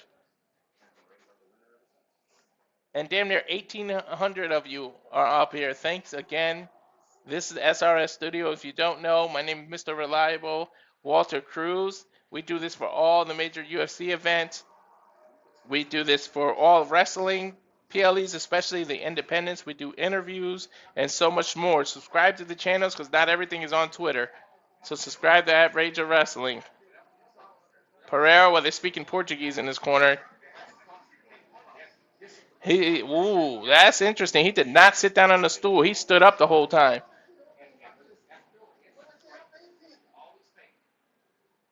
They told him always faint. Ciryl Gane, they didn't show what happened in his corner, so I don't know if he sat down or not. Touch gloves at the beginning again. Both light, bouncing on their feet. Interesting that Gane wants to do kickboxing with a great kickboxer like Pereira.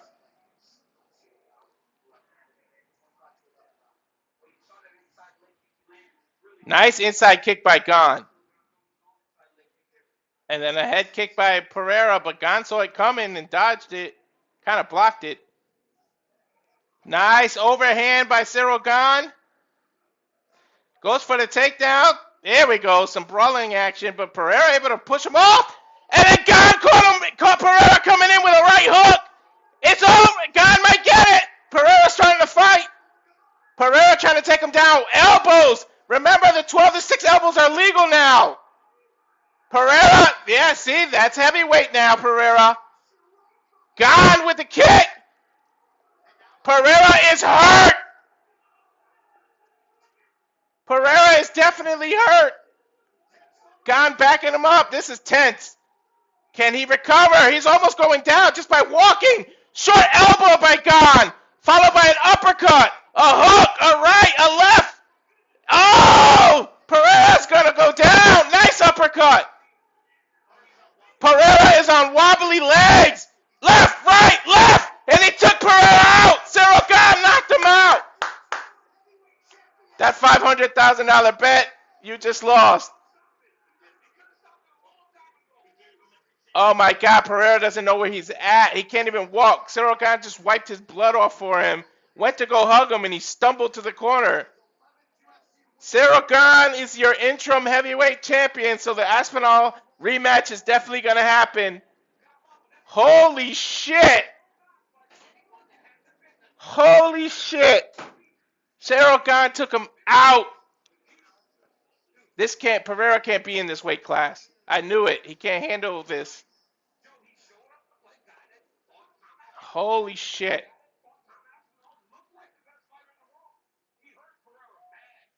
Pereira doesn't know where he is right now. He thinks he's back in Brazil. Holy shit, his eye is bleeding like crazy. Go to the replay. Just boom! Walked right into a jab that took him down, and then it was over from there. The ground and pound. The ref could have stopped it here. He gave him every chance to recover, but he was out on his feet. 1, 2, 3.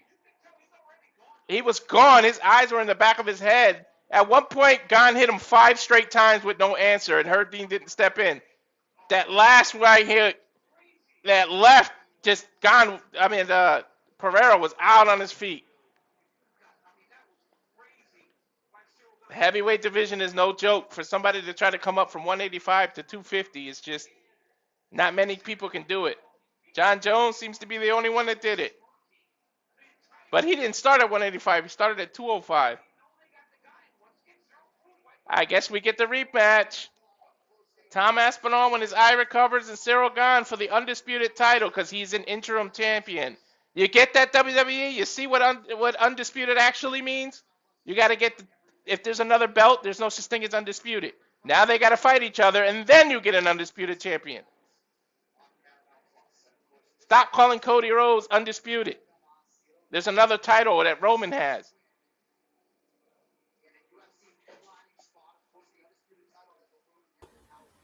Tell him, Walter.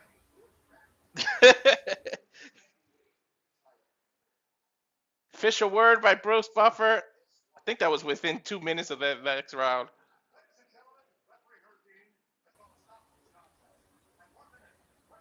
1 minute 27 seconds, a second round. Not a single fight on this card has gone to decision. Every single fight has been a knockout.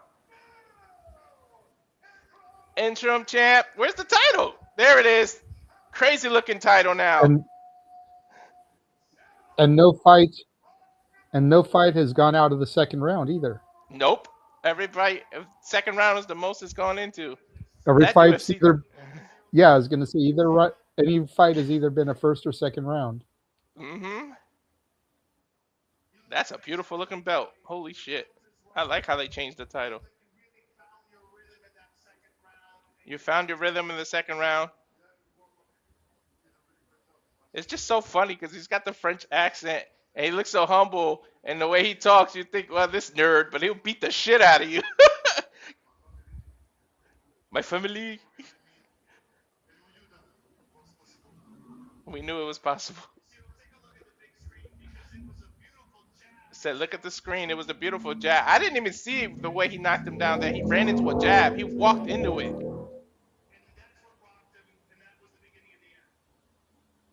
Beautiful left jab.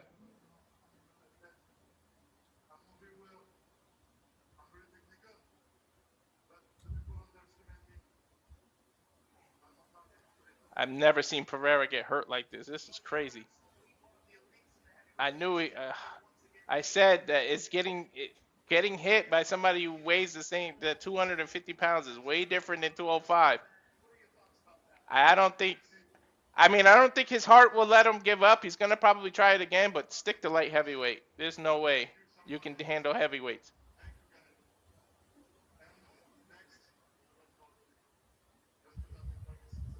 Let's do that rematch in September with Tom Aspinall. He just called out. I don't know if his eye will be ready. I don't know what surgeries he had, but whew.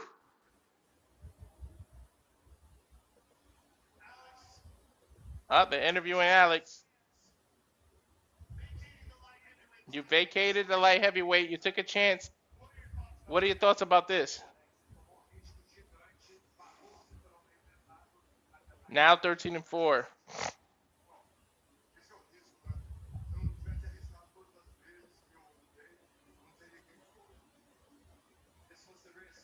This was the risk. If I didn't take a risk every time I fought, I wouldn't be where I am. Are you going to continue as a heavyweight, or are you going to go back to light heavyweight? This is the question I wanted.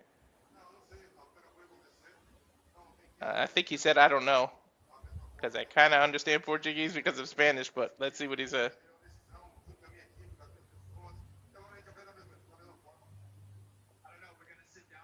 I don't know. We're going to sit down and look at it.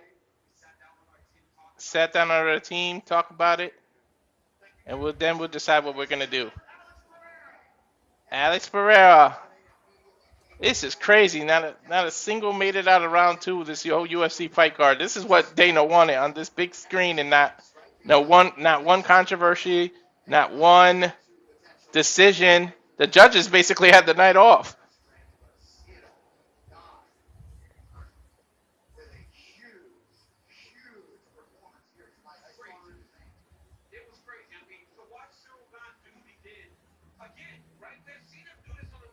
It's just still awkward that the UFC fighter just go up to the president like nothing.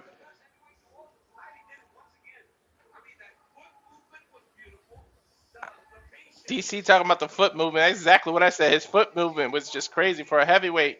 He was light on his feet. But, man, the strength of a heavyweight, that's why we have weight classes. See, when UFC first started, there was no weight classes. You see the difference of when a 250-pound man hits you and a 205-pound person hits you.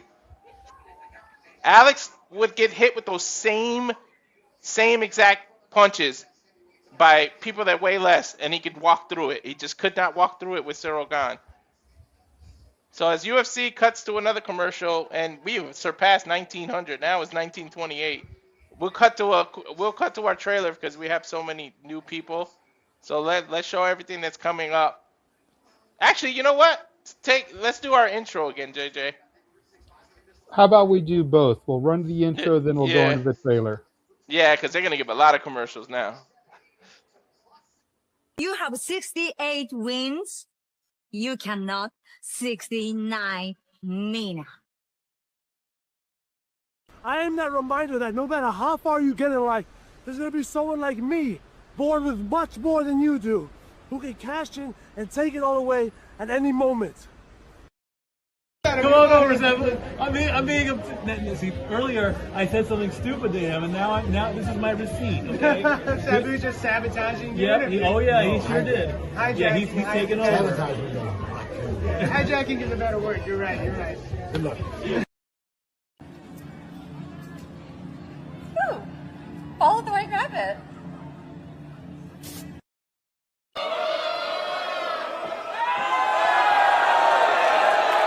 The mask has been removed, but I tell you what, he's still the same pro wrestler, whether he's wearing a mask or not.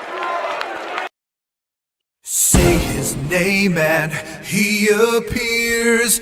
I believe in Noah. I believe in Datula. The Meltzer of the multiverse. Who the fuck wants to compare themselves to another? How much of a mark do you have to be? You couldn't even pick a professional athlete. You went with a fucking journalist? Grow up, man. We just want to say thank you to Simply Reliable Studios for voting us as Tag Team of the Year. Of course. Because you know what they say, right? If you can't swim, you're bound to drown. Tonight, she is sponsored by Simply Reliable Studios from Orlando, Florida. She is everybody's favorite BFF, Izzy Mauricio.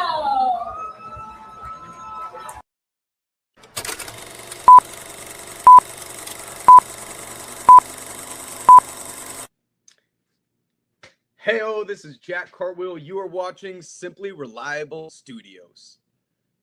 Get it? Got it.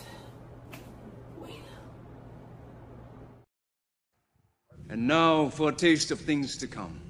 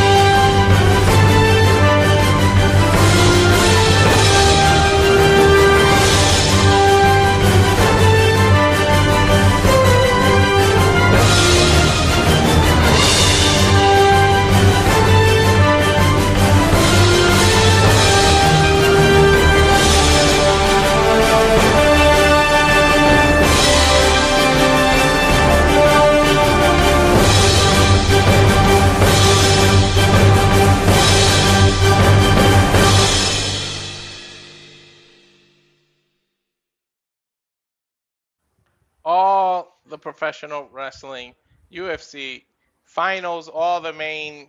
We might even add the World Cup. We'll see. What is Trump signing? Oh, autographs. I was going to say, I know he ain't signing some exclusive thing in the middle of watching UFC.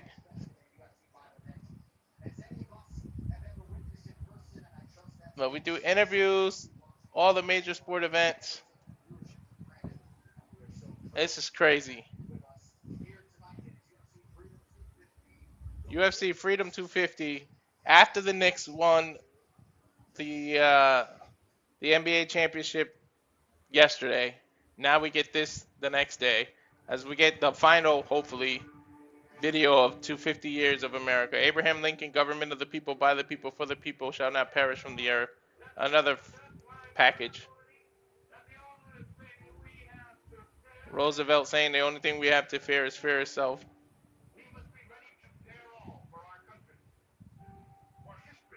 Eisenhower, history does not long entrust the care of freedom to the weak.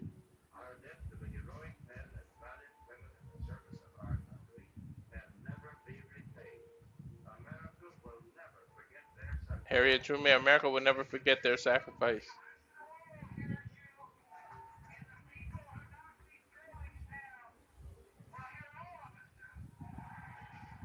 Bush speaking at 9/11.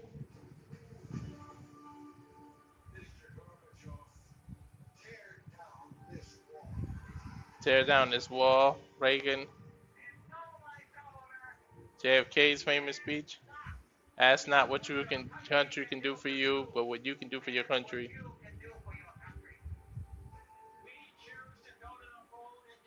The moon landing. UFC did well with these video packages. I give them that. Or TKO, or whoever the protection company is.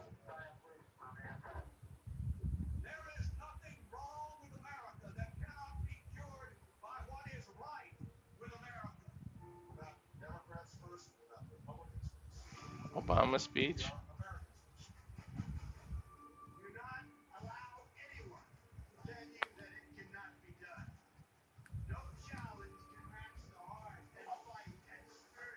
No challenge can match the fight and spirit.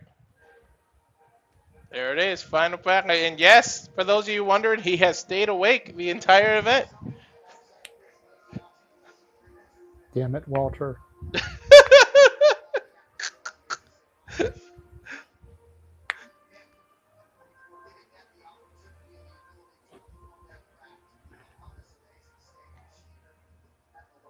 That stage is crazy, though. Something you would never see again, probably. Here we go, main event, UFC light heavyweight champion, or lightweight championship, Ilia Topuria, Justin Gaethje. This is, I'm going to say it again, JJ, this is how you determine an undisputed. You see, Ilia Topuria is the champ, Justin is the interim champ, winner becomes undisputed champ.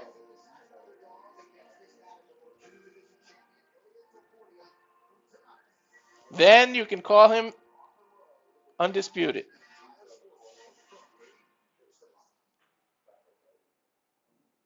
Mount Rushmore.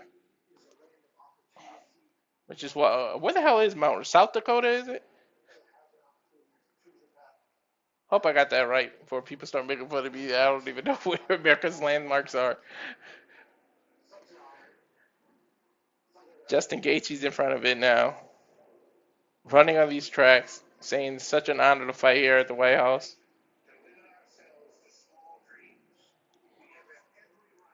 Justin Gaethje's freaking package is going to be, his video package is going to be highlights of so many knockouts. I said it at the beginning of the stream, both men have rocks for hands. There's his uppercut, knockout of Michael Chandler. Head kick knockout. Uppercut. Dude has a highlight. He's a walking highlight reel, but so is Ilia Topuria. Justin Gaethje has been interim champion twice now. That was when he beat Patty the Batty to get it. But man, Undisputed has eluded this man. He is trying. This is his third shot at trying to become the Undisputed. Here's Ilia, El Matador, Spain's own Ilia Topuria. Said, from the day I stepped in the octagon, I knew I was destined to be a world champion. Dude, we surpassed 2,100 people. Subscribe to the Rage of Wrestling YouTube channel. Those that are watching on Twitter, it's a couple of clicks of buttons. We've been sharing the channel all night. All you got to do is click and hit the subscription button. There's Ilia. Knocked out Charles Oliveira to become champion in the first round, might I add. First man and only man to have ever knocked out Max Holloway. Double division champ.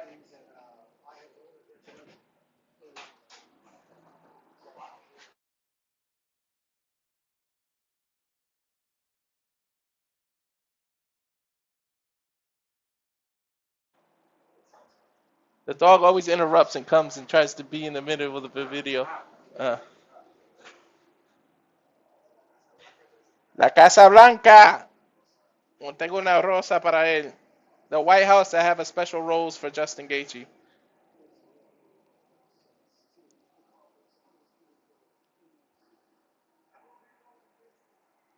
I'll be throwing missiles just in case. He said, it was him. I said it earlier. I said, I remember somebody did a flip off the thing. It hurt their knee. It was Justin Gaethje. They just showed it. Do not flip off the octagon.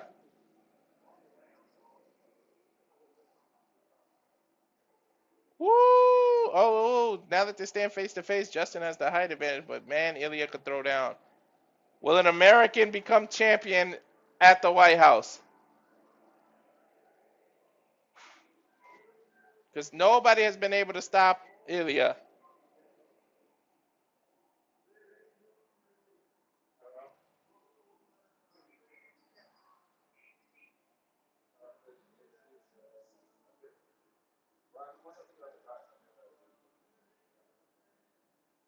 Ain't no...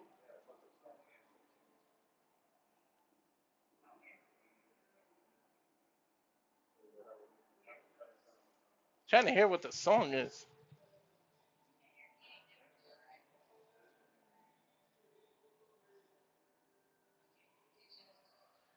Can't nobody bring me down.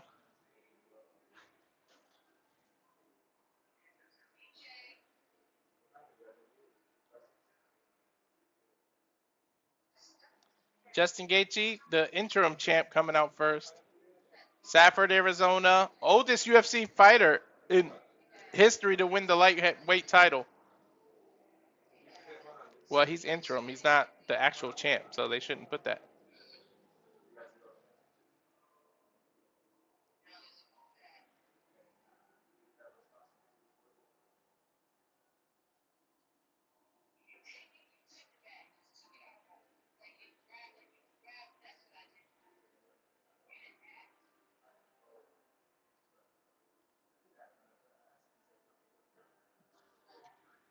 Justin trying to do something that's eluded him this whole time. From interim to undisputed.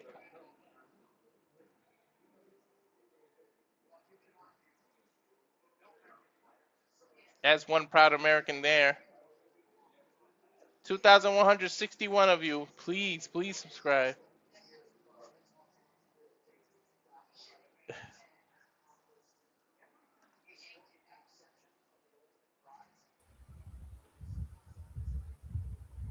American hero. He's walking with Sergeant. Oh, it disappeared. Damn, that was the fastest they've done that.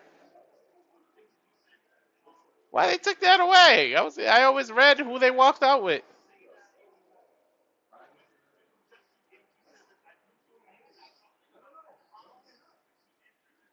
Justin Gaethje. From interim to undisputed. I love this band and how they doing this live though. Each song.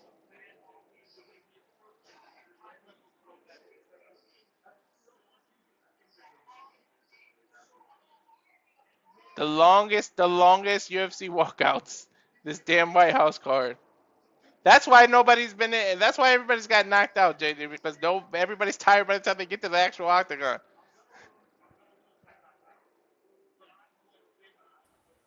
I believe that. Dude, could you imagine Undertaker doing a WrestleMania entrance here? Right? Jesus. Or Roman Reigns doing a WrestleMania entrance? Right? It's like they've already got long entrances. Then you give them this entranceway too? I'm nervous somebody's going to bust their ass walking down the steps. Dude's got flip-flops on.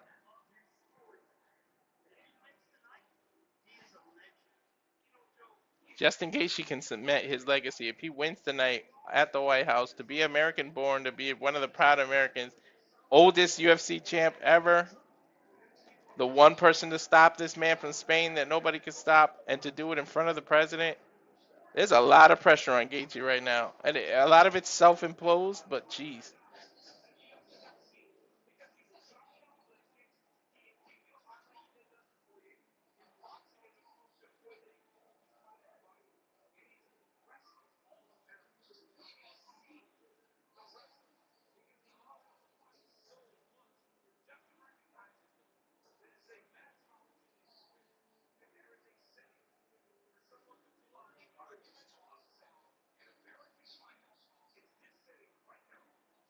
Just got to the fighter pit. That whole time he's been walking. He just got to the fighter pit. Taking his chain off. Shirt should come front. Put your mouthpiece in. What the hell are you doing? Yeah, even the corner person said, yo, his mouthpiece ain't in.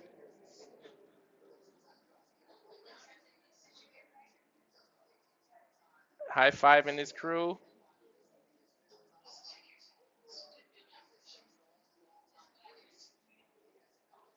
Here we go. High five. He has yet to turn around to get the inspect. There's the mouthpiece. There's the shirt.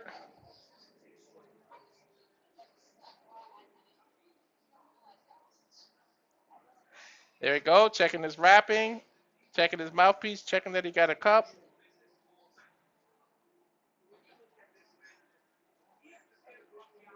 Two-time interim UFC lightweight champion. Former UFC bad motherfucker champion, the BMF.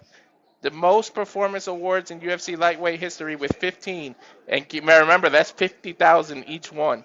Third highest significant strike accuracy in UFC lightweight history, 58.5, so 59%. That's his strike accuracy.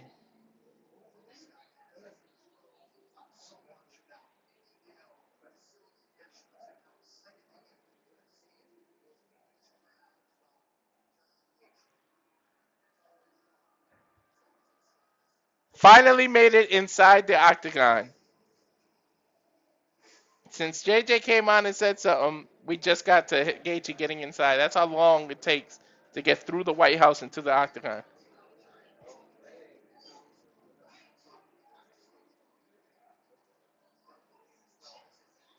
Someone just put 150,000 on Justin Gaethje to beat Ilia tonight. That will win you $786,575. We saw the last time they just showed that was the last fight, and that person lost that $500,000.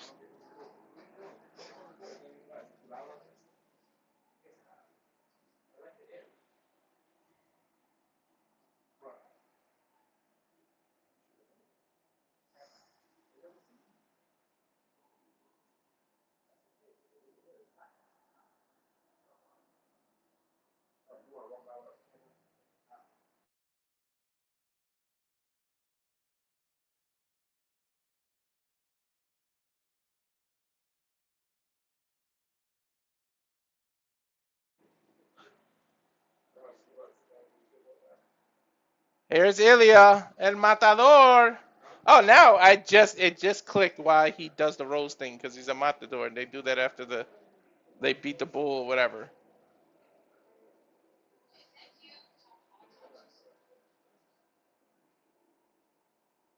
Spain's own.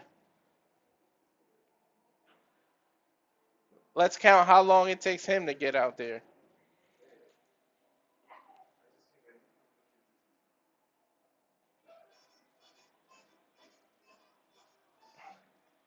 All right, there he is. He's running.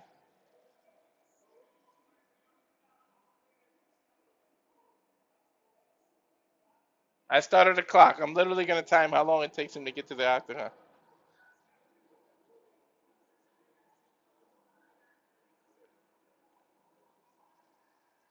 Wow, they playing the song in Spanish out here live. This is crazy. Now, could y'all not put up and take down who he's walking with so quick so I can read it?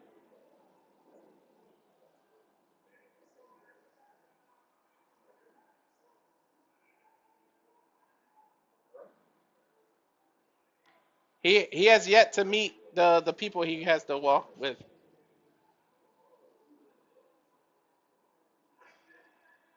Ay, ay, ay, ay. There he goes. Who's the American heroes? Let's go. Say it. Show it. American heroes. Sergeant Major Thomas Pat Payne, Medal of Honor recipient. Second grade detective Paul DiGiamano, New York Police Department. I started the timer. It is 1 minute, 7 seconds, and this dude is nowhere near the octagon.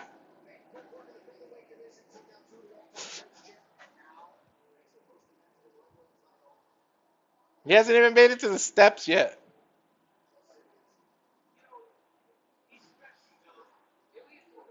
Lieutenant Colonel Ryan Nolan, United States Marine Corps Director and Commanding Officer, the President-owned U.S. Marine.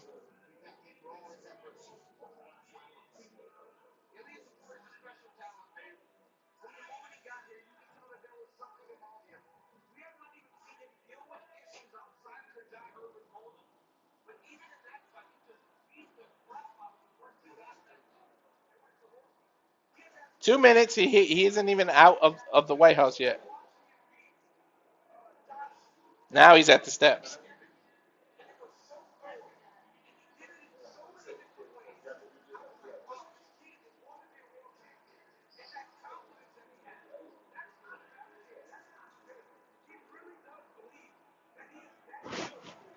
If Ilia beats Justin, he literally beat like all the legends in the lightweight champion in the lightweight division, which means he really cemented his legacy here. Both is a legacy fight for both men.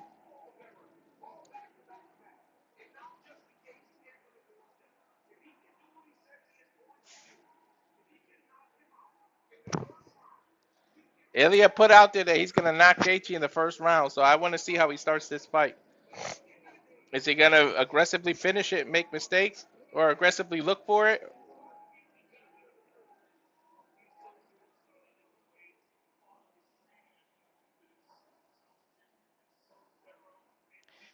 It took him 3 minutes and 2 seconds just to get to the fighter's pit.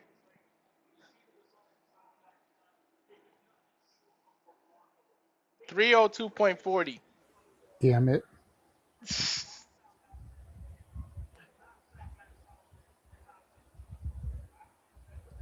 At least it's the main event. Yeah.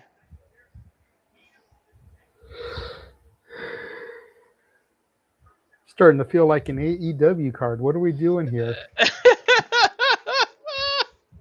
9:30. This shit's been going for 4 hours. 30-minute rain delay. Like, what the hell are we doing? I know Triple H and Roman Reigns is there. Is Tony Khan booking this shit? Right?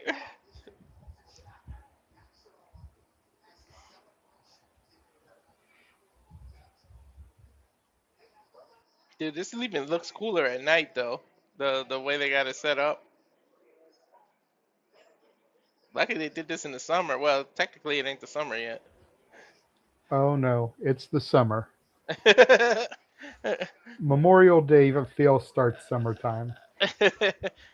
He is one of 11 two-time division champions in UFC history, UFC lightweight champion and a featherweight, fourth longest active UFC win streak with 9, undefeated, 17-0.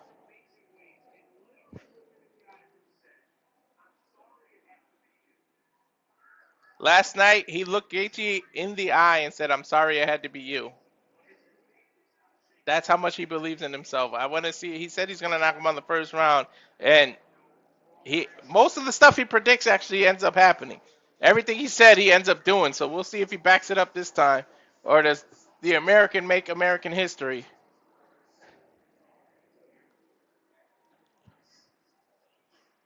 This might be one of those don't blink fights because they're going to go for it. There's the fireworks. This man just got in the octagon, bouncing around. Let's go to Bruce Buffer for the final introduction. UFC Freedom 250 specialized belts. Titles, whatever you want to call it. In the wrestling industry, they say belts hold your pants, so these are titles. But they call them belts in the UFC.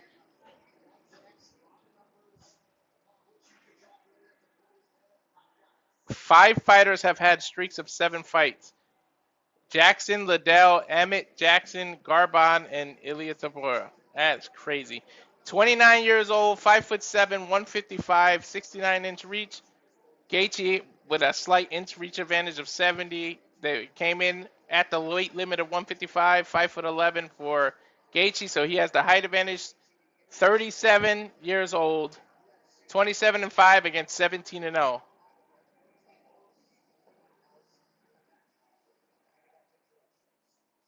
Here's Bruce Buffer with the introductions.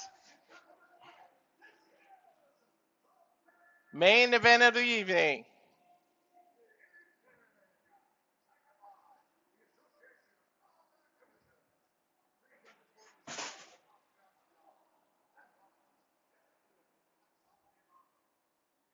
Judges are Ben Cartledge. Referees Mark Goddard. They took away the judge's name. I could only read one.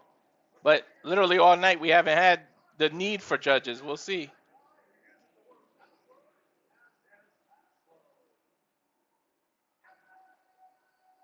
And now, I'm going to assume they introduced Gaethje first since he's just interim champ.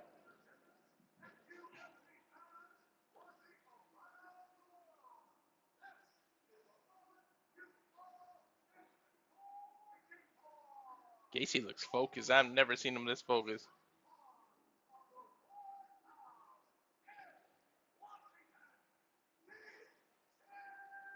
Washington, D.C., first main event.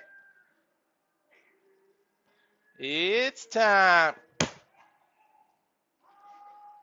Big ass mosquito. 5 rounds. Undisputed. Damn, the fireworks way back there.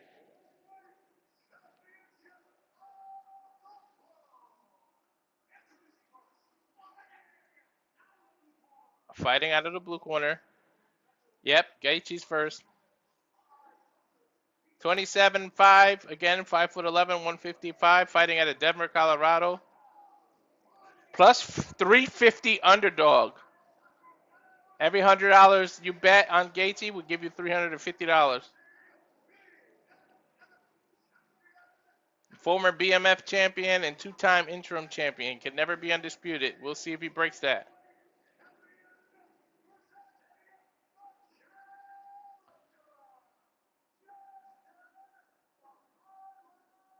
Justin the Highlight Gaethje. Oh, nickname's the Highlight. Let's see if he creates one.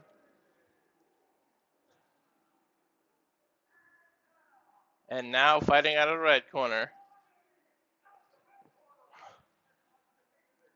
2,200 people, JJ. That's crazy. 17-0, 5'7", 155 from Alicante, Spain.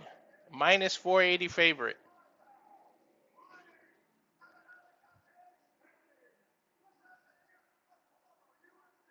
Former UFC Featherweight, so he went from 145 to 155 and is now dominated both divisions. But he did vacate the Featherweight to stay a lightweight.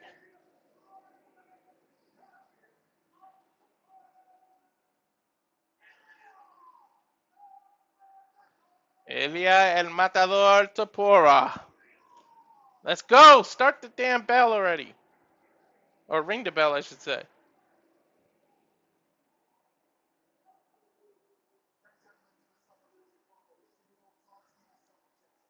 Keep yourself protected. Touch gloves. Yep, they touched it. So if you bet that they touched it, there you go. Cash in those tickets. Ilia focus on that side. He does that weird side stance when he comes out.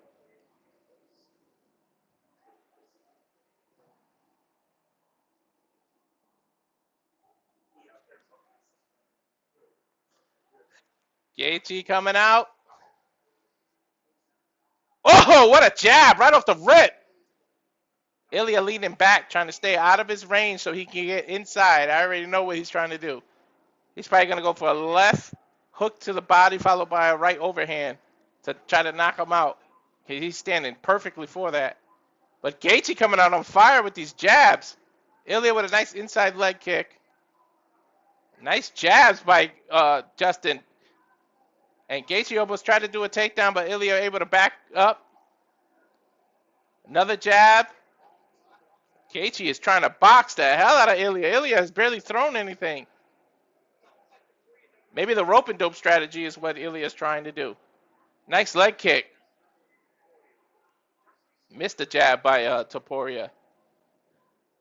Gaethje with a nice overhand right. Topuria catches him with a left right. Gaethje landed a good right hand. Another good right hand. Backs Ilia up. Another good left hand. Jab. And then Topuria with an overhand right. Gaethje with a right cross. Nice uppercut. Yeah, this ain't going to decision. Nice head kick, but partially blocked by Ilia. Ilia backs up, fires a right hand. Gaethje goes for the takedown, but then clinches.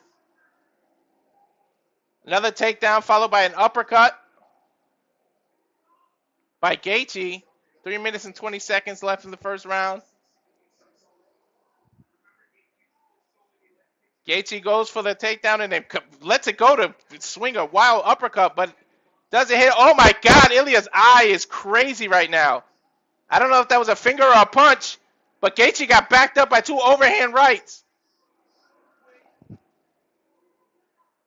Ilia is just so quick, but he might be blinded. The man's eye is bloodied and red as hell. I don't know if it was a finger poke or an actual jab. I can't wait to see the replay if this round ends. Nice leg kick by Ilia.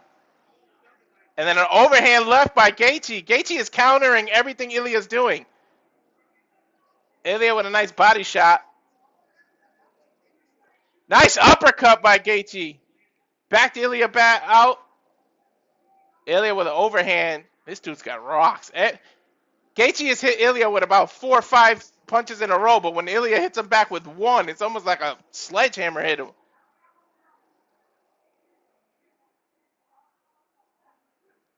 Ilia got caught coming in with the left. Another left by Gaethje. Gaethje is catching Ilia right at the end. Goes down. Topuria is trying to close the distance. Gaethje trying to back him up with these jabs. Keep him at a distance. He does not want the dirty boxing by Ilia. But Ilia is just doing all the octagon pressure and backing Justin off. Gaethje is definitely fighting off the back foot, but then he with an overhand right. Ilia's bleeding out of his nose and his eye. Gaethje with a beautiful uppercut right hand cross combination. Gaethje is definitely winning this round so far. Nice, beautiful overhand. How the hell did Ilia take that? Good head kick by Justin. Ilia overhand right, caught Justin Gaethje in the left, backed him up. You see, Ilia hasn't thrown a lot, but when he catches Gaethje, Gaethje's already wobbly. Ilia's power is ridiculous. Nice uppercut on Gaethje by Ilia. Ilia's catching Gaethje now. 50 seconds left. Oh, he caught Ilia coming in, and then Ilia's just going crazy. We got a brawl now. How is Ilia even taking these punches that Gaethje's hitting him with? This is a crazy battle right now. Again, Ilia gets caught walking in, but then he hits Gaethje at the end of the punch. Nice head kick by Justin. Nice right hand, Ilia. Nice kick. 16 seconds left. Uppercuts. Good body shot by Ilia. 10 seconds left. Nice brawl. Ilia's trying to steal the round at the end, but they are brawling. 2 seconds. 1 second. That's the end of the round. Holy shit. Ilia's battered, though. He kept getting caught. I want to see if what did that to his eye. Was it a finger poke or a jab? They got to show that replay. Ilia at the end tried to steal the round. That was a crazy brawl at the end. Gaethje kind of getting tired. All right, here's the punch. No, uppercut and a hook. It was not an eye poke. It was definitely a punch. And then that jab right in the nose. I don't know how Ilia's taking this. Look at that. Every time he came in, he got caught with a jab at the end of the punch. Gaethje with a beautiful right overhand. How does they not go there? I would have went down by just the wind blowing on me. Imagine these two getting hit like this. Gaethje has blood on his stomach, but that's obviously Ilia's blood. Round 2 has been the magic number. Only one fight ended in the first round. Everything else has ended in the second. Ilia looks beat up. I've never seen his face look like that. Gaethje still look fresh. He's just tired. Round 2, they give hands.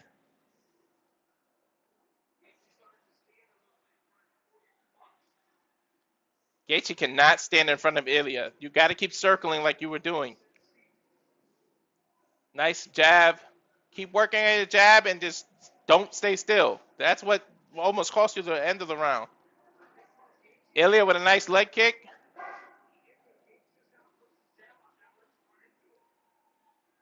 Gaethje faking. Gaethje looks like he's scared to engage right now because he's tired.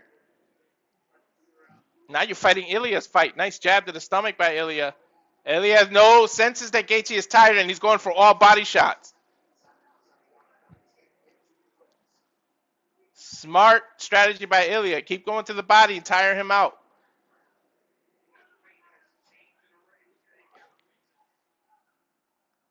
Gaethje answers with a right or a left hook. Ilia came in with some wild punches.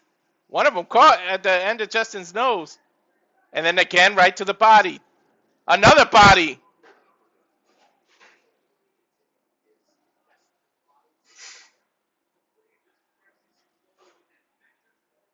Another, oh, nice jab. Ilia rocked Justin. If he knocks him out, it's going to be a body blow. I can see it already because Justin is breathing hard.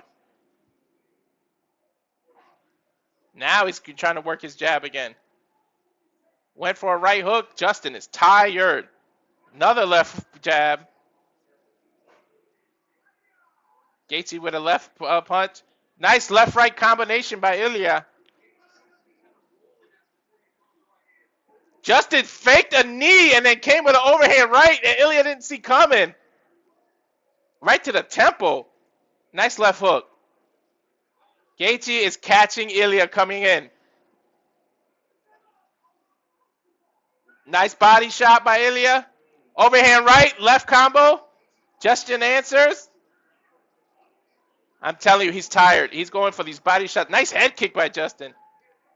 There's the jab. Here's Ilia. It's going to be all body. It might end right here. Another left hook back to the body. Justin with an overhand right. Ilia again to the body. Brawling here, and it's all body shots. Justin with an uppercut.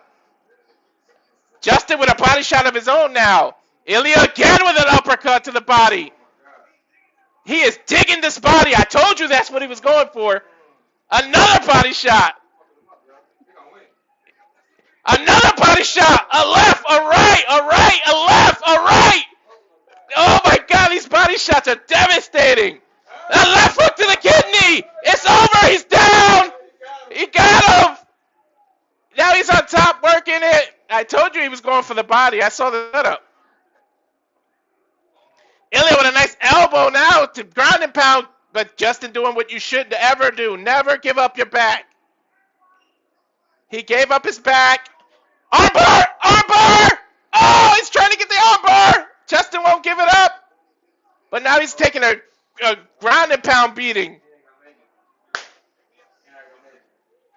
He can go for a Darce choke here. If he moves his leg, he's going to go from a top triangle and then flip to his back. He's going to put his left leg over his shoulder, go to a triangle, rotate him, and then turn it into an armbar. He's trying to flip Justin from the body and turn it from the bottom and turn it to an armbar. Triangle armbar. He almost got it. As soon as I said it, he did it. Can't say I don't know my MMA.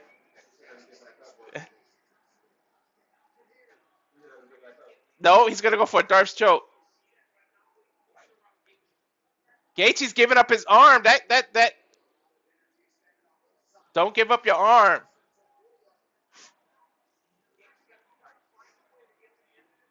Gaethje's using his feet on the cage. He's still in danger. He could do that triangle choke here.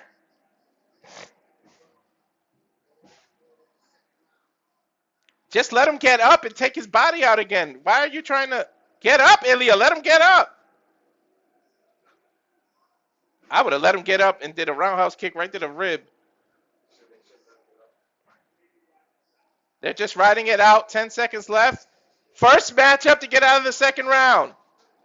Gaethje is kneeing his ribs from the bottom. 4, 3, 2, 1. First round to get up. Out of the second round. I saw it. Justin was breathing super hard, and I knew he was going to go to the body, and that's exactly what he did. He literally hit him with 6 body shots left and right. Liver punch. It was that liver punch that took Justin. If they show the replay, it was that liver shot.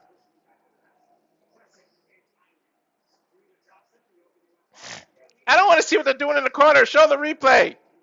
That was here we go. Here we go. It was this liver shot with the left. Watch. Boom! Dug right in the liver. Oh, and then he just kept left, right. Bow! Bow! He was digging those body shots. Oh, that left to the liver. That's what took him out. Gaethje couldn't take that.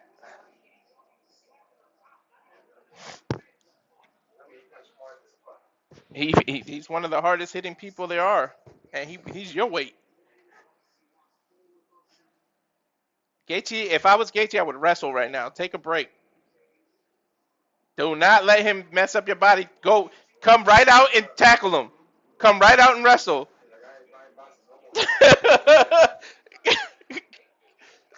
They are dirty boxing right now. Oh, nice knee to the body by Justin. Justin is not letting him box. He is inside. I would fake, change levels, and take him down.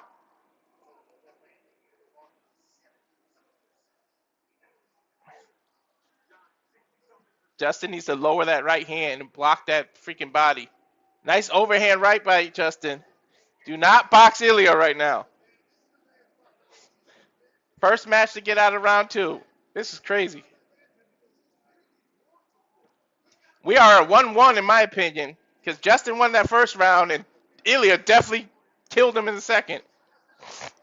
Now Justin is afraid of the body. What I would do if I was Ilia right now is continuously fake to the body and then come over the top. Because he's going to be so afraid that you're going to attack his body, he's going to leave his head open. Both men trying to fill each other out. Justin is boxing.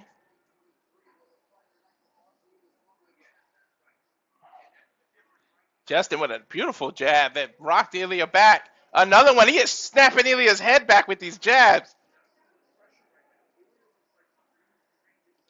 Overhead right by Ilia. Justin with another left.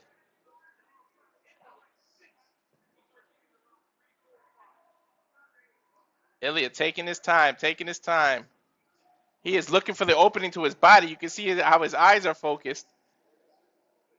Beautiful jab by Justin. Oh! Overhand right by Justin that just rocked Ilia! And then he put him in a north face choke! Oh my god! Ilia might be out! Get it under, you got a north face choke! A north-south choke, I meant. He is bleeding bad with that overhand.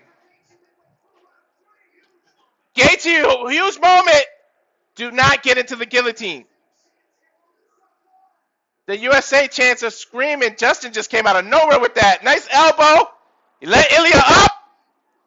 But Ilia is never out. Justin, do not get overzealous.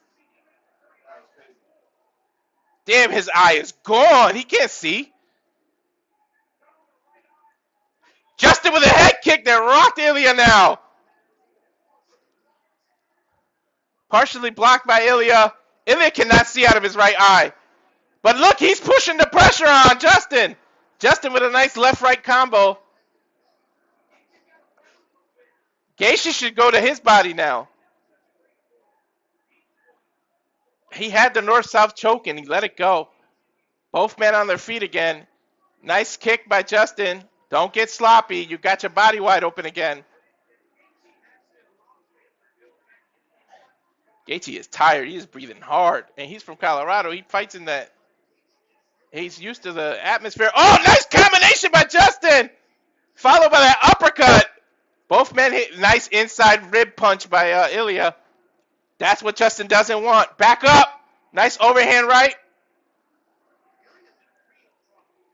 Ilia's hurt right now, but his pride just won't let him go. Nice uppercut by Justin. Caught him walking in. Knee him.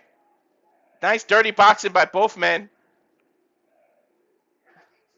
Gaethje, nice knee to the body by Ilia. Oh, nice body shot by Ilia. Just when you think he's just too hurt, he keeps coming back. Nice overhand. Now Ilia has Justin hurt. Oh, overhand by Justin. Ilia is hurt. He is backing up. Left-right combo. He is running. He's literally running and cannot stand on his feet. Justin can knock him out right now. 39 seconds to work with. Fake the takedown and go up. I've never seen Ilia this hurt. Oh, he came in with a running knee. Back to Topuria up. 20 seconds. Topuria hurts Ilia, but then he takes it off. He lets him go. Pour the pressure on. 10 seconds left. That was a massive comeback by Justin. Nice high knees. Oh, head kick to Ilia right at the end. Justin definitely won that round. It is 2 rounds to 1 now. Ilia, I've never seen that hurt before. Holy hell.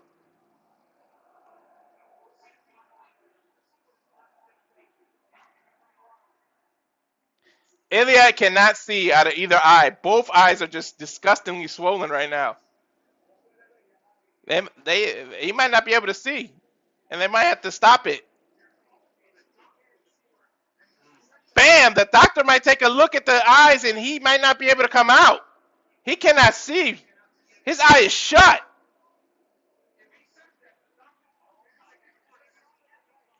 They're going to stop it, I think. They might stop it. I don't think he can see. Doctor is looking. Doctor is looking.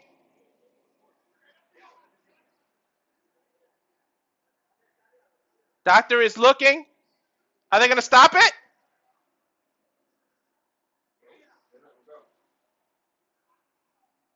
He can't see. This is dangerous. Don't let him out this corner. I don't want to see a stoppage like this, but he cannot see. The ref took the water and said, get the hell out to everybody.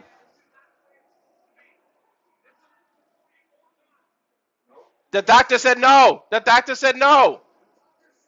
The doctor's saying no. They're going to stop it.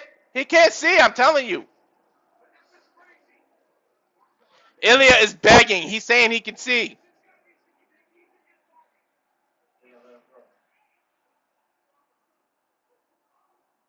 The doctor doing the eye test one more time.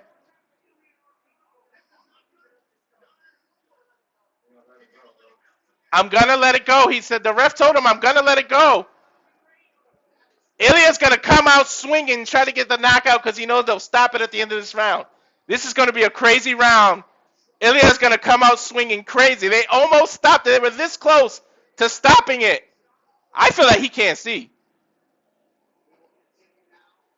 They continue. They let him out. And Justin's right on top of that eye. Uppercut, uppercut. That was about 10 uppercuts. Gaethje might be able to do it. Nice leg kick. I don't want to see it stop like that, but for a fighter's safety, I don't think he can see. Gaethje has 88 head strikes. Oh, overhand right, but Ilia answers. Ilia's going to go for the knockout right now. He does not want it to go back to that corner. Justin with an overhand right. Oh, Justin takes him down. And then he's got the guillotine choke. And then he knees him on top of the head. Gaethje's wrestling now. This is what he should have did in the last round. Oh, he poked his head out. Ilia got up. Ilia got off. Now he reverses it. Dig to the body. Oh, Gaethje came out with the left and right. Ilia went right back to that body, though. Ilia with a leg kick now. Ilia is always dangerous no matter what. But that jab, he is walking right into that jab. And that's what shut his eye down in the first place. Nice left right by Justin. Ilia looks like he's been in a war. Justin still looks fresh. I have never seen Ilia's face look like this. Justin Gaethje, do not let him recover. Go, go. Ilia went for the body again. Justin with an uppercut to stop it. Gaethje making a mistake. He's got his hand super low, trying to load his glove. Grabs his own glove to kind of move it. He's trying to load up. And another right hand by Justin. Stop trying to look for the one-punch knockout. That is going to be your mistake. Tries to go for a leg sweep. Every time Ilia ducks to go for the body, Justin ducks with him and delivers an uppercut. He is afraid of getting hit in the body right now.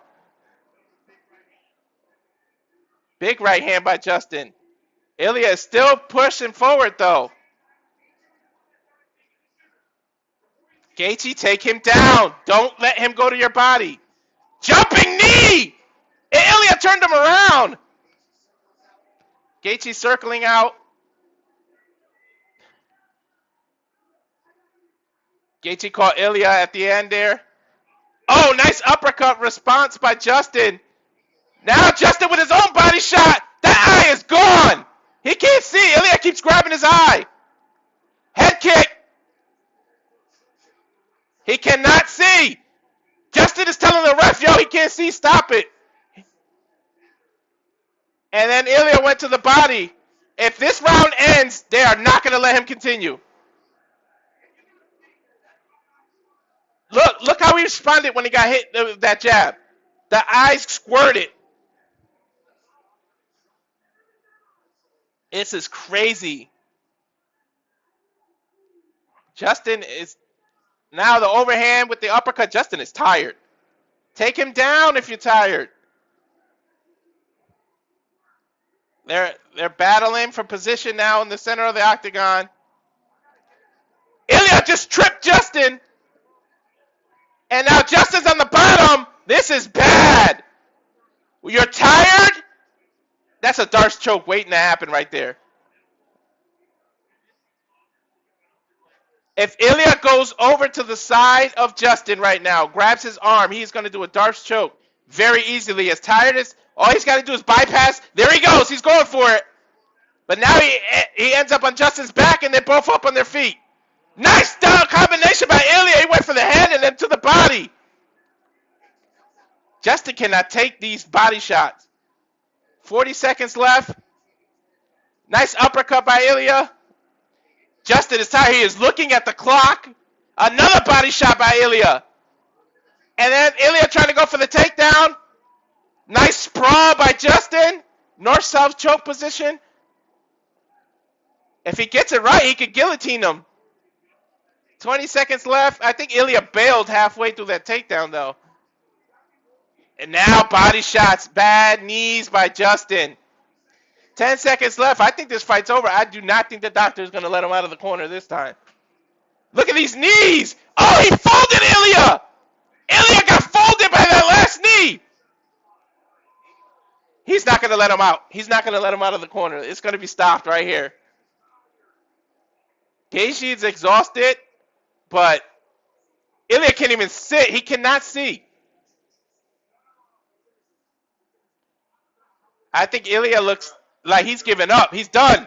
It's over. It's over. They stopped it. I knew they wasn't going to let him come back out. Yes, Justin Gaethje is the undisputed champion. And he's going to do the backflip. And he did another flip. Justin is the oldest person to become undisputed UFC lightweight champion in history. Finally, the title that eluded him. He kept being interim. Always a bridesmaid, never the bride. Finally, Justin has done it. On the UFC white card, in front of the president, on the White House. How much more American is that going to get? Justin Gaethje just became champ. He shut him down. But man, if he wasn't exhausted. Gaethje finally did it. Justin Gaethje is the champ. Shaking Trump's hand, President Trump.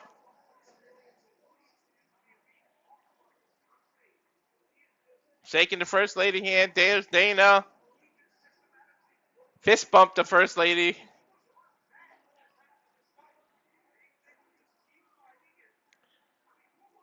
I knew he wasn't going to let him out of that corner. That eye was gone.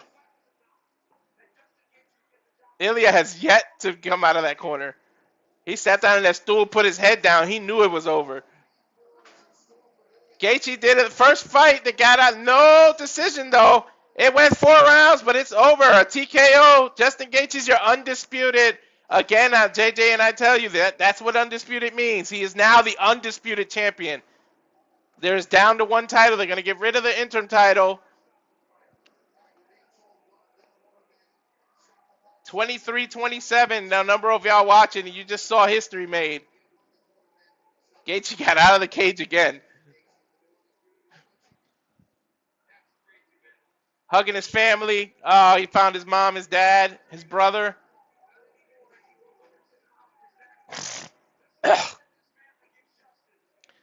Finally, Gaethje did what he didn't think he could be able to do. So many people doubted him. He never had doubt in himself.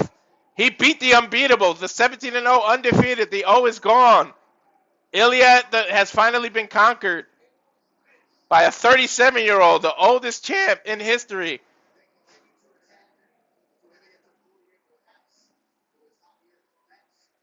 Justin showing good sportsmanship, going to Ilia's corner.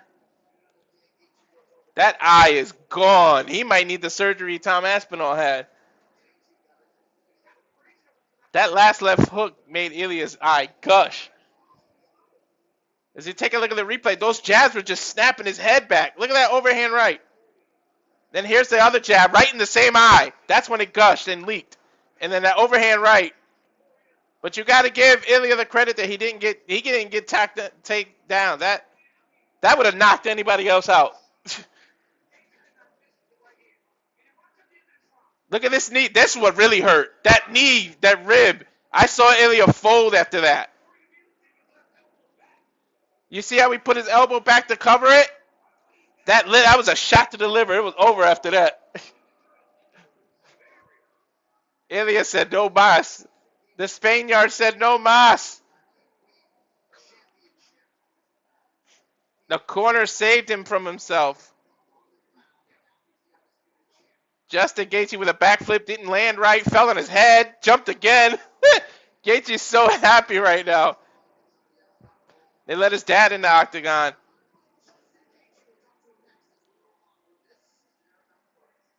Going to commercial now before the interview.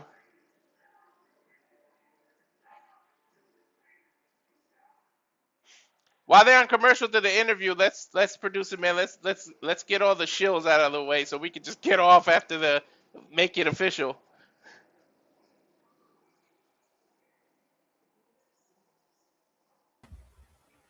Fair enough. Yeah. Wow, 2,400 people. That's crazy.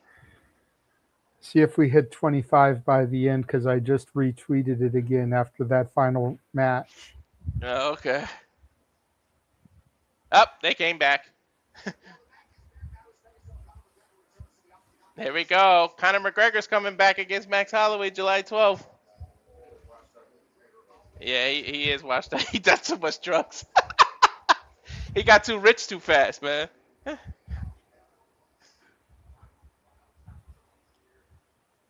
He used to be the boogeyman. Now nobody's afraid of him. End of the 4th round. TKO. Due to a corner stoppage. And new undisputed lightweight champion, Justin Gaethje. That is a crazy looking title.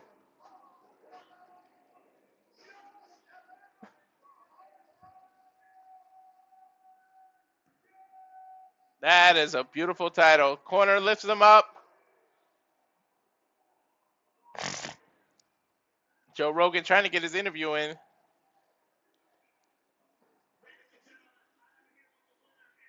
I'm here with the winner and new champ. You couldn't write a better story than this. On the White House lawn. You've been waiting for this moment your entire career. It's such a spectacular fashion. A fight where you were 6-1 underdog. How good does this be? I love America 250 years. And look at us thrive us now. All the courage, future and former military services. Thank you guys for everything you do. police officers, firefighters, EMTs. You don't know how grateful I am. I will make money and support you guys as long as I'm champion. All glory to God. I pray so much for this. To do something legendary. That was absolutely legendary. Wow. One of the biggest upsets in the history of the UFC. You are one of the legendary fighters that this sport has ever seen. It was moments in the fight where you were badly hurt, bruised, and did your damage. He said, I knew I was going to have to get through the first round. My durability, my tenacity will carry me through the first couple of rounds,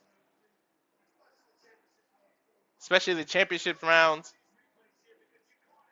He said, take a look at the replay because you caught him with some crazy hammers. This was a big one at the end of the round, that knee to the body. Came back to the corner, tried to get him to continue, but he couldn't. Justin just admitted he hurt my liver so bad. But I got hard-ass thick bones. This sport was made for me. Most consistent and exciting guy. I watched UFC from day one. It's unmatched. You always have been described as the most violent man in the most violent sport. He said you got the UFC 250 belt and now the undisputed title. The one you've been chasing your entire career.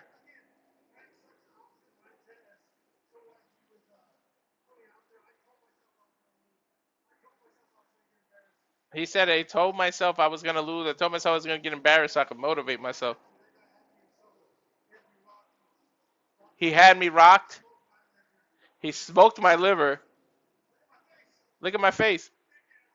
I got thick-ass tin, I tell you that much. It needs to be studied.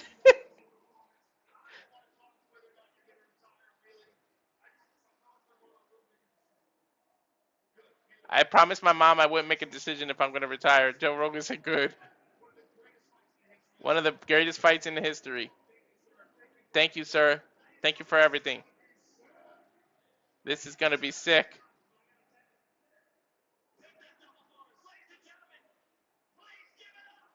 Please give it up for your undisputed lightweight champion, Justin Gaethje. And that's going to do it. That's it for UFC White House 250, Freedom 250. An historic event. What a weekend if you're a sports fan. Damn. The Knicks win the title. Now this. We are 3 away from 2,500. This is crazy. Right. What a weekend. And you pretty much did this all yourself. Like, Nick was here for a little bit. That boy was here for a little bit. But this was pretty much your shindig. Uh-huh. And almost 2,500. All I did was push buttons and tweet. Yeah. That's what it takes. And Hard now, work pays off. Speaking of pushing buttons, if y'all watch it on Twitter, would just click that button to go to YouTube and hit the subscribe button. And then one more button with the bell notification so you can get everything that's coming up. All the interviews, all the wrestling events, the UFC, the sports, everything. 100%. If each one of you just hit subscribe, literally it'll jump up by more than 2,000. Make history. This whole weekend has been history. Make history by subscribing and make it the fastest jump. Seriously, even if only half of y'all did it. It's like he only needs 69 subscribers to get to the 300 to do the Hot Ones challenge. Like, can you imagine what your wife would say if you got 1,000 subscribers? I know. It'll be crazy. But yep, this weekend's over. UFC's over. Trump talking to Gaethje now. Knicks Turning won up the NBA Finals. The Panthers. Carolina Hurricanes Yeah. won the Stanley Cup. There were UFC fights on the White House lawn. Gaethje made history as the oldest lightweight champion. And we were here for it all. That's crazy, right? What a weekend. $24.98. Just hit the subscribe on the YouTube. But we are all here for the Renegade JJ Williams. And tune in tomorrow. What time is that interview? 8 Eastern, 5 Pacific. We'll be talking to former NXT star Big Body Javier Bernal, now going by Core Kid Javi. So make sure you guys tune in tomorrow for that interview. Again, 8 Eastern, 5 Pacific. We do have 2 more interviews lined up. Make sure you go to Spotify. He said it a couple times. Look up Saturday Shenanigans on Spotify. You'll find all of our past interviews, including some not pictured there. I mean, the graphic is already pretty freaking crowded. I couldn't get everybody on there. You'll see Javier Bernal in there. Obviously, it's not up there yet, but it should be up there. If not late tomorrow, then first thing Tuesday. Kaya still owes us, or Miss Lopez still owes us dinner. Right. And then in addition, while you guys are subscribing to Rage of Wrestling, make sure you subscribe to Rangers of Wrestling. Make sure you subscribe to Batty for Wrestling. Make sure you follow PC Powerbomb. That's Pop Culture Powerbomb. A lot of you already are, but if you're not already, make sure you're following the Simply Reliable Studios at SR Studios 2024. And that will wrap things up for us here tonight. So good night, everyone. Thanks for joining us. The almost 2,500 of you. Right? Crazy. Have a good night, everyone. Good night. Cut the feed.